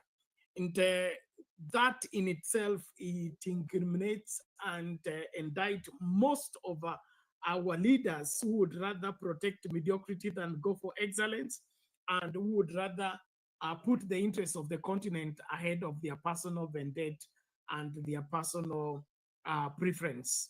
To me, we still need Africa that is led by Africans in an African way, in the sense that the African interest is given priority and the African child is safeguarded. If we are not having that kind of leadership, let them continue with the choir they want to have, but eventually mbarika itapasuka kwa sababu kizazi hiki si kile wamekizoea ambacho watatisha na maneno ya skin color na maneno ya hiki na kile.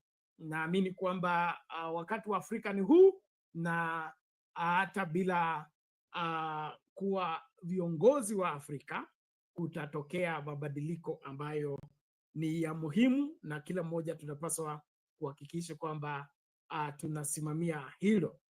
And then the reactions of different people. Let's just get the video first.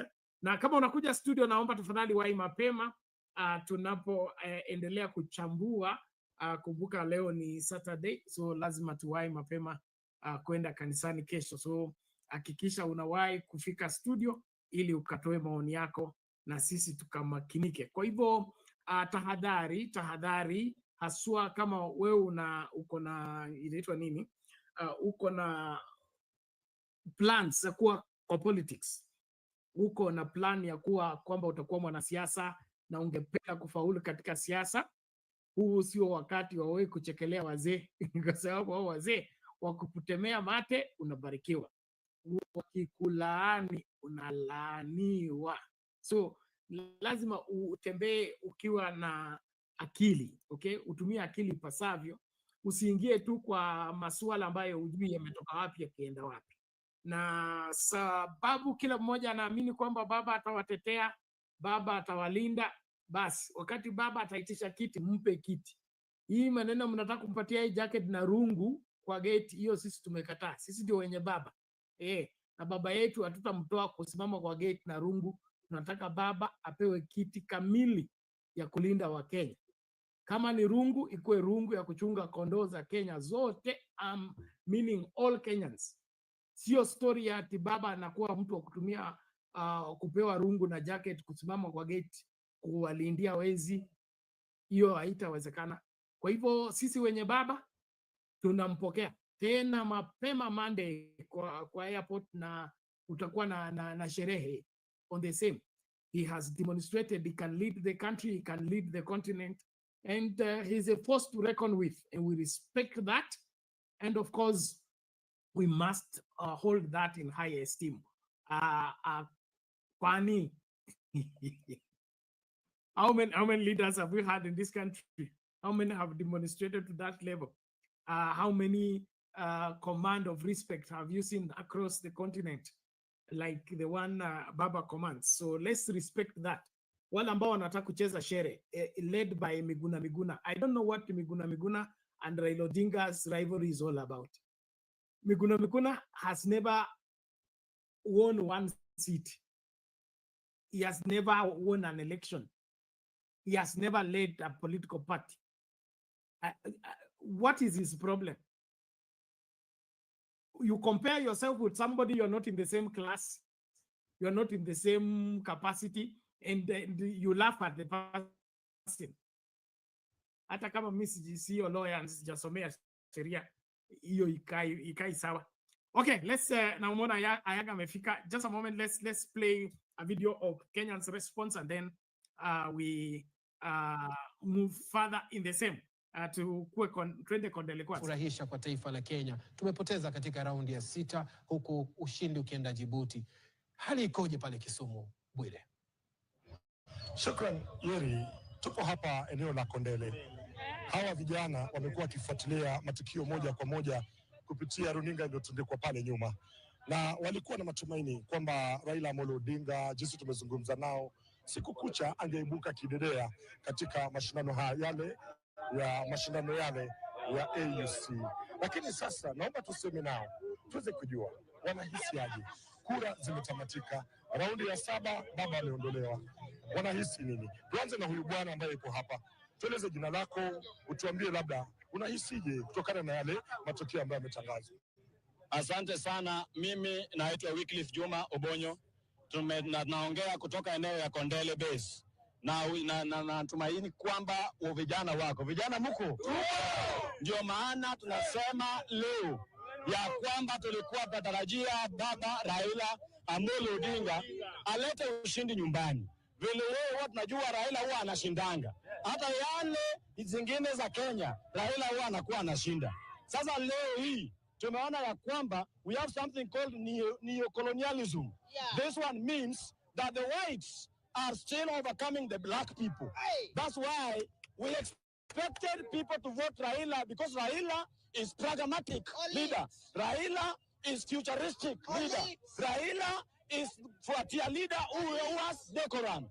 That's why we say we are disappointed with what has happened in Addis Ababa. Those all rounds, we expected Raila to become the victorious one. And we've seen that they went ahead and gathered somewhere, then they did what they did. As up to now, Raila is our Baba. Raila is our strength. Raila is our everything. So let Baba come home. We always sing that Baba come home. So that in 2027, listen to this, in 2027, we need Baba, we demand Baba in the ballot. If Baba will not be in the ballot, there will be no election. That's what we are saying. But Baba is the 6th because Ruto has not delivered what we expected him to give Raila Amolo Odinga. Tumsikize huyu bwana kwanza. Okay. Mimi ni Esbon Onyango Abonyo.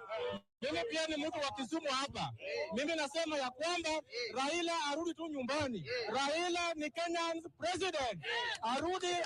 Raila hawezi wacha Ruto uwe watu hapa. Raila kuje 2027 akuwe kwa ballot, ni president wa hapa. Sio wa nje. Kenya iko na shida. Hakuna chakula, vijana hawana kazi. Na anaenda nje kufanya nini? Sisi kama watu wa Kisumu, we are very happy because Raila is coming home. Arudi nyumbani. Raila warudi dala.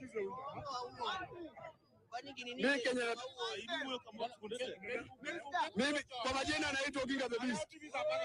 Mimi kama mimi Oginga the Beast huwa nina furaha sana kwa sababu nini? Kama Raila angechukua kiti cha EU, sisi wa Kenya tungeuzwa. Sasa baba, tumeshukuru wewe hujapata kiti EU. Kwa sababu nini? Tutakutaka. Rudi Kenya baba. Without you, Kenya cannot be called Kenya. And without you in the ballot coming election 2027, baba, no election. Nataka nikwambie. Mimi naomba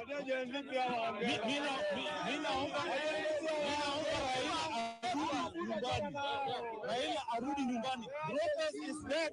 Azimio urudi.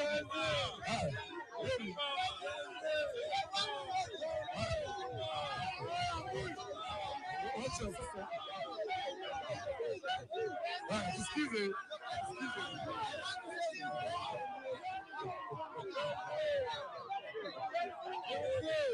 Arudi nyumbani. Haya.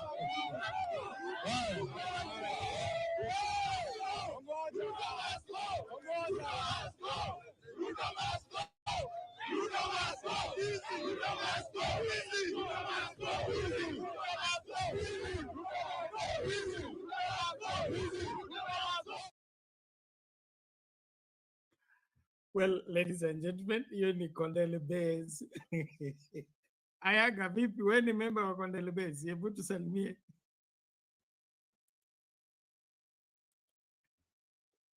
Hi everyone. Utanipata kweli? Yeah, nakupata kwa njia safi, karibu. Okay, asante sana. Habari ya masiku. I hope you guys are well. I can see Mama Selena. I hope you guys are doing better. That's Kondele. I'm happy to see that.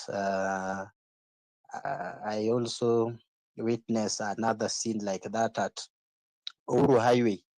Those young people are not celebrating the Raila loss, but they were celebrating what I can say the true nature of what has happened. You know, this thing has a lot of issue, and that's you will blame people that some people are celebrating. No, people are not celebrating per se for Raila loss, but for the fall of William Ruto. Bernard, in ODM tulitekwa nyara. That is the fact. You have been a member of that party. You have seen it. There were two camps that were emerging. This camp led by Wanga Opondo Kaluma and few individuals that went to the government. They were now taking Baba hostage. And if you try to reason with this camp, they wanted to place you in a direct conflict with Baba. So they accuse you of fighting Raila Odinga. You couldn't tell them anything. Any moment you just try to reason with them, you tell them, even this issue of abduction, they were very quiet. That week, they are very quiet. Yeah. So they placed Baba and ODM party in an awkward position. And that is what people are celebrating. ODM is back. Baba is back and ODM is back. The voice of the people is back. They could have let Baba campaign, but stand for the identity of that party called ODM. My brother, we can't pretend to support Raila Odinga. The government of Kenya can't purport to support Raila Odinga financially, emotionally, morally, and everything, but through actions of this government they were directly helping for what happens in Addis Ababa today. Number one, the issue of Israel, the position that William Ruto took. He is the only head of state among 50-something heads of states.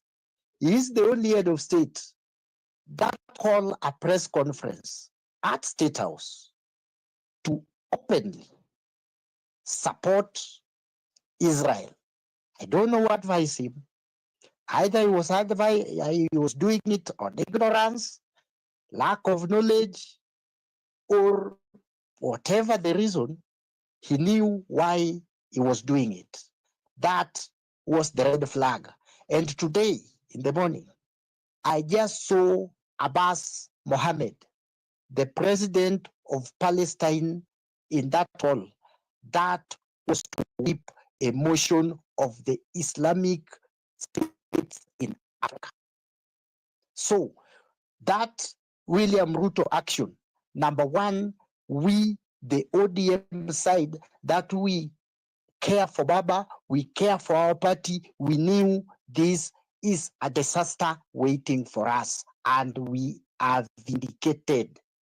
Number two, the abduction and repatriation of Besigye Kisa of Uganda, a senior opposition leader who has been in the bush as early as 1970s, fighting Milton Obote, joining Museveni in fighting Idi Amin, now fighting Museveni again, has a long history, has so many friends who are president, mostly in the SADC nations, you know, in SADC nations, and being abducted in Kenya, taken back to Uganda, and then Akinawanga were just here, blindfolding us. If you try to explain these things, you are being attacked, you are being called as you are fighting Baba, you don't want Baba to win, you are reasoning with these people, oh, Wamunyoro this, Wamunyoro that. Wamunyoro is not on this. The abduction of Kizza Besigye happens when Wamunyoro was already abducted. Tuwe umbwa lakini haki yake mpe. Hapa Wamunyoro hayuko. So this wing of ODM was so much blindfolded with the fact that hata kama wanaenda kwa shimo, they don't want to see it. That was a red flag. Number two, when it comes to the voting pattern in East Africa. Besigye is not just a mere person. It is like Raila Odinga of Kenya. If Raila Odinga goes to Ghana today, abducted there, Africa will get concerned. Same as Kizza Besigye. And there are so many people, mostly in SADC, that have won the election in recently, like Chakwera of Malawi, who was opposition leader, alikuwa anaishi hapo Buruburu, hata alikuwa na kanisa, ni pastor. Then the Botswana guy, that guy was opposition leader.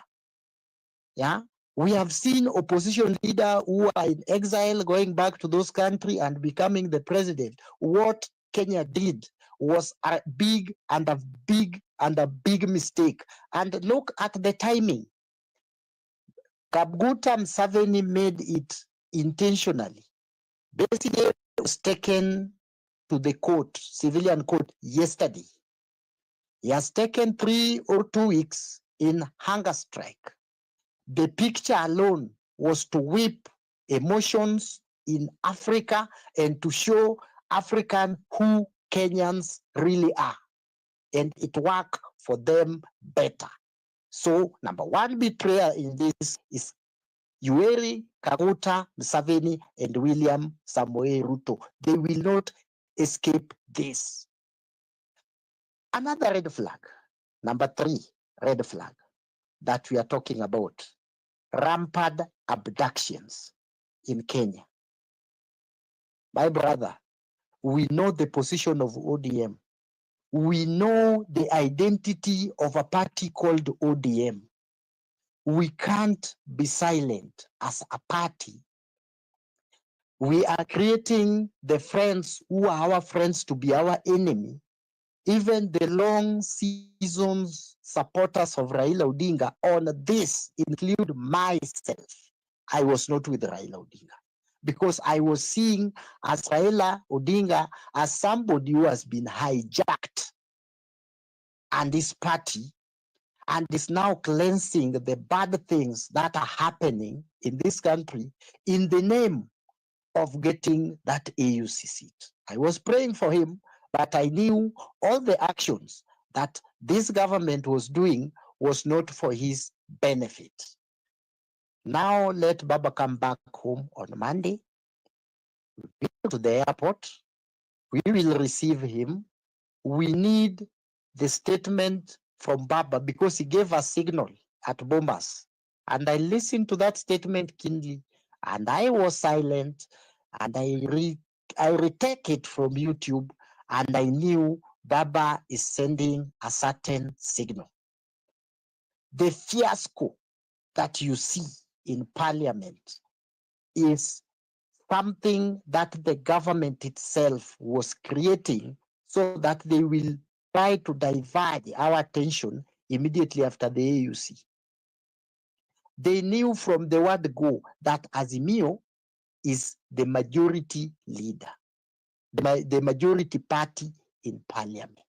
Because majority party is not something that happens with the behaviors of the movement or the changing of sides by the members of parliament. It is like presidency. Once you won it from the ballot, you have that presidency. It is no matter what happens, unless death or impeachment is the only thing that can change that. But for majority and minority, once the Kenyan went to the ballot and the IBC made that gazettement, it remains like that unless there is a procedural followed by law like that of impeachment by a political party who want to move from one political party to another political party. But that one has not happened. Even the UDM has not officially moved from, they have made that notice, but they have not finalized because that process is very complicated. It's not that easy. That's why it is very difficult to recall a MP who has even jumped side, unless himself, he obeyed the law, resign, and seek a re-election. So this was to make the speaker an enemy of the people he ought not to have been their enemy. So the speaker fall on that trap. We are not going to fight Wetangula. Wetangula is innocent in this. The government want to divert. And I know William Ruto, every time he's cornered, he sacrificed somebody. Because when he was cornered by Gen Z, he sacrificed Rigji. Now he's going to be cornered by this. He want to sacrifice Moses, Masika, Wetangula. I don't think Kenyans should accept that, and we should go to the snake. If you want to kill the snake, hit at the head. Don't hit anywhere else. Hit directly at the head of that snake, and the snake will eventually die. It is high time the MPs becomes alive and bring the motion of impeachment of William Ruto, and we do away with him once and for all in Kenyan politics. We can't have a crook. I will maintain my 2021, 2022, 2020, 2019 words. We can't have a crook who, number one, don't believe in the constitution we have. He manipulates this constitution, he's killing people, he's abducting people, and they are justifying. You know, the bad thing with this abduction, they are justifying. If you even see the likes of Murkomen, the likes of Duale, the likes of Oscar Sudi, they are saying, yes, we are killing, but Uhuru also killed. You see? They are guilty as charged. They are not even denying. They are not even denying, you know, we don't know. We did this thing, even police should investigate. That's not how government work. They are coming public. And if you ask them the question about abduction and extrajudicial killing, they refer to you that, yes, you know, but Uhuru also killed. You know, there were bodies in Rivayala. You know, there were bodies in Oldonyo Sabuk. So what they are doing, number one, they are accepting, yes, we are killing these people because the previous administration that they were part of, because Ruto was the deputy president and a member of a National Security Council, he was sitting there. So he's telling us that they killed the people then, now they are killing people now, and they are, don't care because that is the norm of what used to happen. That admission to us as Kenyans was never happy, but I'm just happy ODM is back. The likes of Babu Owino, Edwin Sifuna, Otiende Amolo. I remember when not Otiende Amolo, Orengo. You saw Orengo never even went to Ethiopia. He told us Otiende Amolo never went to Ethiopia. And they talked to us the other day when they were burying Odedi. They spoke there in the Luo and tell the Luo nation the fact. That's why you saw those guys in Kondele, they were dancing. Because Orengo has never been wrong. Orengo is rarely wrong. If you want a truthful man in this country, listen to Orengo. In 2002, Orengo warned us against Kibaki. He went ahead and ran for presidency. Raila campaigned against him. He lost to Honorable Yek because an MP was running and becoming president at the same time. Few days after that, Raila himself went to Orengo and tell him, you told us the truth about Kibaki. Those people have changed their mind. And when Orengo speak Luo land, kunasikianga sana. That's when ODM was formed in 2005. Orengo wanted to be the first secretary general of that party. Because of his truthful nature, Raila denied him, told him, I can't be from Siaya and we are from the same region. I am the party leader and you become secretary general. That's how that seat went to Anyang'yo. The other day when Raila was obsessed with living to Addis Ababa, Orengo had organized a delegate and we were going to election and Orengo was likely to be elected as duly party leader. Raila in his wisdom alifanya ukarabati akaweka Anyang'yo again. The people of where I come from will listen to Orengo. Even this one, Orengo told us. He has told us in 3 or 4 occasions. The last is when they were burying the Willis Otieno's father, Pinky Pinky Ponky. He also conversed and he said the reason why I am not admitting and I will not accept the working relationship between ODM and UDA, it is because of this and this and this and that. And I think Monday, let us welcome Baba and we plan our 20th years anniversary and we will walk it and face the glory of God with a clean hand, that we don't want to work with somebody who has blood in his hand. It is even against the Bible. It is written in the Bible, you don't work with somebody who has blood in his hand and accepting it. Even people in the Bible, they killed, but they never admit. Okay, thank you, Ayaga. Thank you for your submission. Hold your thought there. We're coming back.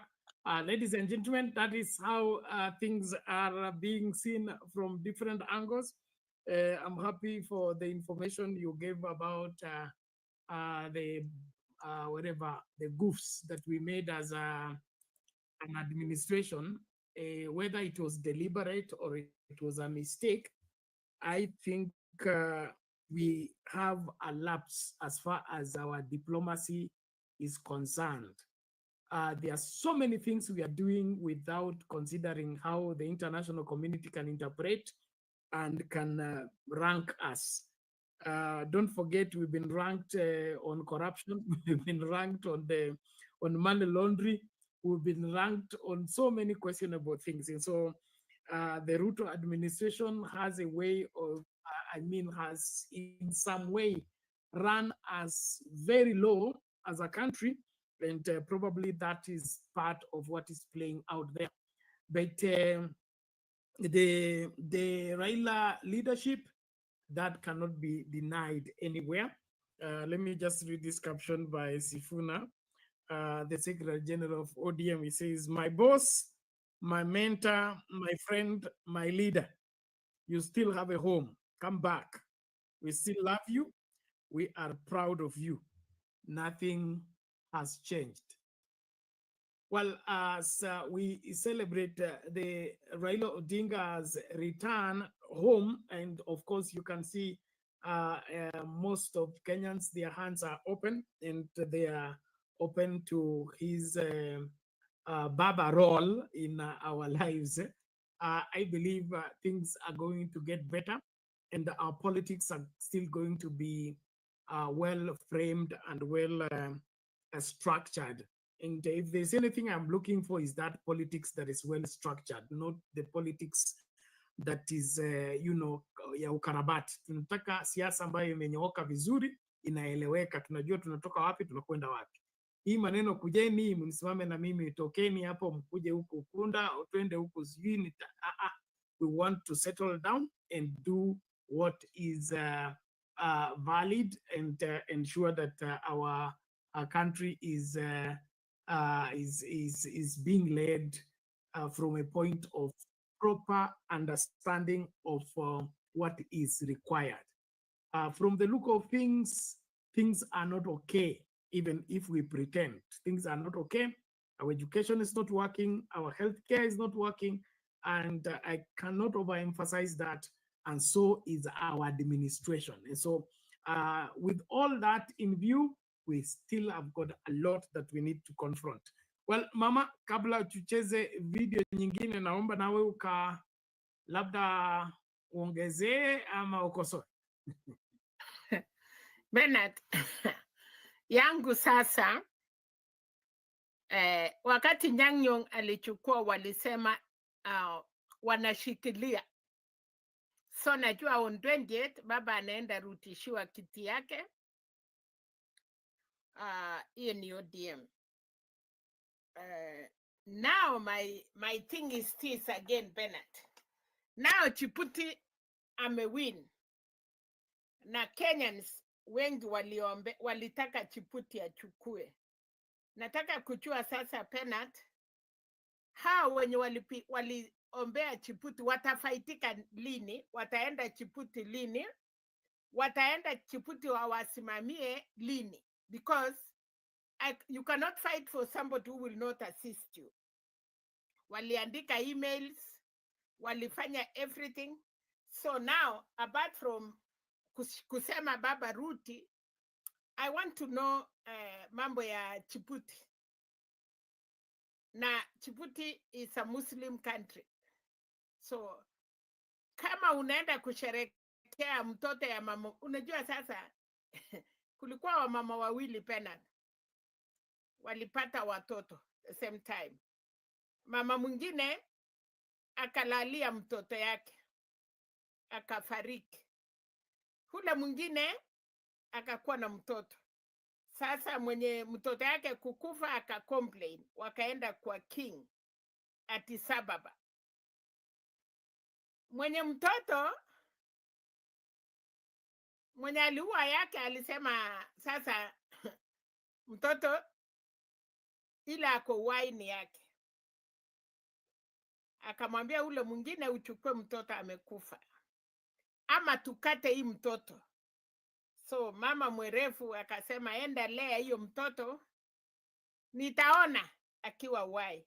So today I want to know, Kenyans wameua yao, sasa ya Djibouti amepaki.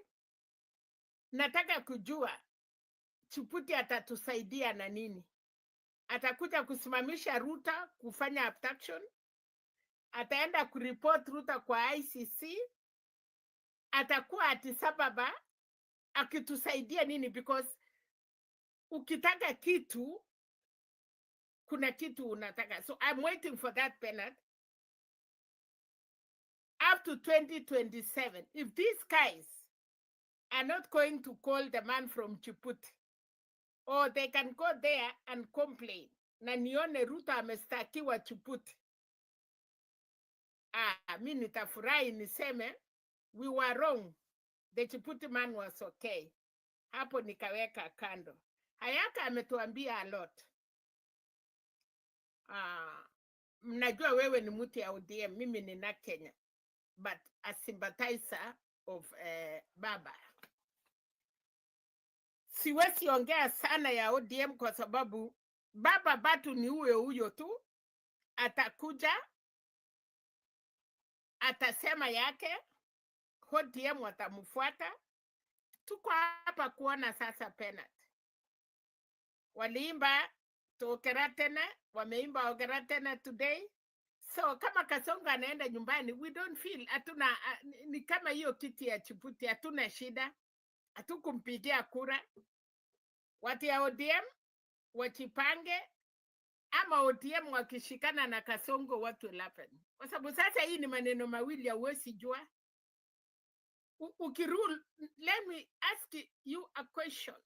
Between Kasongo na Kalonzo na Wamunyoro na Baba ndiako katikati. Now Pena, tell me, who is kwa hii siku kidogo ya OAU, Kalonzo amepf namna gani na amekuwa na Baba kwa muda hiyo yote? Between Kasongo na Kalonzo, Baba akiwa katikati, Jumatatu. Now I want you, Bernard, to tell me. Baba anakuja ingia mkono ya Kasongo, ako naye atusemi anatoka. Anakuja kuingia kwa mfuka ya Kalonzo. Kalonzo amesema 1. Ukiwin ukae huko. Ukirudi retire nyumbani. Now I want a real question. Is ODM going alone? Kenya hakuna hiyo nafasi ya one party. Lazima kukue na parties.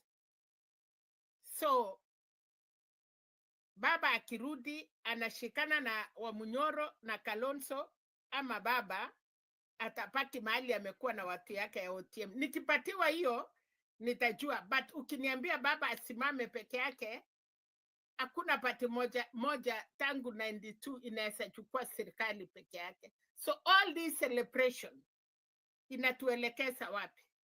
Kwa Kalonzo, kwa Wamunyoro, ama tukae na Kasongo? Okay, Mami, thank you. That is, I would say, a very, I think it's too early to say, but ODM as a party is strong enough to take on these elections alone and to win. Things have changed. Things have changed in the sense that ukarabati wa parties kwanza ni mojawapo ya shida. I believe if ODM stood as ODM without Azimio in 2022, I would have rescued this election. Unajua tuligawana hiyo kazi. Na ile kazi yetu tulifanya sisi. Wale walisema watasimamia maneno ya ICT. Hao ndio walienda kukulala huko wakatuharibia. So kwangu mimi nataka ODM isimame peke yake. Tutajaza kila mtu, MCA mpaka president. Si ni competition. Si Addis Ababa tumeenda tukacompete. Let the best man win. So Kalonzo ballot, Wamunyoro ballot, kila mtu ballot. Na Chebukati, huyo mtu wa Chebukati akikuja, hakuna kuzuia watu kusimama. Hata kama ballot itakuwa full scale, itakuwa kitabu mzima. 50 people want to become president. Waweko wote. Let the people decide. Hiyo itasaidia. Lakini hii maneno ya kusema tukuje pamoja, tuzuie fulani, tupanish fulani, tufanye hiyo ndio inaharibu demokrasia yetu. Kwangu mimi nataka kila party ijisimamie. Na Kenya wherever. So Kenya unaniambia wasimame wote, alafu tufanye coalition after election. Exactly. Kama kutakuwa coalition after election. Yes. After election. After election. So kila yes. Tuende kulazimisha hata kama kutakuwa na rerun mara mbili, ikuwe rerun mara mbili. Mpaka hii 50+1 must count. Tukue na hii story ya Djibouti. maneno ya Djibouti wewe wachana nayo kwa Lakini sababu baba aliwacha hiyo haikukua. No, but I'm saying this, Bernard, on a real sense, kila mtu aende kwa ballot. ODM ijipange ikiwa na 100 members of parliament ama 170, hiyo ni yao. Hawataambiwa na ODM asiambiwe usimame kwa usiweke candidate Kitale ama usiweke candidate kwa Bukusu kwa sababu tuko coalition. ODM isimame kivyao, wakuwe na MPs yao mahali wako na watu. Kalonzo na chama yake, Wetangula na yake, huyu ya anaitwa nani, Wamalwa na yake, Matiang'i akuwe tayari ni Jubilee. Yes, wacha wakuje wote. Alafu sasa after election tunajua sasa which party is my majority, kama vile South Africa wamefanya. South Africa wameenda election, alafu Ramaphosa amefanya kazi na enemy kwa sababu hiyo enemy ndio wamepata number 2, hiyo chama ya wasungu. So they pick a leader of opposition na Ramaphosa na wakachanganya. And that is the only savior tutapata kwa nchi ya Kenya. Tusikubali kamwe tufanye coalition kabla ya election. Unakuta mtu kama Wetangula anakuwa speaker of parliament with only 2 members of parliament or 3 or 5 ama 17. So we want the majority party to lead. Minority ni ile itakuwa number 2. And then kama pia hawatatengeneza serikali, now waangalie which other party they can work with. I think hiyo ndiye itakuja kwa sasa Kenya. Otherwise, si mambo ya kusema baba kuja ungana na Wamunyoro, baba kuja ruti kwa Kalonzo, ama baba kaa na Sakayo.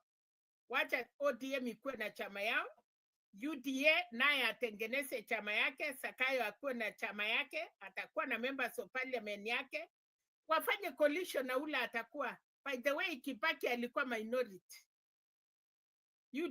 Inaikuwa naitwa nini? PNU ilikuwa minority, but aliunda serikali kwa kutumia uchanja. Hii uchanja tumeitoa mbali.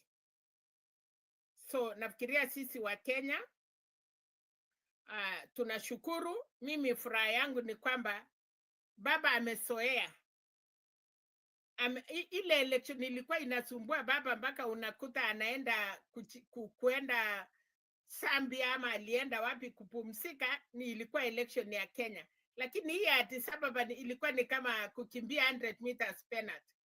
Unajua unaenda round mpaka unasikia kifua imejaa. Hii ya baba leo hata kifua haikusikia. Ilikuwa short race na hakujali. So for me Bernard, ninakubaliana na wewe ya kwamba wacha kila chama ijipange. Wacha tufanye kama vile South Africa walifanya. Coalition after election. Kama Kasongo atakuwa na kura mingi na ODM iko na mingi, basi wakutanie huko. Kama Jubilee wameweka Matiang'i watakuwa majority, wakutane na ODM, wakutane na Kalonzo. And then there tutajua. CNC pia situpi mbali. Nataka CNC na vijana hiyo chama yao ya Murara pia wasimame. Tuone tuko na ma-CNC ngapi kwa parliament. They may cut majority. Wakuja wanegotiate hata hawa si mdomo na barabara na kupika kelele. Wanasema tuko na 50 MCS ama tuko na 100 members of parliament. Wakutane na watu kwa debe. Sasa kelele yetu ni kwa debe. CNC get very ready. You are the majority. Mulisema amutaki kutumia pesa, but elect good leaders. Wakutane na hao watu wako huko. Asante Bernard. So thank you, Mommy. We appreciate that. Ayaga, before we do that, let's just get this video out of the way. Ladies and gentlemen, tuendelee kukaribishana 60 people. Can we get more people to join, please? And then, of course, I can see hapa Karwa anasema Bernard, you are eyeing for an MCA in Shamahoho. What? On ODM. I'm a stranger in Shamahoho. If I go there, I'm not even angled there, so they will chase me. I am from Navaholo. And but we will look into that. Me, I'm a Nairobi, and I want to be a ruler in Nairobi, not in the village. The village I've left for Halwale and the other people. I want this Nairobi to rule it. So, ukiniombea, niombe Nairobi. Useneta, kitu kubwa kubwa hivi. Wewe umepita, Pastor Reverend, you are past MCA. Mi nafikiria unachukua kutoka MP ama Senate. Ama hiyo ingine ya MCA, hiyo ni ya watu hiyo umepita hiyo. Sawa mami, asante. Okay, let's listen to this as we continue with the conversation. Please karibisha mtu tumakinike pamoja. What exactly went wrong, although Ayaga has given very good strong points on this. Let's just look at it first. Kwa karibu matokeo ambayo yalitangazwa hapo awali, lakini hivi sasa kwa haraka, hebu tuzungumza nao wajumbe hawa. Miongoni wao ni gavana kutoka kule Kakamega, Fernandez Baraza. Hebu tueleze tu jinsi ulivyopokea matokeo ya leo.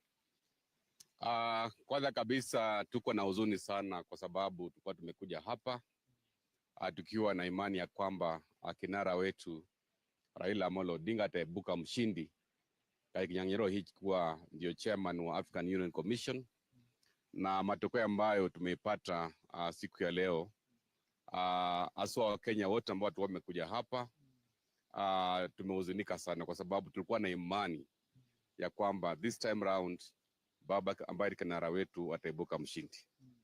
Lakini jambo ambalo tungependa kuambia baba, stay strong.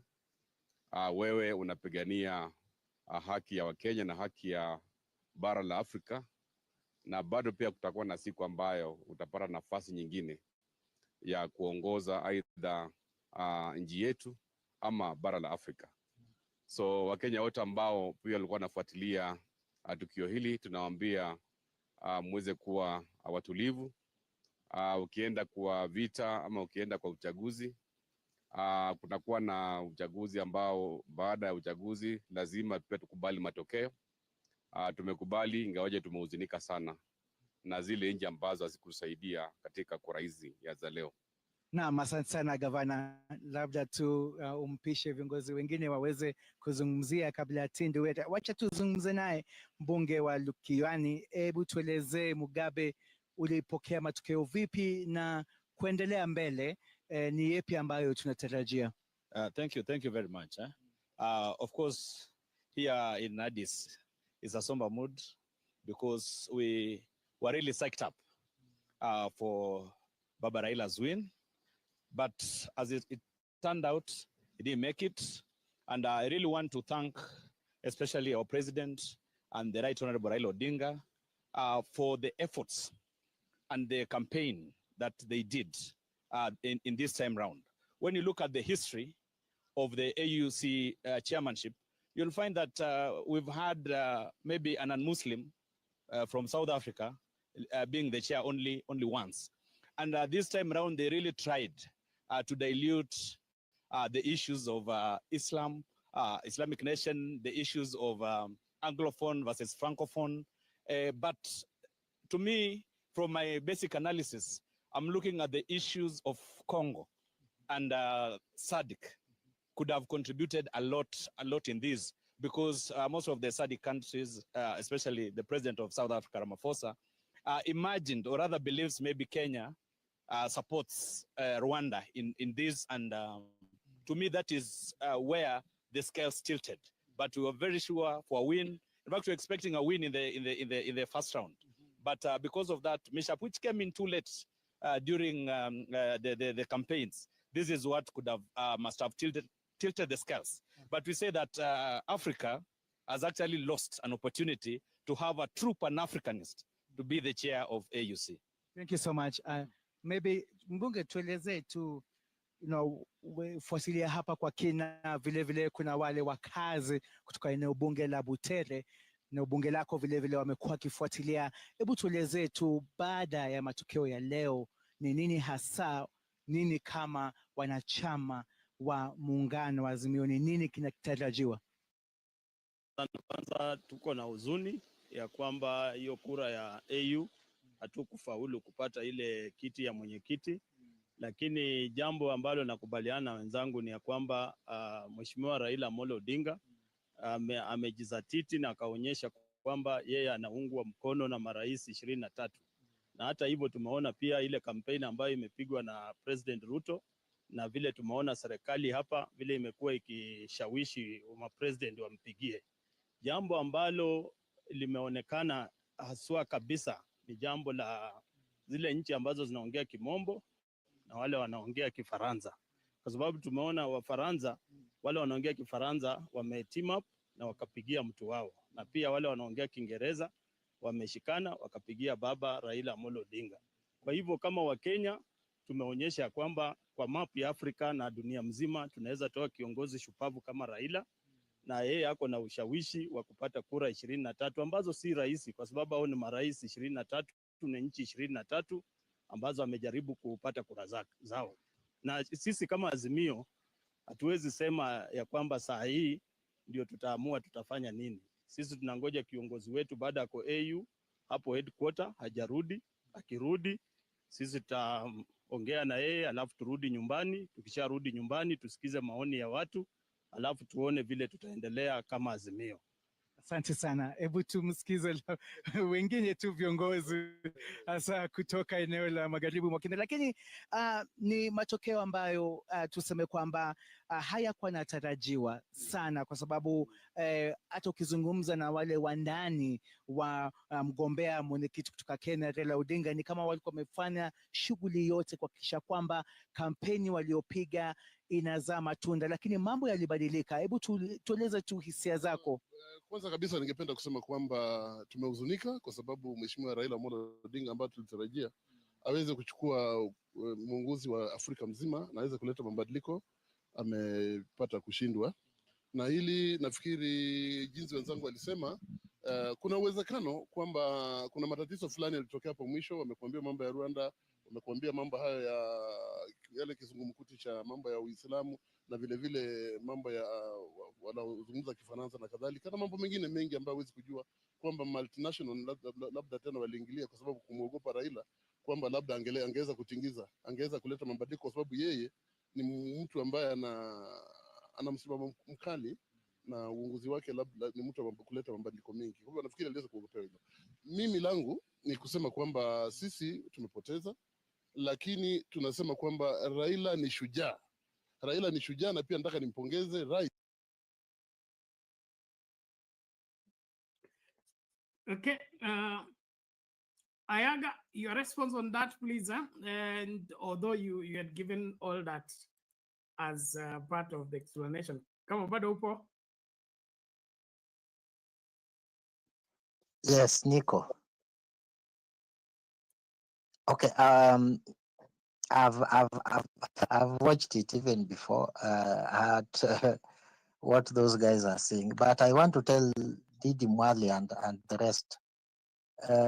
Lamini Zuma won this thing free and square, and she was from Anglophone speaking nations. It is the good diplomacy your country takes and how your country project itself in AU platform.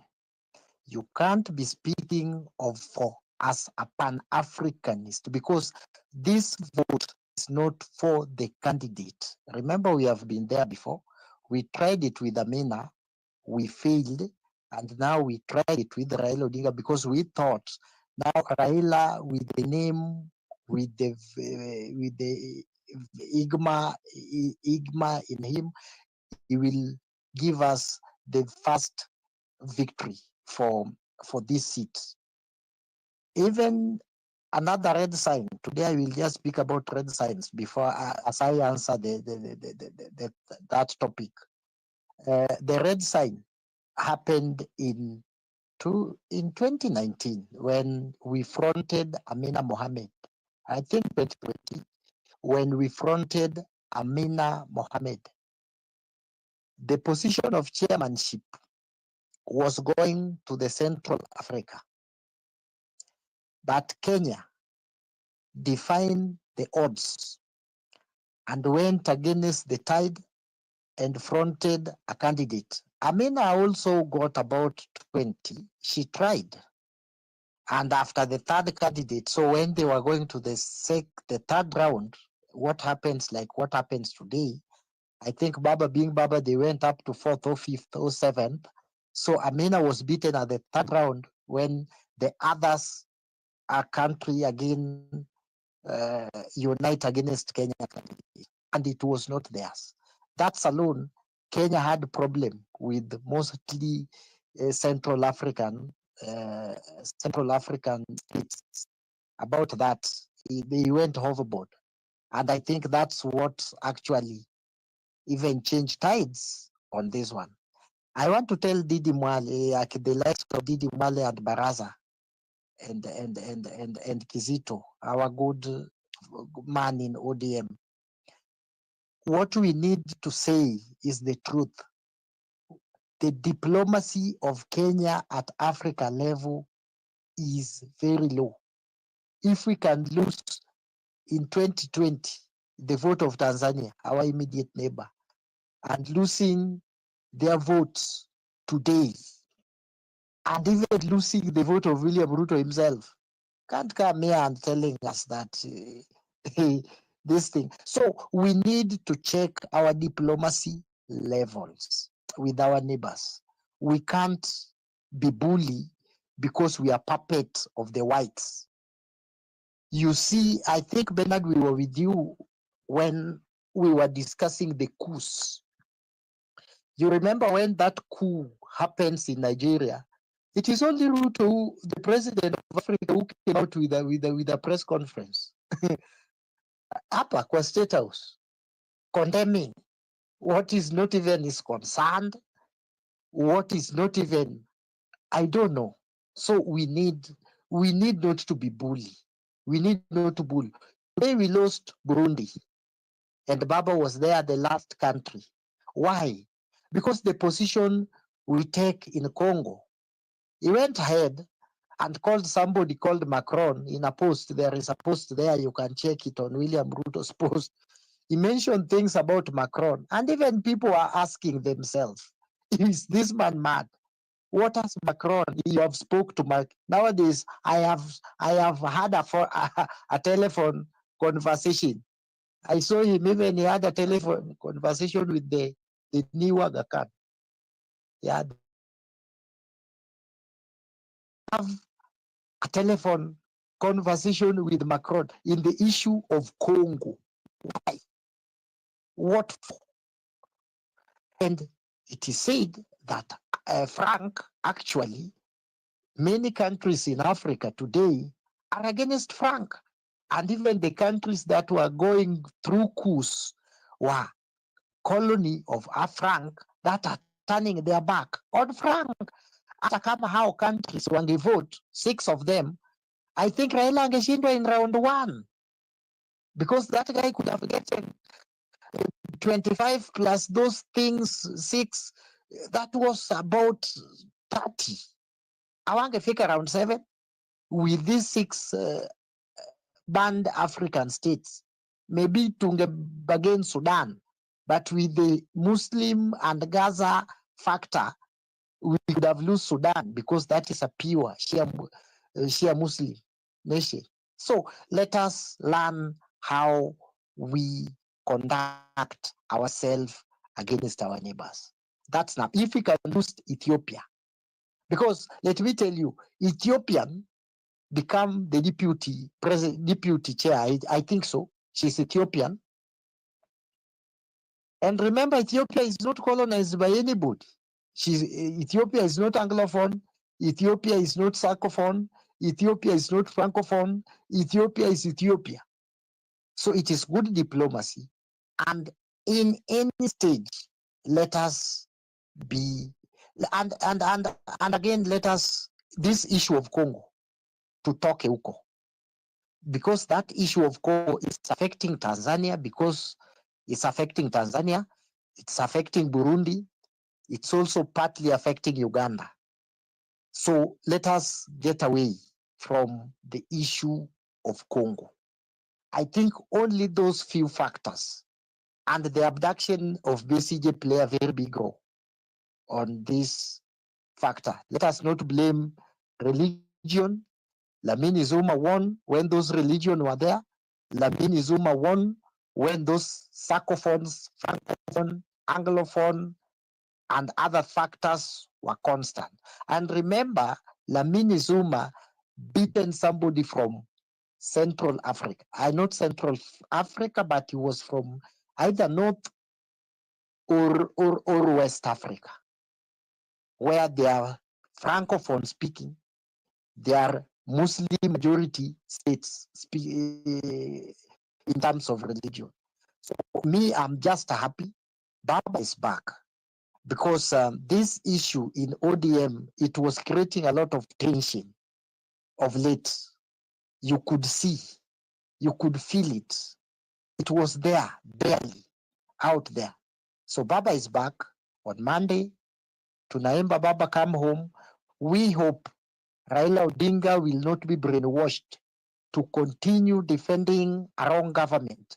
As Sifuna said, and I love that young man from Bungoma. He said one thing: if you are supporting a president who is unpopular, you will still be beaten. We supported Uhuru, unpopular president who had done worse to Kenyans. In fact, Raila never lost in 2022. It is Uhuru Kenyatta that lost that election. It is the Uhuru Kenyatta factor that made us, as ODM, not in a proper government today.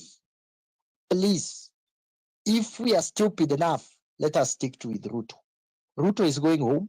Many Kenya will vote in him home. And if he stole election, Kenya will never be the same. Because these young people, they are saying, if you don't, there is a proverb in where I come from, that if you don't know how to swim, and you see few people are swimming, and you don't want them to swim, what do? Unapopukwa hiyo maji, all of them will get out. So if these few people, they will rig this election and want to swim, and let the majority of Kenya stand by and watching them, what we will do is simple. Let us destroy that water, and then let us have nobody swim, so we can discuss when everybody else is out of water. That is where Kenya is heading, because like now, nothing is working. They tried the new model, now they are back to help. I will not be shocked when next week they are back to NHIF. You know what is hungered people? I have an uncle who is sick, Bernard. These things are so personal sometimes you don't want to discuss them. People just ask us, why are you people so angry with William Ruto that you even if Raila work with him, we see Raila as a bad man today. Even some people are just celebrating his lost. It's not affecting us. His win could have not affected us, but when you had a sick person, Kenyans are good in budgeting. If you had these conditions like diabetic or whatever, maybe somebody, I had an uncle, we had paid for him in advance 2 years, NHIF. Then abracadabra, that thing is gone. Nobody tells you where the money you have been contributing there went to. They are just telling you to pay another one because that he was outpatient. These people who just visit clinic. We pay that another one, 1 year upfront, and then they are telling you we only need patients who inpatients. Now this guy, we want this guy who is working and can do ABCD back at home to go sleep in the hospital for sure, to work for him, surely. And we are here looking at our government, our beautiful party being swallowed by crocodiles. No, we will not. This we are going to fight from Monday. The course is one. Either Raila is going to tell us if he wants to remain in government, we will leave him there. If he wants to come with us, he will come with us, few of us. We will have two ODM, the one in the government, the other one outside, fighting for the people, because ODM was based on a human right fact. We can't see many Kenyans who had paid money. Their money has dashed off. Nobody is explaining to you. You are being told to pay another one. You pay another one because that NHIF, at least it was working for outpatient, yeah? Not inpatient only. But now you are convincing that you register and pay. You pay, wanaanza Kiswahili. Sasa unajua hii sasa ni wale wa kukaa tu OC. So you want all of us, where the many people who are still can manage to attend clinics and go back home and do 1, 2, 3 to go and sleep in hospital is when you know they are sick. Let us just reason like Kenya. This issue of help, you put people band 1, band 2, band 3. While in the university, you have a tag of band 1. Everybody knows you are coming from poor family. Ruto should stop this class politics where you want to class people as very poor, least poor, moderate poor, not poor, rich, richer, not the richest. This class politics must end in this republic. And the university is the unifier. If Babu Owino, in 2007, when he joined Nairobi University, he was given band 1. Nobody could have known him because wangejua this one is coming from totally poor family. Band 2, you come from a moderate, poverty-stricken family. Why you classify our children at the university level? Make them one, make them feel at home. That's why even most of secondaries today, you don't go with shopping. You may come from a rich family. Your parents can even buy the whole supermarket for you. But what they say, if it is sugar, it is 2 kg for everybody or 1 kg for everybody. They are limited everything so that when you go to school, you make every child feel that they are equal. But at university level, a certain maggot want to classify our kids, thinking that you will lie to poor again, to ride on hustlers versus dynasties and versus whatever to classify Kenya. Number 2, ODM should run. Why ODM should run out of this government? Number 2, this government had this issue of I'm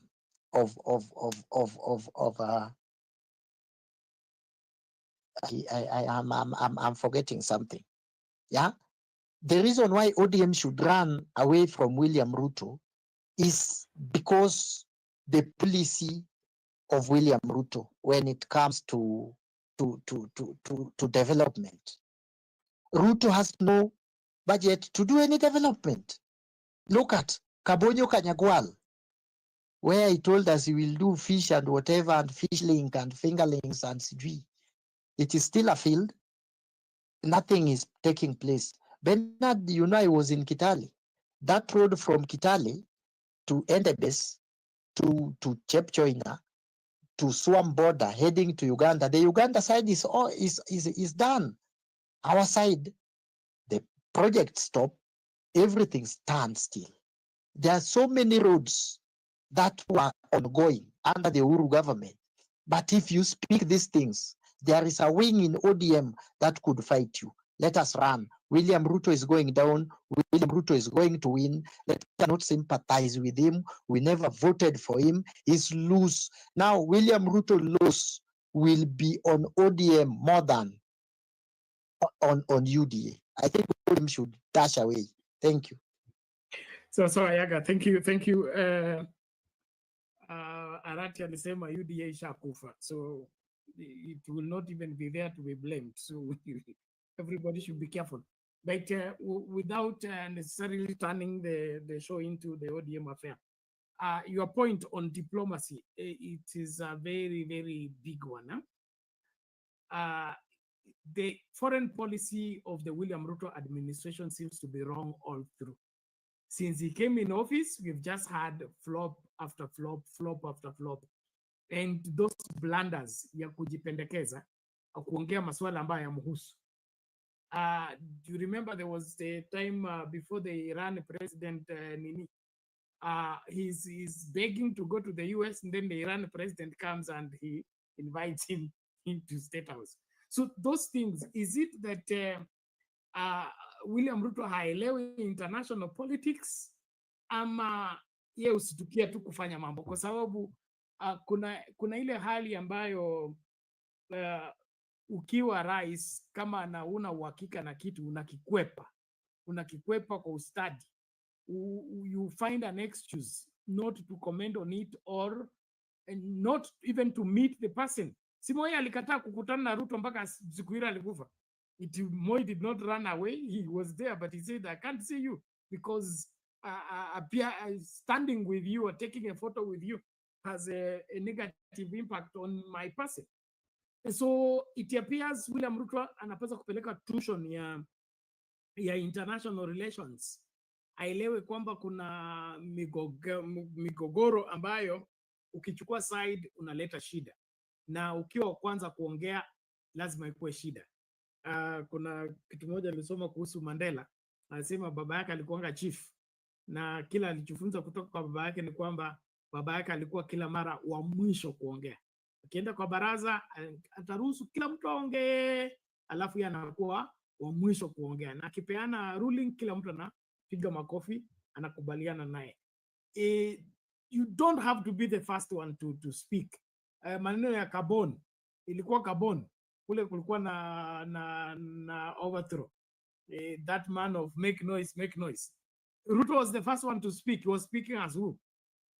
And so I think we have contributed in a big way in making Africa lose a competent leader like Raila Odinga to preside over the emancipation of this continent. And I believe it will take longer than necessary. But I'm happy with what is happening with Burkina Faso. I just read something that Coca-Cola has gone to invest there. That's what is needed. That's what's needed, as in we should not export raw material anymore. Mtu akitaka leather yetu akuja weke leather plant hapa. Mtu akitaka kahawa yetu akuja weke kahawa refinery hapa.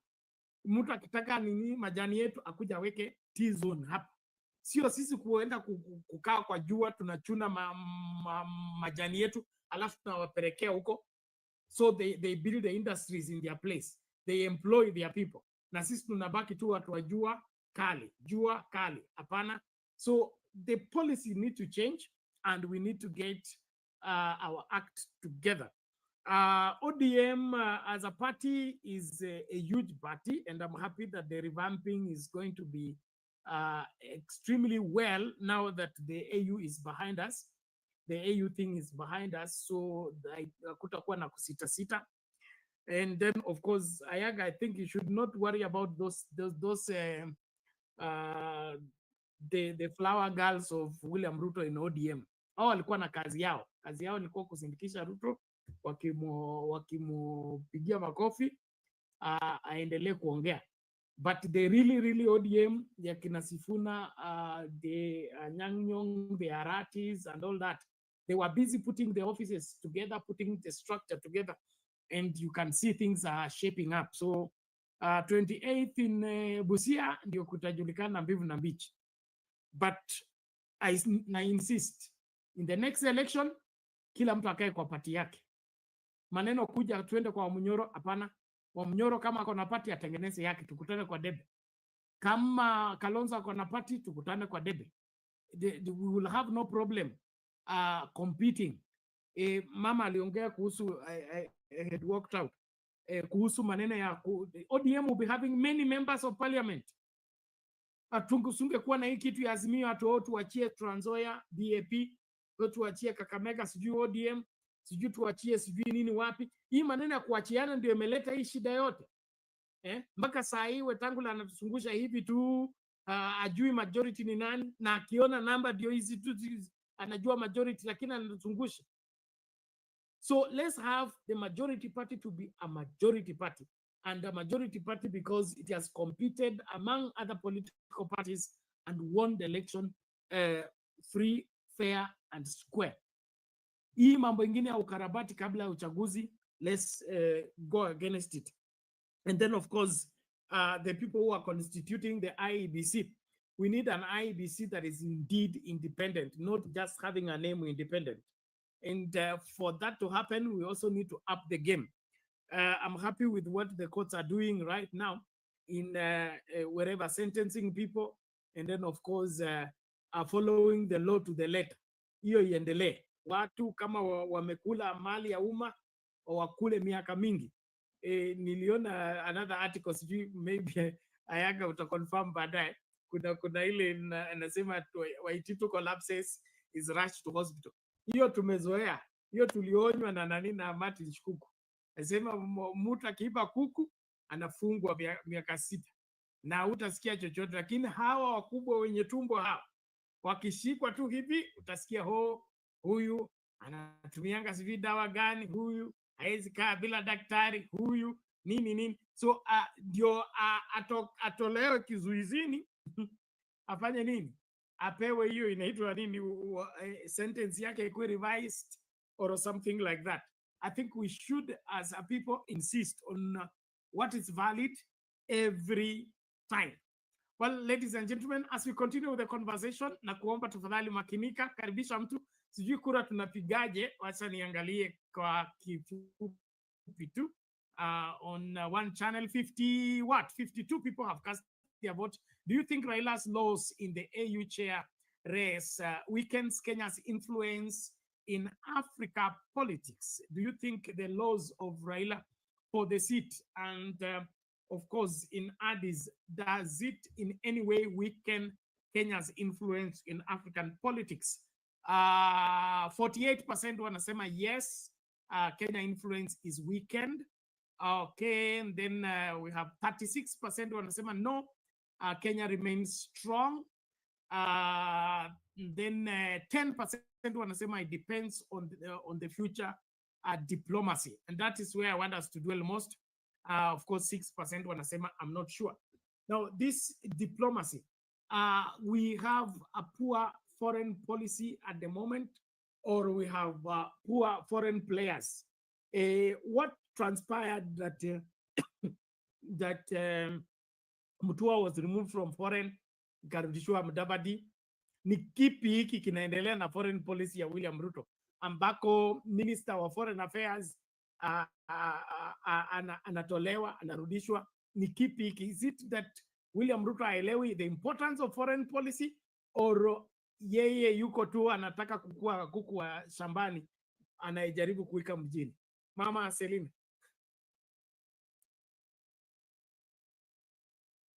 At foreign affairs, Mudavadi, I think ako sawa juu amefanya. But let me ask now again, tukirudi hiyo mambo unaongea. Apas ilikuacha akaalikwa akakuja kuongea na mtu ya Israeli hakukua. It is because Africa majority ni Muslim penat. Na kama waelewani hata huko kwao, huko na drama naenda kuchukua hiyo kasa, tunaweza laumu vitu ingine, na ukweli ya kwamba uadui ile imewekwa between Muslims and Christians, penat ni kubwa sana. Wewe unajua hivyo, they don't even believe, wanatuita kafiri. So yamefanyika hivyo, but tunakubali, but nauliza, kuna wakati hawa Afrika wanatuhitaji. Kuna siku hawa African Union wanahitaji hii watu wanaitwa English language. Is there anything that they need from us, or it is only us? Kwa sababu kama tuko 54 countries, for example, leo walikuwa napika kura 49, nchi mbili ilikataa. My question is, kwa hii mambo ya Waafrika penat, kwa sababu naona baba anajaribu, na wangesikia ule mama prime minister ya Caribbean, she really talked about Africa, vile wananyanyaswa hata wakiwa huko, vile diamond yetu na kila kitu yetu inaenda. But now Penat, I'm asking, kwa sababu najua baba alikuwa anajaribu kuweka Africa pamoja for the young generation, not even us, not even baba, not even those presidents, those old people. Now kwa sababu imeenda hivyo Penat, the unity, nani anahitaji nani kulingana na hii French spoken people and the Muslim and English people? Kwa sababu sasa hata ukisema ati ilikuwa ni weakness ya diplomacy, ama ni Ruto, ama tuseme Burundi, ama tuweke Rwanda, ama tuweke Congo, but these people walipika kura na wamepikanga after only that lady once. Hakuna mtu, so watu ingine wote wale wachawin walikuwa wapaya apart from Amina Mohamed. Hiyo kiti apart from ile imeenda leo Angola, na hiyo Angola ni hiyo nchi yao, si Angola ni hiyo mnaita SADC, wana speak French. So no, hapa kuna masuala mara mbili, okay? Na ningependa pia tujihadhari. Nataka nielewe, that is why I'm asking. Nakueleza mami, naomba tujihadhari, hatutaki kudegenerate tukue na story ya siasa ya dini. Siasa ya dini ni mojawapo ya siasa ngumu sana duniani na tungependa kufika hapo, lakini kile nachosema ni kama tunataka kuelewa Afrika vizuri, lazima tuelewe kwamba Afrika ilipangwa na mzungu kukaa katika mazingira fulani ndio ikuwe rahisi mzungu kuitawala.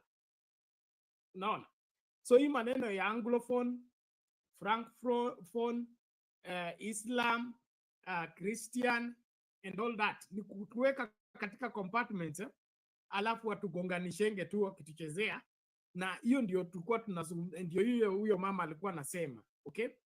Tusipo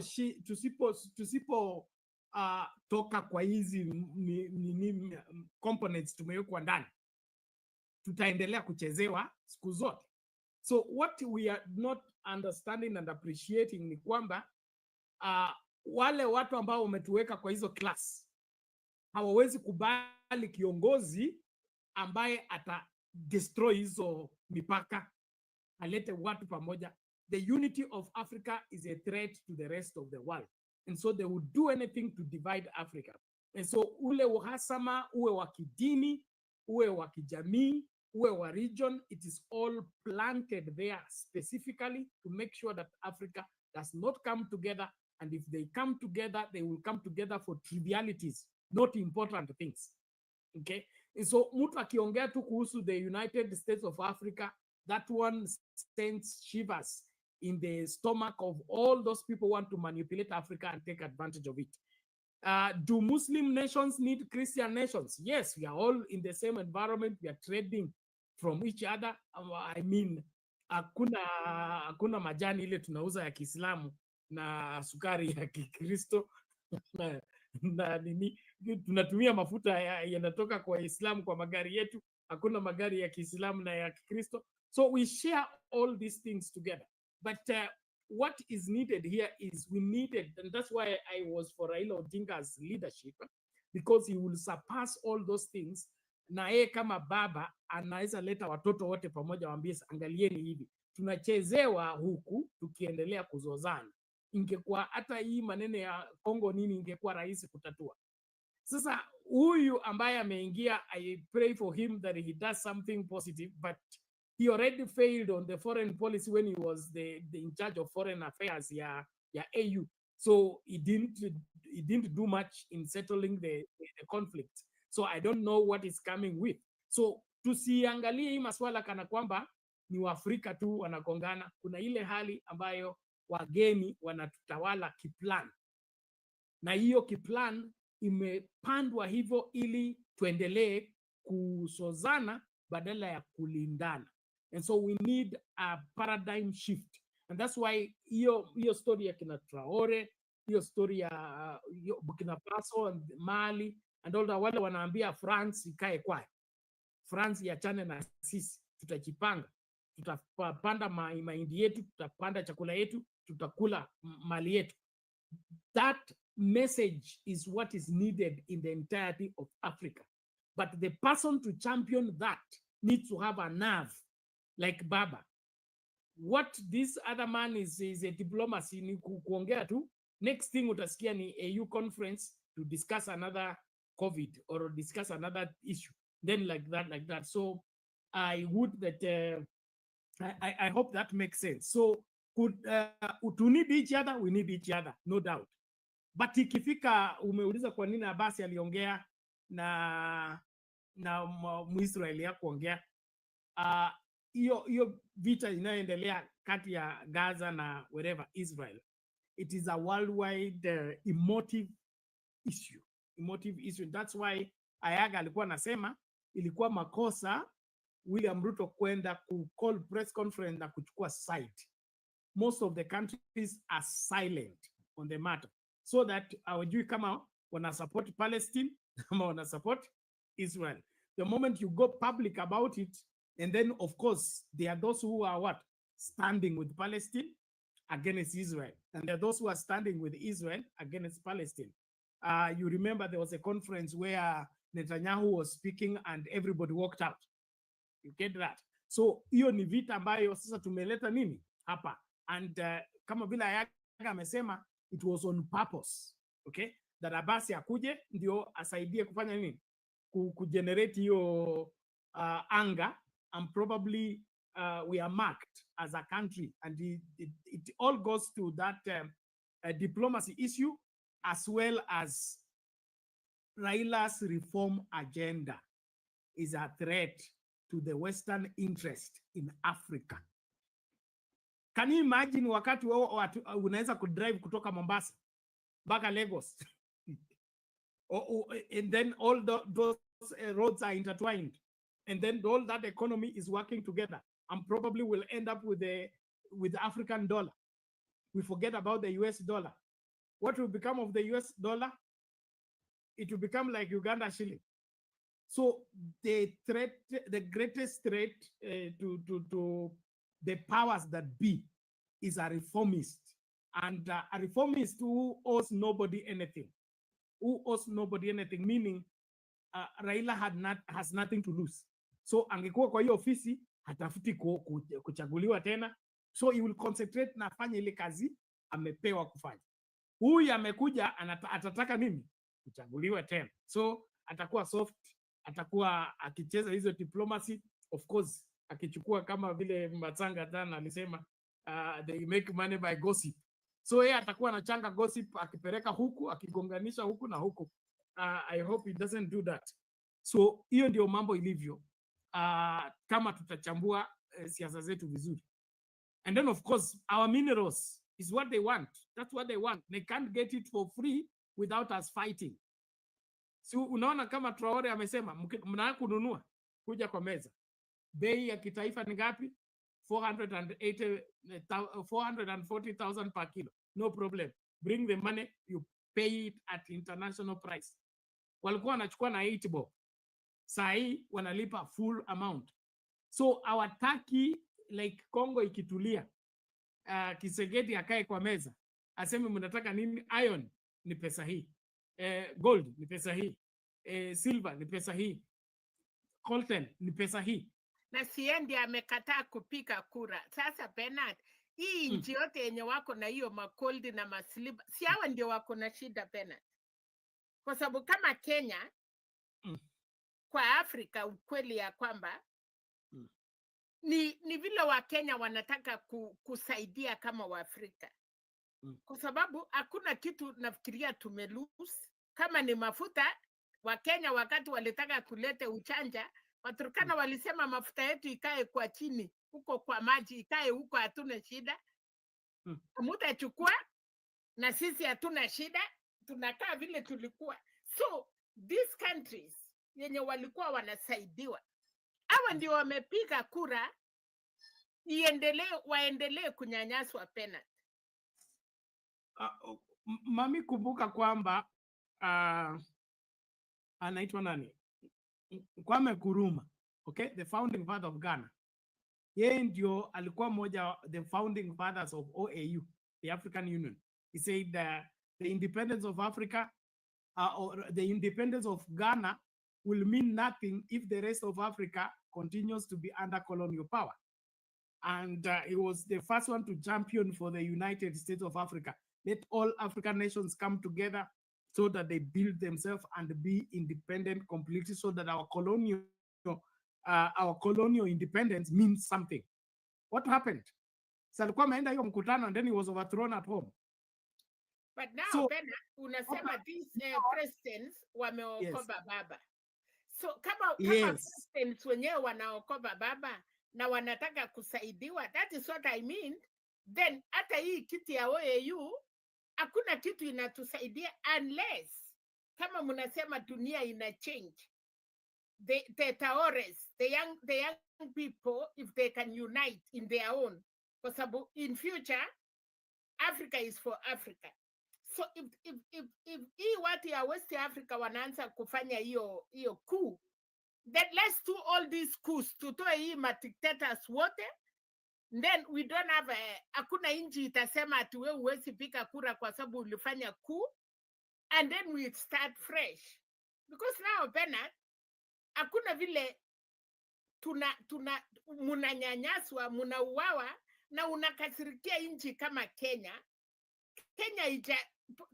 Okay, sijui kama Kenya wamepeleka jeshi iende ipigane huko, kwa sababu unasikia Kakame chusi tulikuwa tukiongea, ukasema refugees walitoka Rwanda kitambo wakaenda Congo wakaishi, na mahali waliishi inaonekana ilikuwa na hiyo minerals, na sasa Wakongolisi wanamwambia mtoke, na hao wanasema kama mnataka turudi, tunarudi wapi? Tumesalia huko centuries, na kama mnatutoa mtutoe na hii shamba tutoke. I think that is what we understand. Ikawa sasa kijana ya Museveni, na Museveni ni wa Rwanda. Museveni is not a Ugandan, yeye ni Mrwandani. Inasemekana wakati ya hiyo vita mama yake aliingia Uganda na Museveni, akakuja akaolewa na Muganda, ndiye akasaa huyo mwingine anaitwanga Saleh.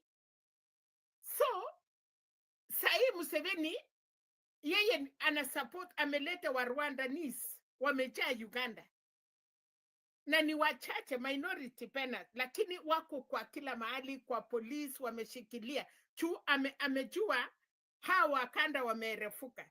The real Uganda si Waganda kusema, Wakanda yote watu ya Uganda, you see all the kingdoms in Uganda and the languages. So Museveni make sure ako na hami very strong, ako na commissioners inaitwa nini, PPOs, kama ile PPO kwetu samani Kenya, kama commissioners ameweka watu yake. So now hii mambo ya Congo imetupata kwa bahati mbaya, imepata Tanzania kwa bahati mbaya, because we are not neighbors, we are not fighting. Lakini sasa wenye wanasaidiwa kama Congo anakasirikia mtu. Okay, tofauti ya Ruto na Raila, they know Raila, wamefanya kazi na yeye penalty, kuweka watu wawili. Raila ndiye alikuwa anaachiriwa, na kama wangetaka Ruto si walimpatia kiti. Ruto is one of chairman sijui ya kitu gani huko. Unajua hii ukweli inakuwa you don't understand. Lakini pia huwezi jua planned.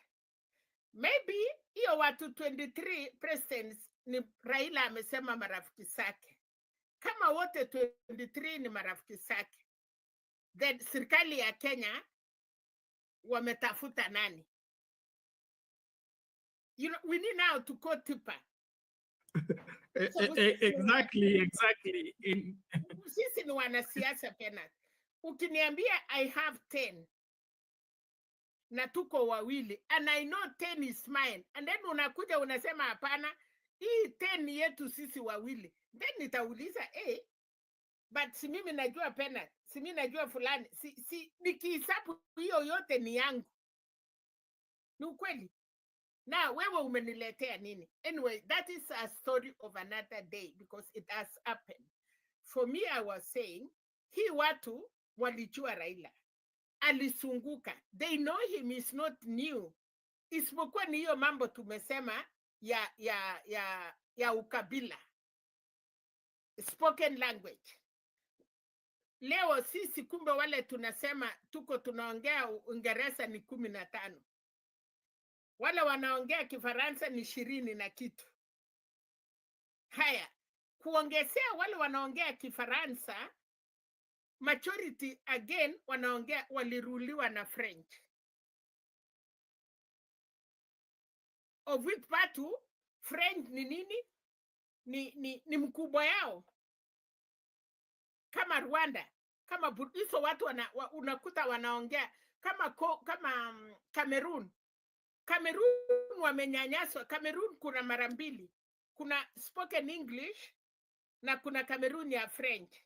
Na hii Cameroon ya English Penat ni kama ni wachache. Yes? Hii ya French imeongoza, nasikia iko na president yenye ako na 90 years. The French side. Hawa watu ya English wana spoken English wamenyanyaswa mpaka wamenyimwa kila kitu. So for us Kenya tuko na bahati kwa sababu sisi yote tunaongea Kiingereza. So hatutaki kuassume ukweli ni ya kwamba we are all Africans. Tukakuja mambo ya Waarabu.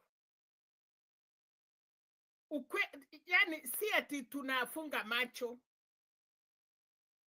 Chusi mambo ya Ruto. Chusi hata itamaliza 2 days wakati alifungua poda. A lot of people have spoken. Wamesema hata hatutaki vice president watakuja chukua nchi yetu. Ni hii channel tu imesema hiyo mambo. Hatuna shida na wale wako wachache, lakini hatutaki mulete mingi waweze kuchukua kura. Bernard, hii mambo nafikiria wenye wako vijana. Mimi I will say this. The country now belongs. Ajue Bernard ni baba ya hii vijana. We batu ujaisabiwa kama sisi. Sisi tunafuata mababa, tunafuata hiyo grupi na songa. Wewe sasa inapita uongee na generation yako, watoto yenyu, muambie waelewe ya kwamba we need wanataka viongozi kama ule wa vijana wamechukua mali. The Burkina Faso Traores. Ya kwamba we need the Bobby Wines, we need the Kemisas, you know. We need all these people. Wenye wamesoma, sasa watakaa chini waulizane, our way forward for Africa is what? Counter attack. Sasa kama saa hii Kenya, tuko na wasomi wengi sana. Tuko na vijana kabisa wanajua kila kitu. Lakini ukiangalia standard ya siasa ya Kenya, kuna mambo mbili Penat. Shule tena inapotea. Watu kuna upepo inakuja. Inachumulisha wale wamesoma, wale wajasoma, unakuta wote watu wamefanana. They don't know what they want. Hawajui wanaenda wapi. Saa hii si wakati ingekuwa ni wakati ya watu kuchipanga. From the grassroots. Chukua kijana, kama ni kijana ya Penat, aliingia nursery, alikuwa namna gani? Kijana ya Penat anatii wazazi wake. kijana ya Penat anasalamia wasee barabarani, kijana ya Penat. Kwa sababu hii kiti si ya watu 100, MCA ni mtu mmoja kwa village ya watu 700 ama watu 1000 Penat. Unataka kuniambia kwa watu 1000 we don't know good people? We know. Kiti ya MP ni mtu mmoja. Do you want to tell me ikisemekana twende kwenyu village, watu watajua ati Penat ni mtoto ya nani? Vile ilikuwa inatafutwa uongozi zamani. Tulikuja tukang'ing'ania pesa, watu wanawacha, yani watu wametaka pesa. Anyway, pesa. Niingie parliament nipate mamilioni zangu, nyinyi nikuje niwanunue, wenye nitafanya na hiyo pesa ni shauri yenu. Thank you, Penat. So thank you, Mami. We appreciate that. Now, as we continue with the conversation, Simba Netaya, you need to work on your gadget, so that usitupe nje. Nataka tuanze kufungasha. Niliwaambia lazima tujiandae kwa ibada ya asubuhi. Lakini cha muhimu hapa, Mother, you have a point. Na my suggestion is Africa should have an alternative way of coming together. Waachane na hizi vitu zilitengenezwa na wazungu. Maneno ya AU sijui nini iendelee vile imepangwa. But we should have an alternative route. Alternative route is through our education system. Ikiwa yako Penat. Kwa nini sisi East Africa tusikae na nchi yetu peke yetu? Kwa nini tusikue na president tufanye mambo yetu? Si East Africa hata kukubaliana hela imetushinda. Hakuna haja tukue na Uganda shilling, Kenya shilling, Tanzania shilling. Hizi vitu zote ziwekwe pamoja ikuwe shilingi moja. Tukianza kuungana hivyo itasaidia. So value ya Uganda shilling ni pesa ngapi? Value ya Kenya shilling ni pesa ngapi? Tukiweka pamoja shilingi itakuwa na value gani? Ni kukubaliana tu. Hii watu wanaitwa SADC, hii watu wanaitwa nini? Wanatumia nini yao aje? Wako tu kama East Africa community. Sio ni Southern Africa. So wako na kila watu na nini yao, hawajakuwa na nini moja? No, how do I explain? You see the way we are together as East Africa community. So SADC, the SADC community. Wale wako Southern Africa and I think part of Central and all that. So wamekuja pamoja, they do their politics together. Like we have East African Parliament. So hao pia wako na yao ya SADC. But what happened is kuna makosa ambayo Ruto alifanya. Kwanza ni when just before the election ya Congo, yeye alialika opposition leader wa Congo akampokea wapi? State House. So wakacollide na huyu current president. Huyu current president alikuwa rafiki wa nani? Wa Uhuru. Naona. So kabla hiyo nini, kwanza hata ambassador wetu hajapokelewa. As we speak, ambassador wetu wa Congo ako Congo, lakini makaratasi yake hajachukuliwa State House. Unaonanga yule asubuhi ndio walichoma embassy yetu. Yes. So hiyo nini, hiyo kutoelewana kumekuwepo. Na wakati huo kutoelewana kunaendelea, huku kampeni ya nini ya uchaguzi inaendelea. So kuna kitu kilifanyika, nafikiria kuna kitu kuhusu Rwanda na interest ya Ruto katika hiyo biashara. Kuna zile madini wananua. So kuna vile unajua wako na intelligence. So wanajua hata kama Ruto anajificha, anaweza kuwa ako nyuma ya Kagame ama wanafanya biashara na Museveni. Na hao ndio wanabeba hiyo madini wakiuza. So that is what broke the camel's back. That now the SADC people came together and say, kama hivi ndio ilivyo, basi hatuwezi kusupport hawa kwa uchaguzi because we'll be agreeing with what they are doing. So wakajitenga katika hiyo hali ya get back, ambia mnatuibia, mnataka kututawala, mnataka kufanya, and then you still want us to support. Our support cannot come like that. So there is a lot that has gone down that at the wrong time. But hii kura ingepigwa mapema, baba angebeba mapema tu, lakini haya mambo ambayo yameibuka tu 3 weeks tu ndio yameharibu hii mambo mengi tu. Even the Muslim countries did not have a problem with Raila Odinga as a person. I don't think so. Kama kuna mtu ambaye anajua kukaa na watu ni baba. He has never brought about rao ya dini. Yeye akatai kuwa Mkristo, lakini marafiki wake wengi ni Waislamu, Wahindu, akona marafiki, dini Msambwa, akona marafiki. Akikwambia story ya Masinde Muliro, utajua kana kwamba walikuwa wanaishi pamoja. So ni mtu wa watu. So hakuwa na shida na dini yeyote ama watu kutoka sehemu fulani. Shida iko na diplomacy yetu. That's why I agree with Ayaga. Sisi ndio tuliharibu kama Kenya kutojibeba kama wageni. Kwetu wanasema ukienda ugenini unajiningizia. Sisi tunaendaga ugenini, nakuja kwako mara ya kwanza, nimeingia jikoni najimwagia chai. So unashindwa, huko ni kwako. So hii kujipendekeza mbio mbio ndio imetuharibia. Kutojibeba kwa heshima. Jakindu be, I'm happy you're here. My mother kule anatoka, she's from Kisa. Alikuwa anatuambia story ya kwamba kulikuwa na msichana aliyeolewa kwa hiyo boma na wakampandika jina Land Rover. Is it Range Rover or Land Rover? So anasema aliitwa Land Rover kwa sababu siku ile amekuja kwa introduction watoto walikuwa wanakimbiza kuku. Wakipita hivi akaona watoto wanachelewesha, wao akaamka mwenyewe akakimbiza kuku, akashika akapeana. So apewa hiyo jina yeye ni Range Rover. So wewe umeleta introduction ya kuolewa.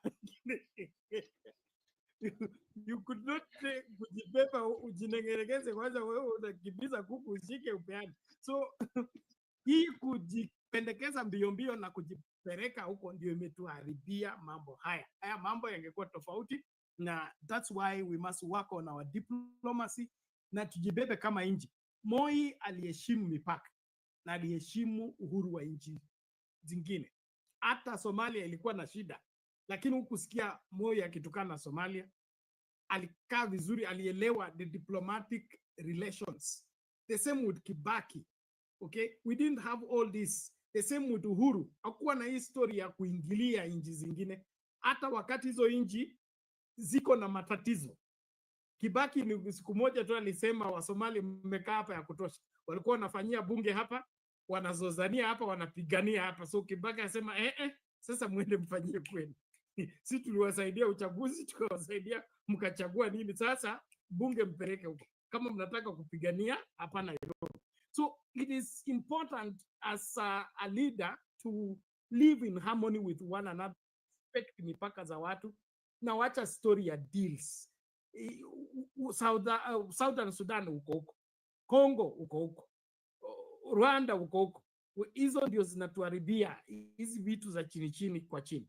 Asante. Jakindu be, umekwenda? Karibu tafadhali, na tuko karibu kuanza kufungasha. Just a moment, ladies and gentlemen, as we wrap up. Kumbuka leo ni 16th. We need the $60, $60 ya VPN na StreamYard. So mchango wako ndio nataka, naomba tafadhali utume ili tukamakinike kwa pamoja. And then Frank is doing well, atakuwa studio hiyo kesho akirudi computer classes, but tumeongea naye kwa kina. So nashukuru kwa wote ambao mna support Frank. She is very happy na anaendelea vizuri katika mambo haya. Lakini sasa hii ni ya Sound Candy Talk. Sound Candy Talk lazima tuwe hapa kila siku na lazima tutekeleze wajibu wetu. Kwa hivyo tafadhali na kuomba, let us support the channel, send your contribution so that we pay our bills bila kusumbuliwa. Hatutaki kupewa hiyo notification ya this has expired and this has not expired. Thank you very much. We play one more video nikingoja Jakindu Bey kama nakuja. Tuanze kufungasha ili tujiandae kwa ibada asubuhi. Let's see what Nyeri people say. Kaunti ya Nyeri ambao mapema walikuwa wametoa maoni mseto sana kuhusiana na matarajio yao katika zile kura za siri ambazo walikuwa zinapigwa jioni ya leo. Ni dhahiri kwamba yule wa Djibouti mwenye umri wa miaka 59 ameweza kupata kura 33, thuluthi mbili zikamsaidia kwamba ndiye mwenyekiti wa AUC. Wanasemaje wakazi huko, ndugu yangu Kamau? Naam, asante Rashid. Na hapa katika kaunti ya Nyeri kwa sasa tuko katika soko la Karatina ambapo kuna furaha tele hapa. Kumbuka tulipozungumza na kati ya wakazi wa kaunti hii masaa ya asubuhi, walionyesha kutoridhishwa kwao na taifa la Kenya kuwa linajiwasilisha kwenye uchaguzi wa wenyekiti wa African Union ama Umoja wa Afrika, na wengi ambao hapa nimeweza kuwasikia dakika chache zilizopita wamekuwa wakiimba tu zile nyimbo za kumshukuru Mungu kwa Raila Odinga kosa kupata ule ushindi. Nazungumza na kati yao hapa. Nataka nianze na huyu mama, nianze kwa majina. Unaitwa nani? Unaitwa nani, na pengine umeweza kupokea taarifa kwamba Kenya haijapata ule wenyekiti, na pengine hisia zako ni zipi? Kwa majina mimi naitwa Agnes Kerigo Mobi. Mimi kuaguka kwa baba kumenifurahisha sana. Juu mimi nilikuwa najiuliza kwani huku hakukuwa na mwana youth Kenya ingesimamisha in support juu huyu mzee miaka yake imeenda sana. Na sisi tuko na furaha juu huko ni kama alikuwa ameenda kufishwa na huko. Ndio siasa huku kwanza hiyo imerudi nini chini. Sisi tuna furaha juu sasa kimeumana. Juu hiyo ndio tulikuwa sisi tunaga. Juu zile zote damasi zilikuwa zimetengenezwa. Sasa tunajua zote maba kuisha. Majina unaitwa nani mama?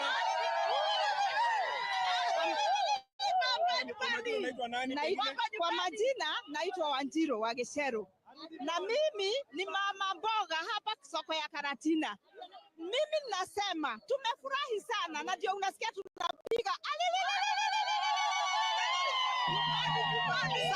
sababu Mungu ameturudishia baba. Sasa tunataka baba akuje aingie parliament, sababu wao ndio wako wengi. Sasa tunataka akuje asimame kama vile alikuwa anasimama. Yeye ndiye alikuwa anaona watu yeye atatoboa asili vile kule watoto wetu wanaenda. Kwa hivyo tunamkaribisha sana na tunamtaka sana. Karibu nyumbani baba.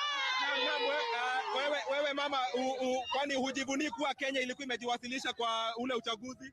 Walituambia tuache ukabila, na ndio hata sisi hatukumsupport juu hatutaki ukabila. Baba kuja nyumbani, karibu nyumbani, tunakungojea sana. Asante sana mama, asante sana mama. Karibia kwenye runinga ya Citizen TV. Kwa majina unaitwa nani? Kwa majina naitwa Aris kutoka soko ya Karatina. Mimi nikisema Raila akuje hapa atusaidie na aingie huko kwa bunge, kwa sababu tunafinyiliwa sana na mambo yote. Tunataka washikane wote na washikane na Wamonyoro, tujenge Kenya yetu, kwa sababu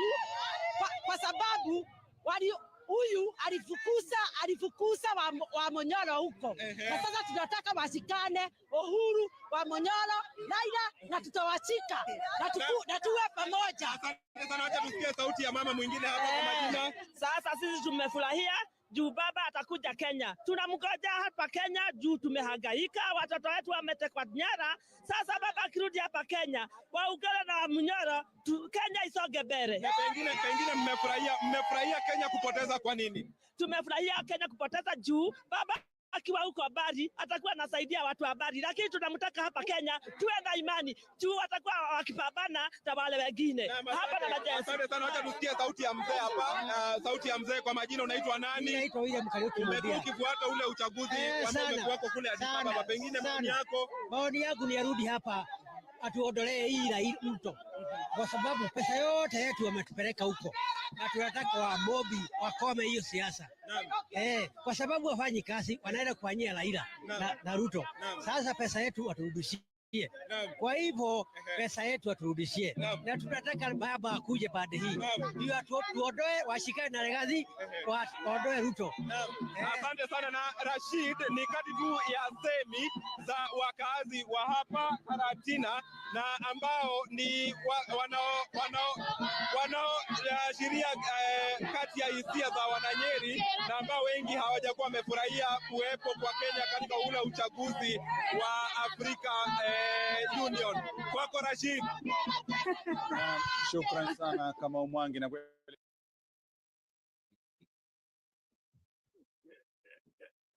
So huyu baba anapendwa, anachukiwa, hey. Karata na kuchakua mchiputi. Unajua Bernard, ni mbaya sana. Utaki mtu afaulu, unataka tu akue hapo. They are not electing wachakui baba. Hata akisimama leo ni ule tu mkoroki. Unajua ukiangalia ya sehemu ingine na hiyo utajua tofauti. Ukitarau mtu umetarau. Na furaha yao ni kwamba ndiye nilikuwa nauliza wewe Bena. Baba akiruti na akatae kufanya vile hiyo watu wanataka, kutafanyika nini? Akuje na asimame vile amesimama. Hiyo punge wanasema iharibike, inyamaze. Wangoje 2027 wachipange. Kwa sababu wanafikiria baba atakuja kivyake, atakutana na Ruto, wanasema atakuja kushika mkutano. Asipofanya hiyo yote kutakuaje? Hiyo ndiye swali. Hiyo unajua wanasema mwamba ngoma uvuta kwake. Na hiyo ni mojawapo ya matatizo yetu kama watadisi wa siasa. Badala tuangalie siasa pande zote, tunaangalia tu vile tungependa. Vile tunataka, vile tungependa. Na ikuangi hivyo, na uhuru wa kuchagua pia upo, na uhuru wa kuassociate upo. So na then of course kushikana kwa Raila, sijui wa Mnyoro, Kalonzo, hiyo ni swala ambalo kama vile tumesema alitafanya kazi this time. Hii ni time ambayo kila mtu ataenda kunoa kisu yake. Ndovu tutachinja kama kuchinja, kila mtu atakuwa na kisu yake. Ili tukimaliza ndio tujue wewe ulichinja masikio. Na wakumbuke ODM ilisema hivi. Sasa hapo ndiye tena anacheka. ODM aliambia Ruto UTA imeisha, kuja ODM alafu tuongee. Nao akienda kutakuaje? ODM itaisha. Hapo ngoma ndio itapanda. But I think the formula for the next leadership is not going to be like people think. What I see and what I understand, everybody thinks tutakwenda kama kawaida, tutakwenda kupiga campaign kama kawaida na tukue na uchaguzi kama kawaida. But from the look of things na vile inji imekaa, hakutakuwa na uchaguzi wa kawaida. Na uchaguzi utakuja wakati ambao hautarajiwi. So hawa watu wote wanaojipanga na kusema itakuwa hivi, tutakuwa na hivi, tukileta na nini tutapata hii, watakuwa disappointed. Let's just get this video quickly tunapoanza kutamatisha. Naomba tafadhali wale wote ambao mnatufuata tumakinike. Let's get the Addis delegation.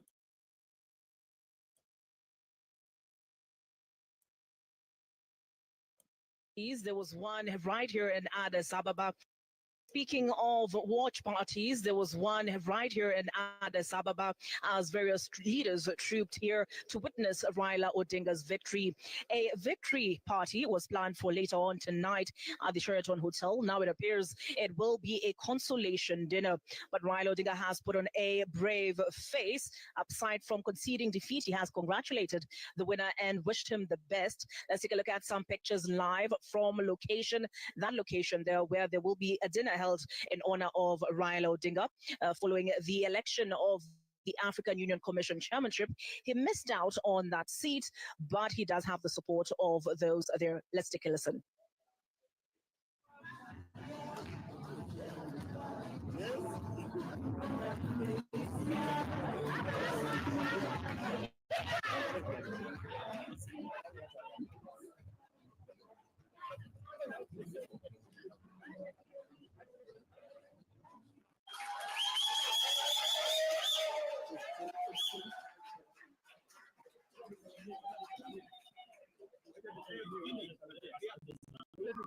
Hello, how are you? Fine.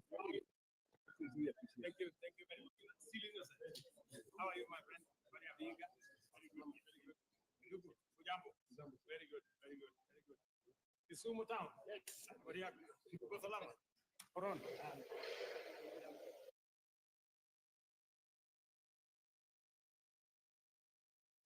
Kumendaje Bernard? Hiyo ni after losing election ama ilikuwa ile preparation ya kwanza?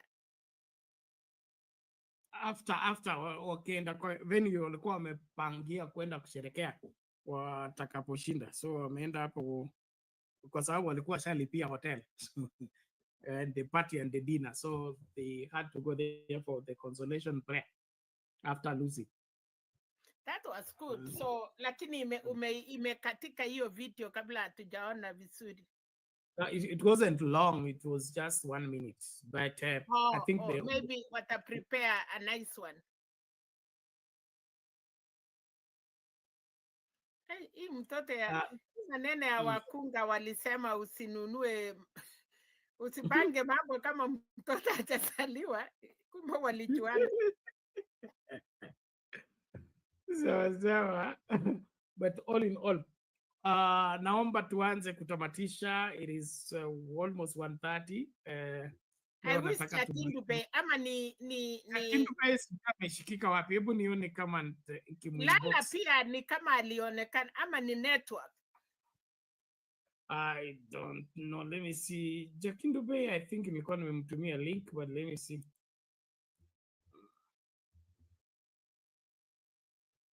Unajua the good thing, Bernard, when Baba is happy, we are happy. Hata mtu mnamhurumia naona alikuwa sad ni Mudavadi. Or amefanya kazi sana. Unajua pia if you work so hard bila kulala, bila kufanya nini, you look like that. Unajua Mudavadi amefanya hiyo kazi sana.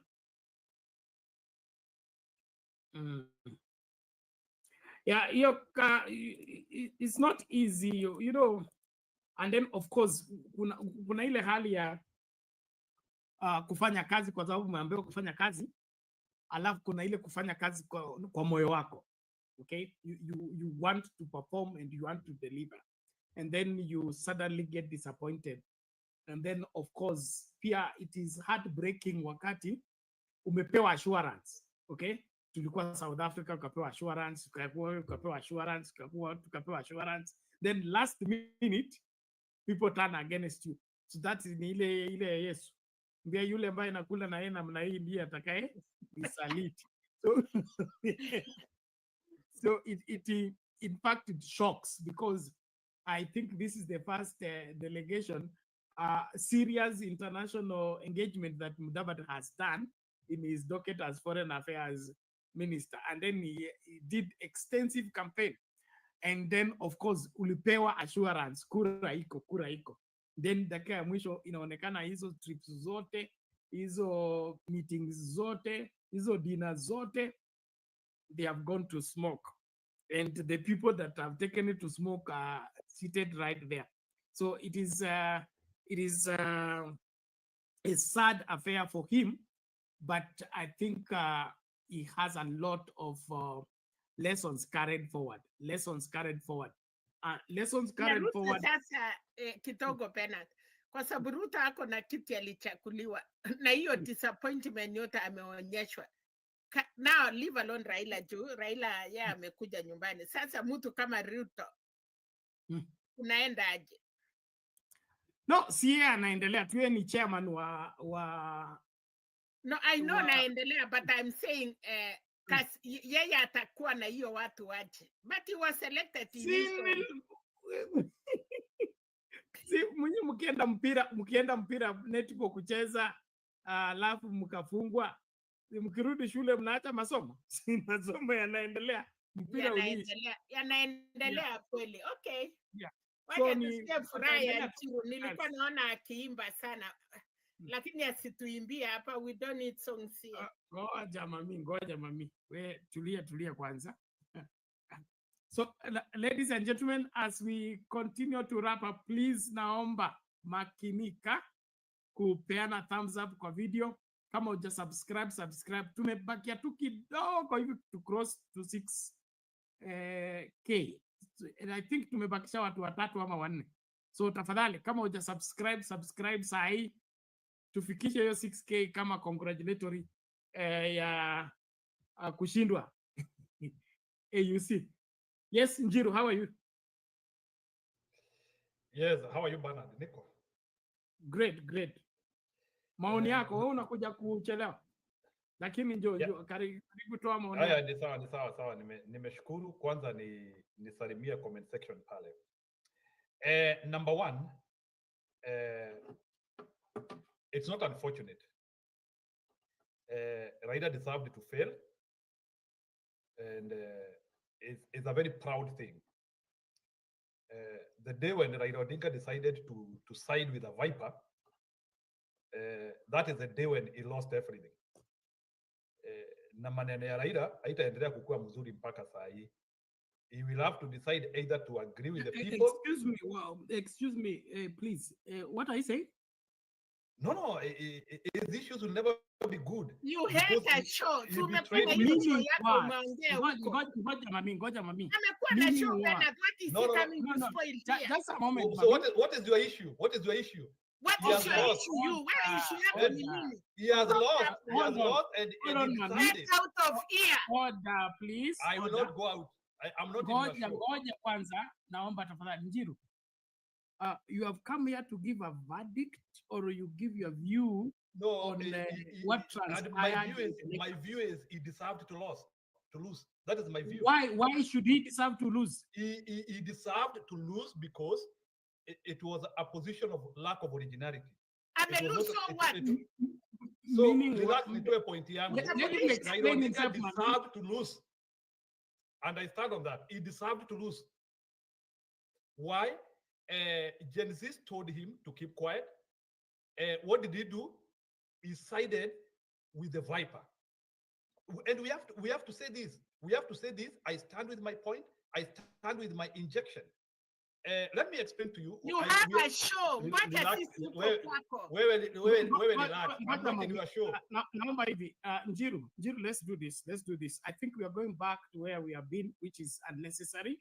We are discussing the diplomacy. There was no diplomacy there. We had their Kenya campaign. was supposed to present a good candidate. We refused. We have so many capable Kenyans. Why couldn't we present them? Why was it to be Raila Odinga? Raila Odinga was a Ruto candidate. Who didn't know? He was a plant. He couldn't make it. Why are we massaging issues? What is massaging? Issues. He lost because he deserved it. He deserved to lose. Allow me to qualify my statement now. You have a show there. Mami, tafadhali, naomba hivi. I have a show.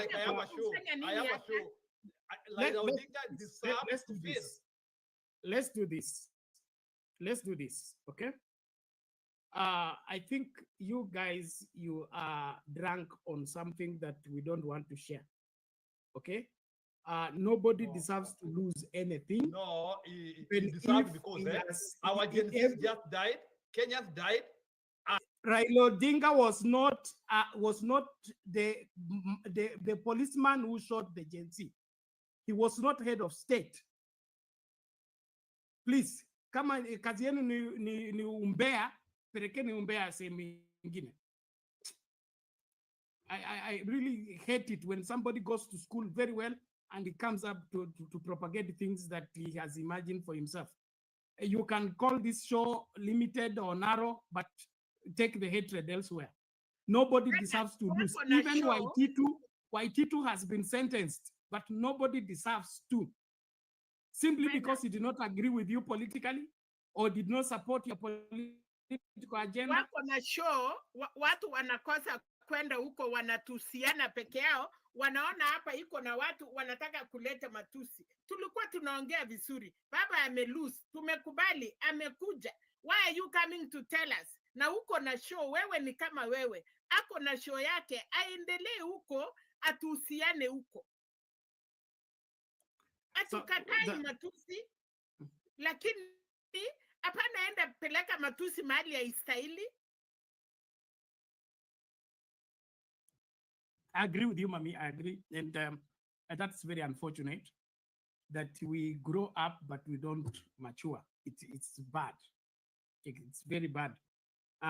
It's not just for Raila or anybody else. Let's keep everything in their proper perspective.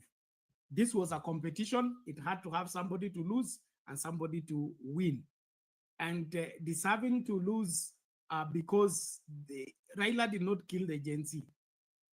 The same government, which was deputized by Wamnyoro. Wamnyoro was in office, Kindiki was in office. All these people who planned the security of that day and the shooting of the children, Raila was not in that committee. But because he's an easy scapegoat, an easy blame personality, everybody's now obsessed with the same, agreeing with Viper. Viper that Uhuru has worked with for 10 years. Msitubebe ujinga. Kama mnataka debate, tutadebate vizuri. Lakini kama ni story tu ya kulaumu mtu mmoja, tena mzee wa 80 years old. Wewe ambaye uko young, you are competent. What have you done? What is it that we can write to you, Njiru, umefanyia Kenya hii na hii in your younger age because you deserve? It's very unfortunate that the more things change, the more they remain the same. Sad. They think walitaka kuipa show yako, they think we will not be there. You are there in Jesus' name. Wewe ni mtumishi wa Mungu. Walijaribu kuharibu, wamefungua yao, wamekuwa stuck. Let them be stuck there in hatred. Hivyo ndio wanafanya. Wakuwe huko. Tukienda huko sawa, watufukuza hata sisi. Mimi nikitoa mkuu yangu kwa hii yako, wakiniona wanitoe. Because we want to talk fairly, Penat. Huwezi kuja kutusi watu, uchaguzi imeisha, baba is coming back. So wanafurahia nini? Why are you happy? Ameanguka, yes, tumekubali. Now unataka kukua proud ati kwa sababu ameanguka. Hata suruali hawana, hata kura ya MCA hawezi pata. You know, these people, Penat, you have never been in a leadership. Hata ya kanisa ile ya kupeana sadaka. Waende washikane na Wamnyoro na meno yao huko. Sawa mami, tuachie hapo. Tusijikoroke mapema. Unajua, kama wewe hujaisimama, hakuna kitu unajua. Meno nje, wamekula chakindu be karibu. Mimi natafuta bwana Mjaluo kutoka leo. Naomba mami shikilia hapo. Sasa mimi naolewa. Ndio huyu. Ngoja tupatie chakindu be kabla tufunge. Naenda tafuta Mjaluo mtetezi. Mimi shetani tu inanisumbua akili. Naenda kuolewa kesho. Tafuta mimi Mjaluo. Bernard na mama habari zenu. Bernard, kuwa Raila, kuwa mtu anaitwa Raila baba ni kitu ngumu sana. Mimi namheshimu Raila sana kwa sababu hawa wao sasa wanalia, wanataka Raila aje wasaidie na the same people hawamtaki Raila. Sasa wanataka Raila afanye nini? Walikuwa wanasema Raila anawaharibia biashara, Raila mgoroki. Sasa Raila akitoka wanalia tena Raila arudi. Sasa hii mambo gani? Hata siwaelewi hao watu, siwaelewi. Lakini mimi bado nakwambia Bernard, haya mambo yote ambayo tunasema, sisi kusema kweli Afrika bado tuko chini ya ukoloni na ni mbaya sana, chini ya ukoloni ile mbaya, kwa sababu tunaangalia bado tunategemea ukoloni, kwamba mkubwa yule mtu alikuwa anatutawala anasema nini, anataka nini, hiyo kile anataka ndio tunafanya. So hakuna vile sisi tuko na mind zetu wenyewe, lazima tutumie mind ya huyo mtu. Unaona kama bwana Ruto vile alifanya, ukiangalia vile Ruto amefanya makosa mengi sana. Ruto amefanya makosa mengi sana. Unawezaje Mwafrika unasema una support Israel kuua nani bure, wanaua for nothing, na una support hiyo? Ukisupport namna hiyo na wale wanauawa ni Muslim, unafikiri Muslim gani atakusupport? Hata nchi gani itasupport nchi yako? Kusema ukweli, hata mimi singe support nchi kama Ruto ana support Israel. Israel ni wakoloni, ni kama South Africa.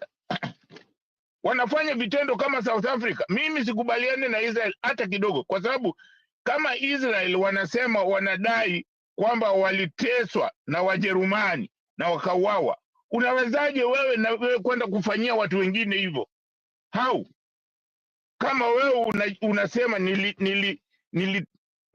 niliteswa, unawezaje kwenda kutesa watu wengine?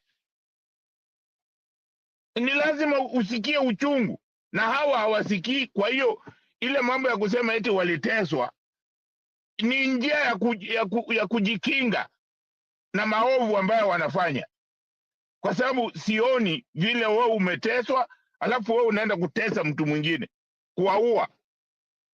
Wanaua wa Palestina for nothing. That is wrong. Kila wamefanya ni makosa, na kama wewe wa Kenya wanatoka wanasema, inatakiwa useme wewe yani hujiungi na upande wowote. Hiyo afadhali mseme mimi sijiungi na upande wote, lakini nasema kitu ambacho mnafanya ni mbaya, afadhali. Lakini Ruto kujiweka kwa laini ya Amerika. Huwezi kufanya namna hiyo, alafu unataka kwenda kuchaguliwa na wengi ambao ni Muslims. Hawawezi hata kidogo. Kwa hiyo diploma yetu kuhusiana na serikali ya Ruto ni mbovu kabisa, ni mbovu, na hiyo ni kitu kingine lazima Wakenya wafikirie, na hizo ndizo maana uongozi wa Ruto sio uongozi mzuri. Ndio maana kuna makosa mengi inafanyika. So hata kama ni mimi singekubali mtu ambaye anakubali. Ukiangalia Palestina vile Israeli imefanya, vile imewaua, vile inawagandamiza, vile inawanyanyasa, wako kama South Africa. Na Trump amechukua kasa, anasema wanachukua kasa, ni uchungu. Unaona sasa ni uchungu, alafu anasema anataka kuchukua Gaza, ahamishe, atoe hao watu hapo, ajenge mahoteli sijui nini. Hiyo ni unyanyasaji, ni kitu moja ambayo hiyo kitu haitaisha. Mimi nasema hiyo vita haitaisha, kwa sababu huwezi kuwa mababa za watoto. Angalia watu wengi hawa Waarabu wengi mahali walipo, wengine wanarukwa na akili, wanaua watu. Wameua watu Ujerumani, kuna nyingine imefanyika sijui Oslo, na ni watu wa kutoka huko kwa sababu ya hiyo hasira. Unaona?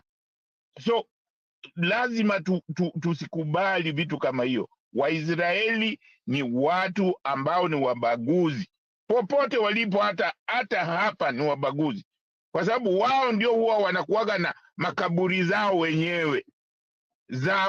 Kwani wao ni nani?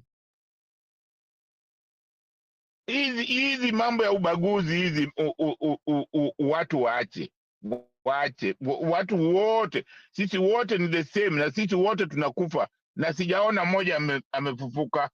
Hakuna, ukifa umekufa.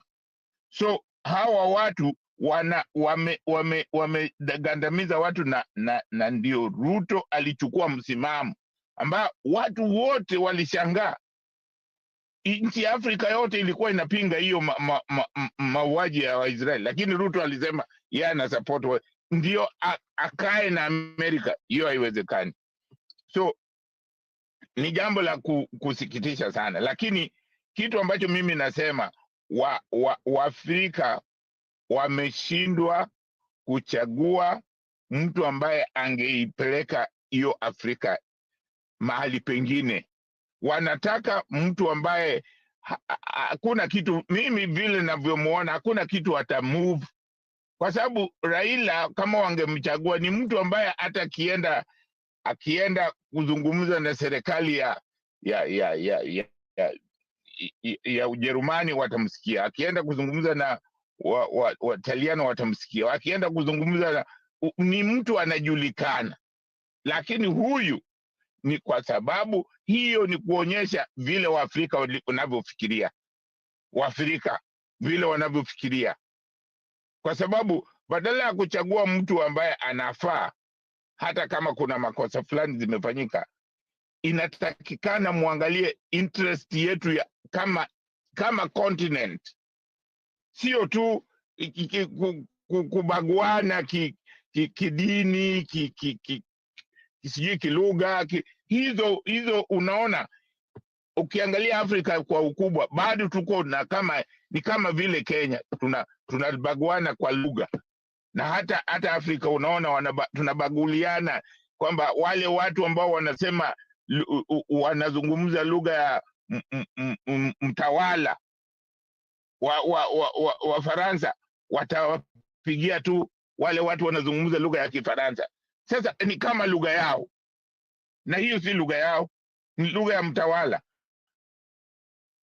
ambao wale wanazungumza lugha ya Kiingereza tunapiga kura kwa lugha ya Kiingereza. Hiyo nasema ni kwamba bado tuko chini ya ukoloni. Ndio maana hata Kenya tuna ukoloni kwa sababu ya kubaguana, na bado tunatumia ile tu mbinu za mkoloni.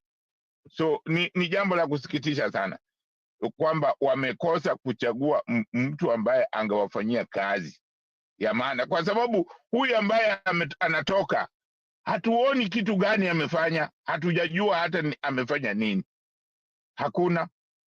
So kama ni kuzungumza tu, sidhani kama Waafrika. Hii ndiyo maana hata Kenya tumeshindwa kuchagua viongozi ambao wanatufaa. Tunachagua tu ile mediocrity, yale watu ambao hawawezi, ndio tunafikiria wale watu wanakuja na uongo, ndio tunafikiria wanaweza kufanya kazi, na tukiwapatia kazi hawafanyi. Alafu sasa unaona kule Nyeri wanalia, wanasema baba rudi, atusaidie, tumenyanyaswa. Sasa wananyanyaswa namna gani na walimkataa baba? So walimchagua Asila. So ni kitu ngumu sana kuwa Raila. Asanteni sana. Are you looking for video live streaming?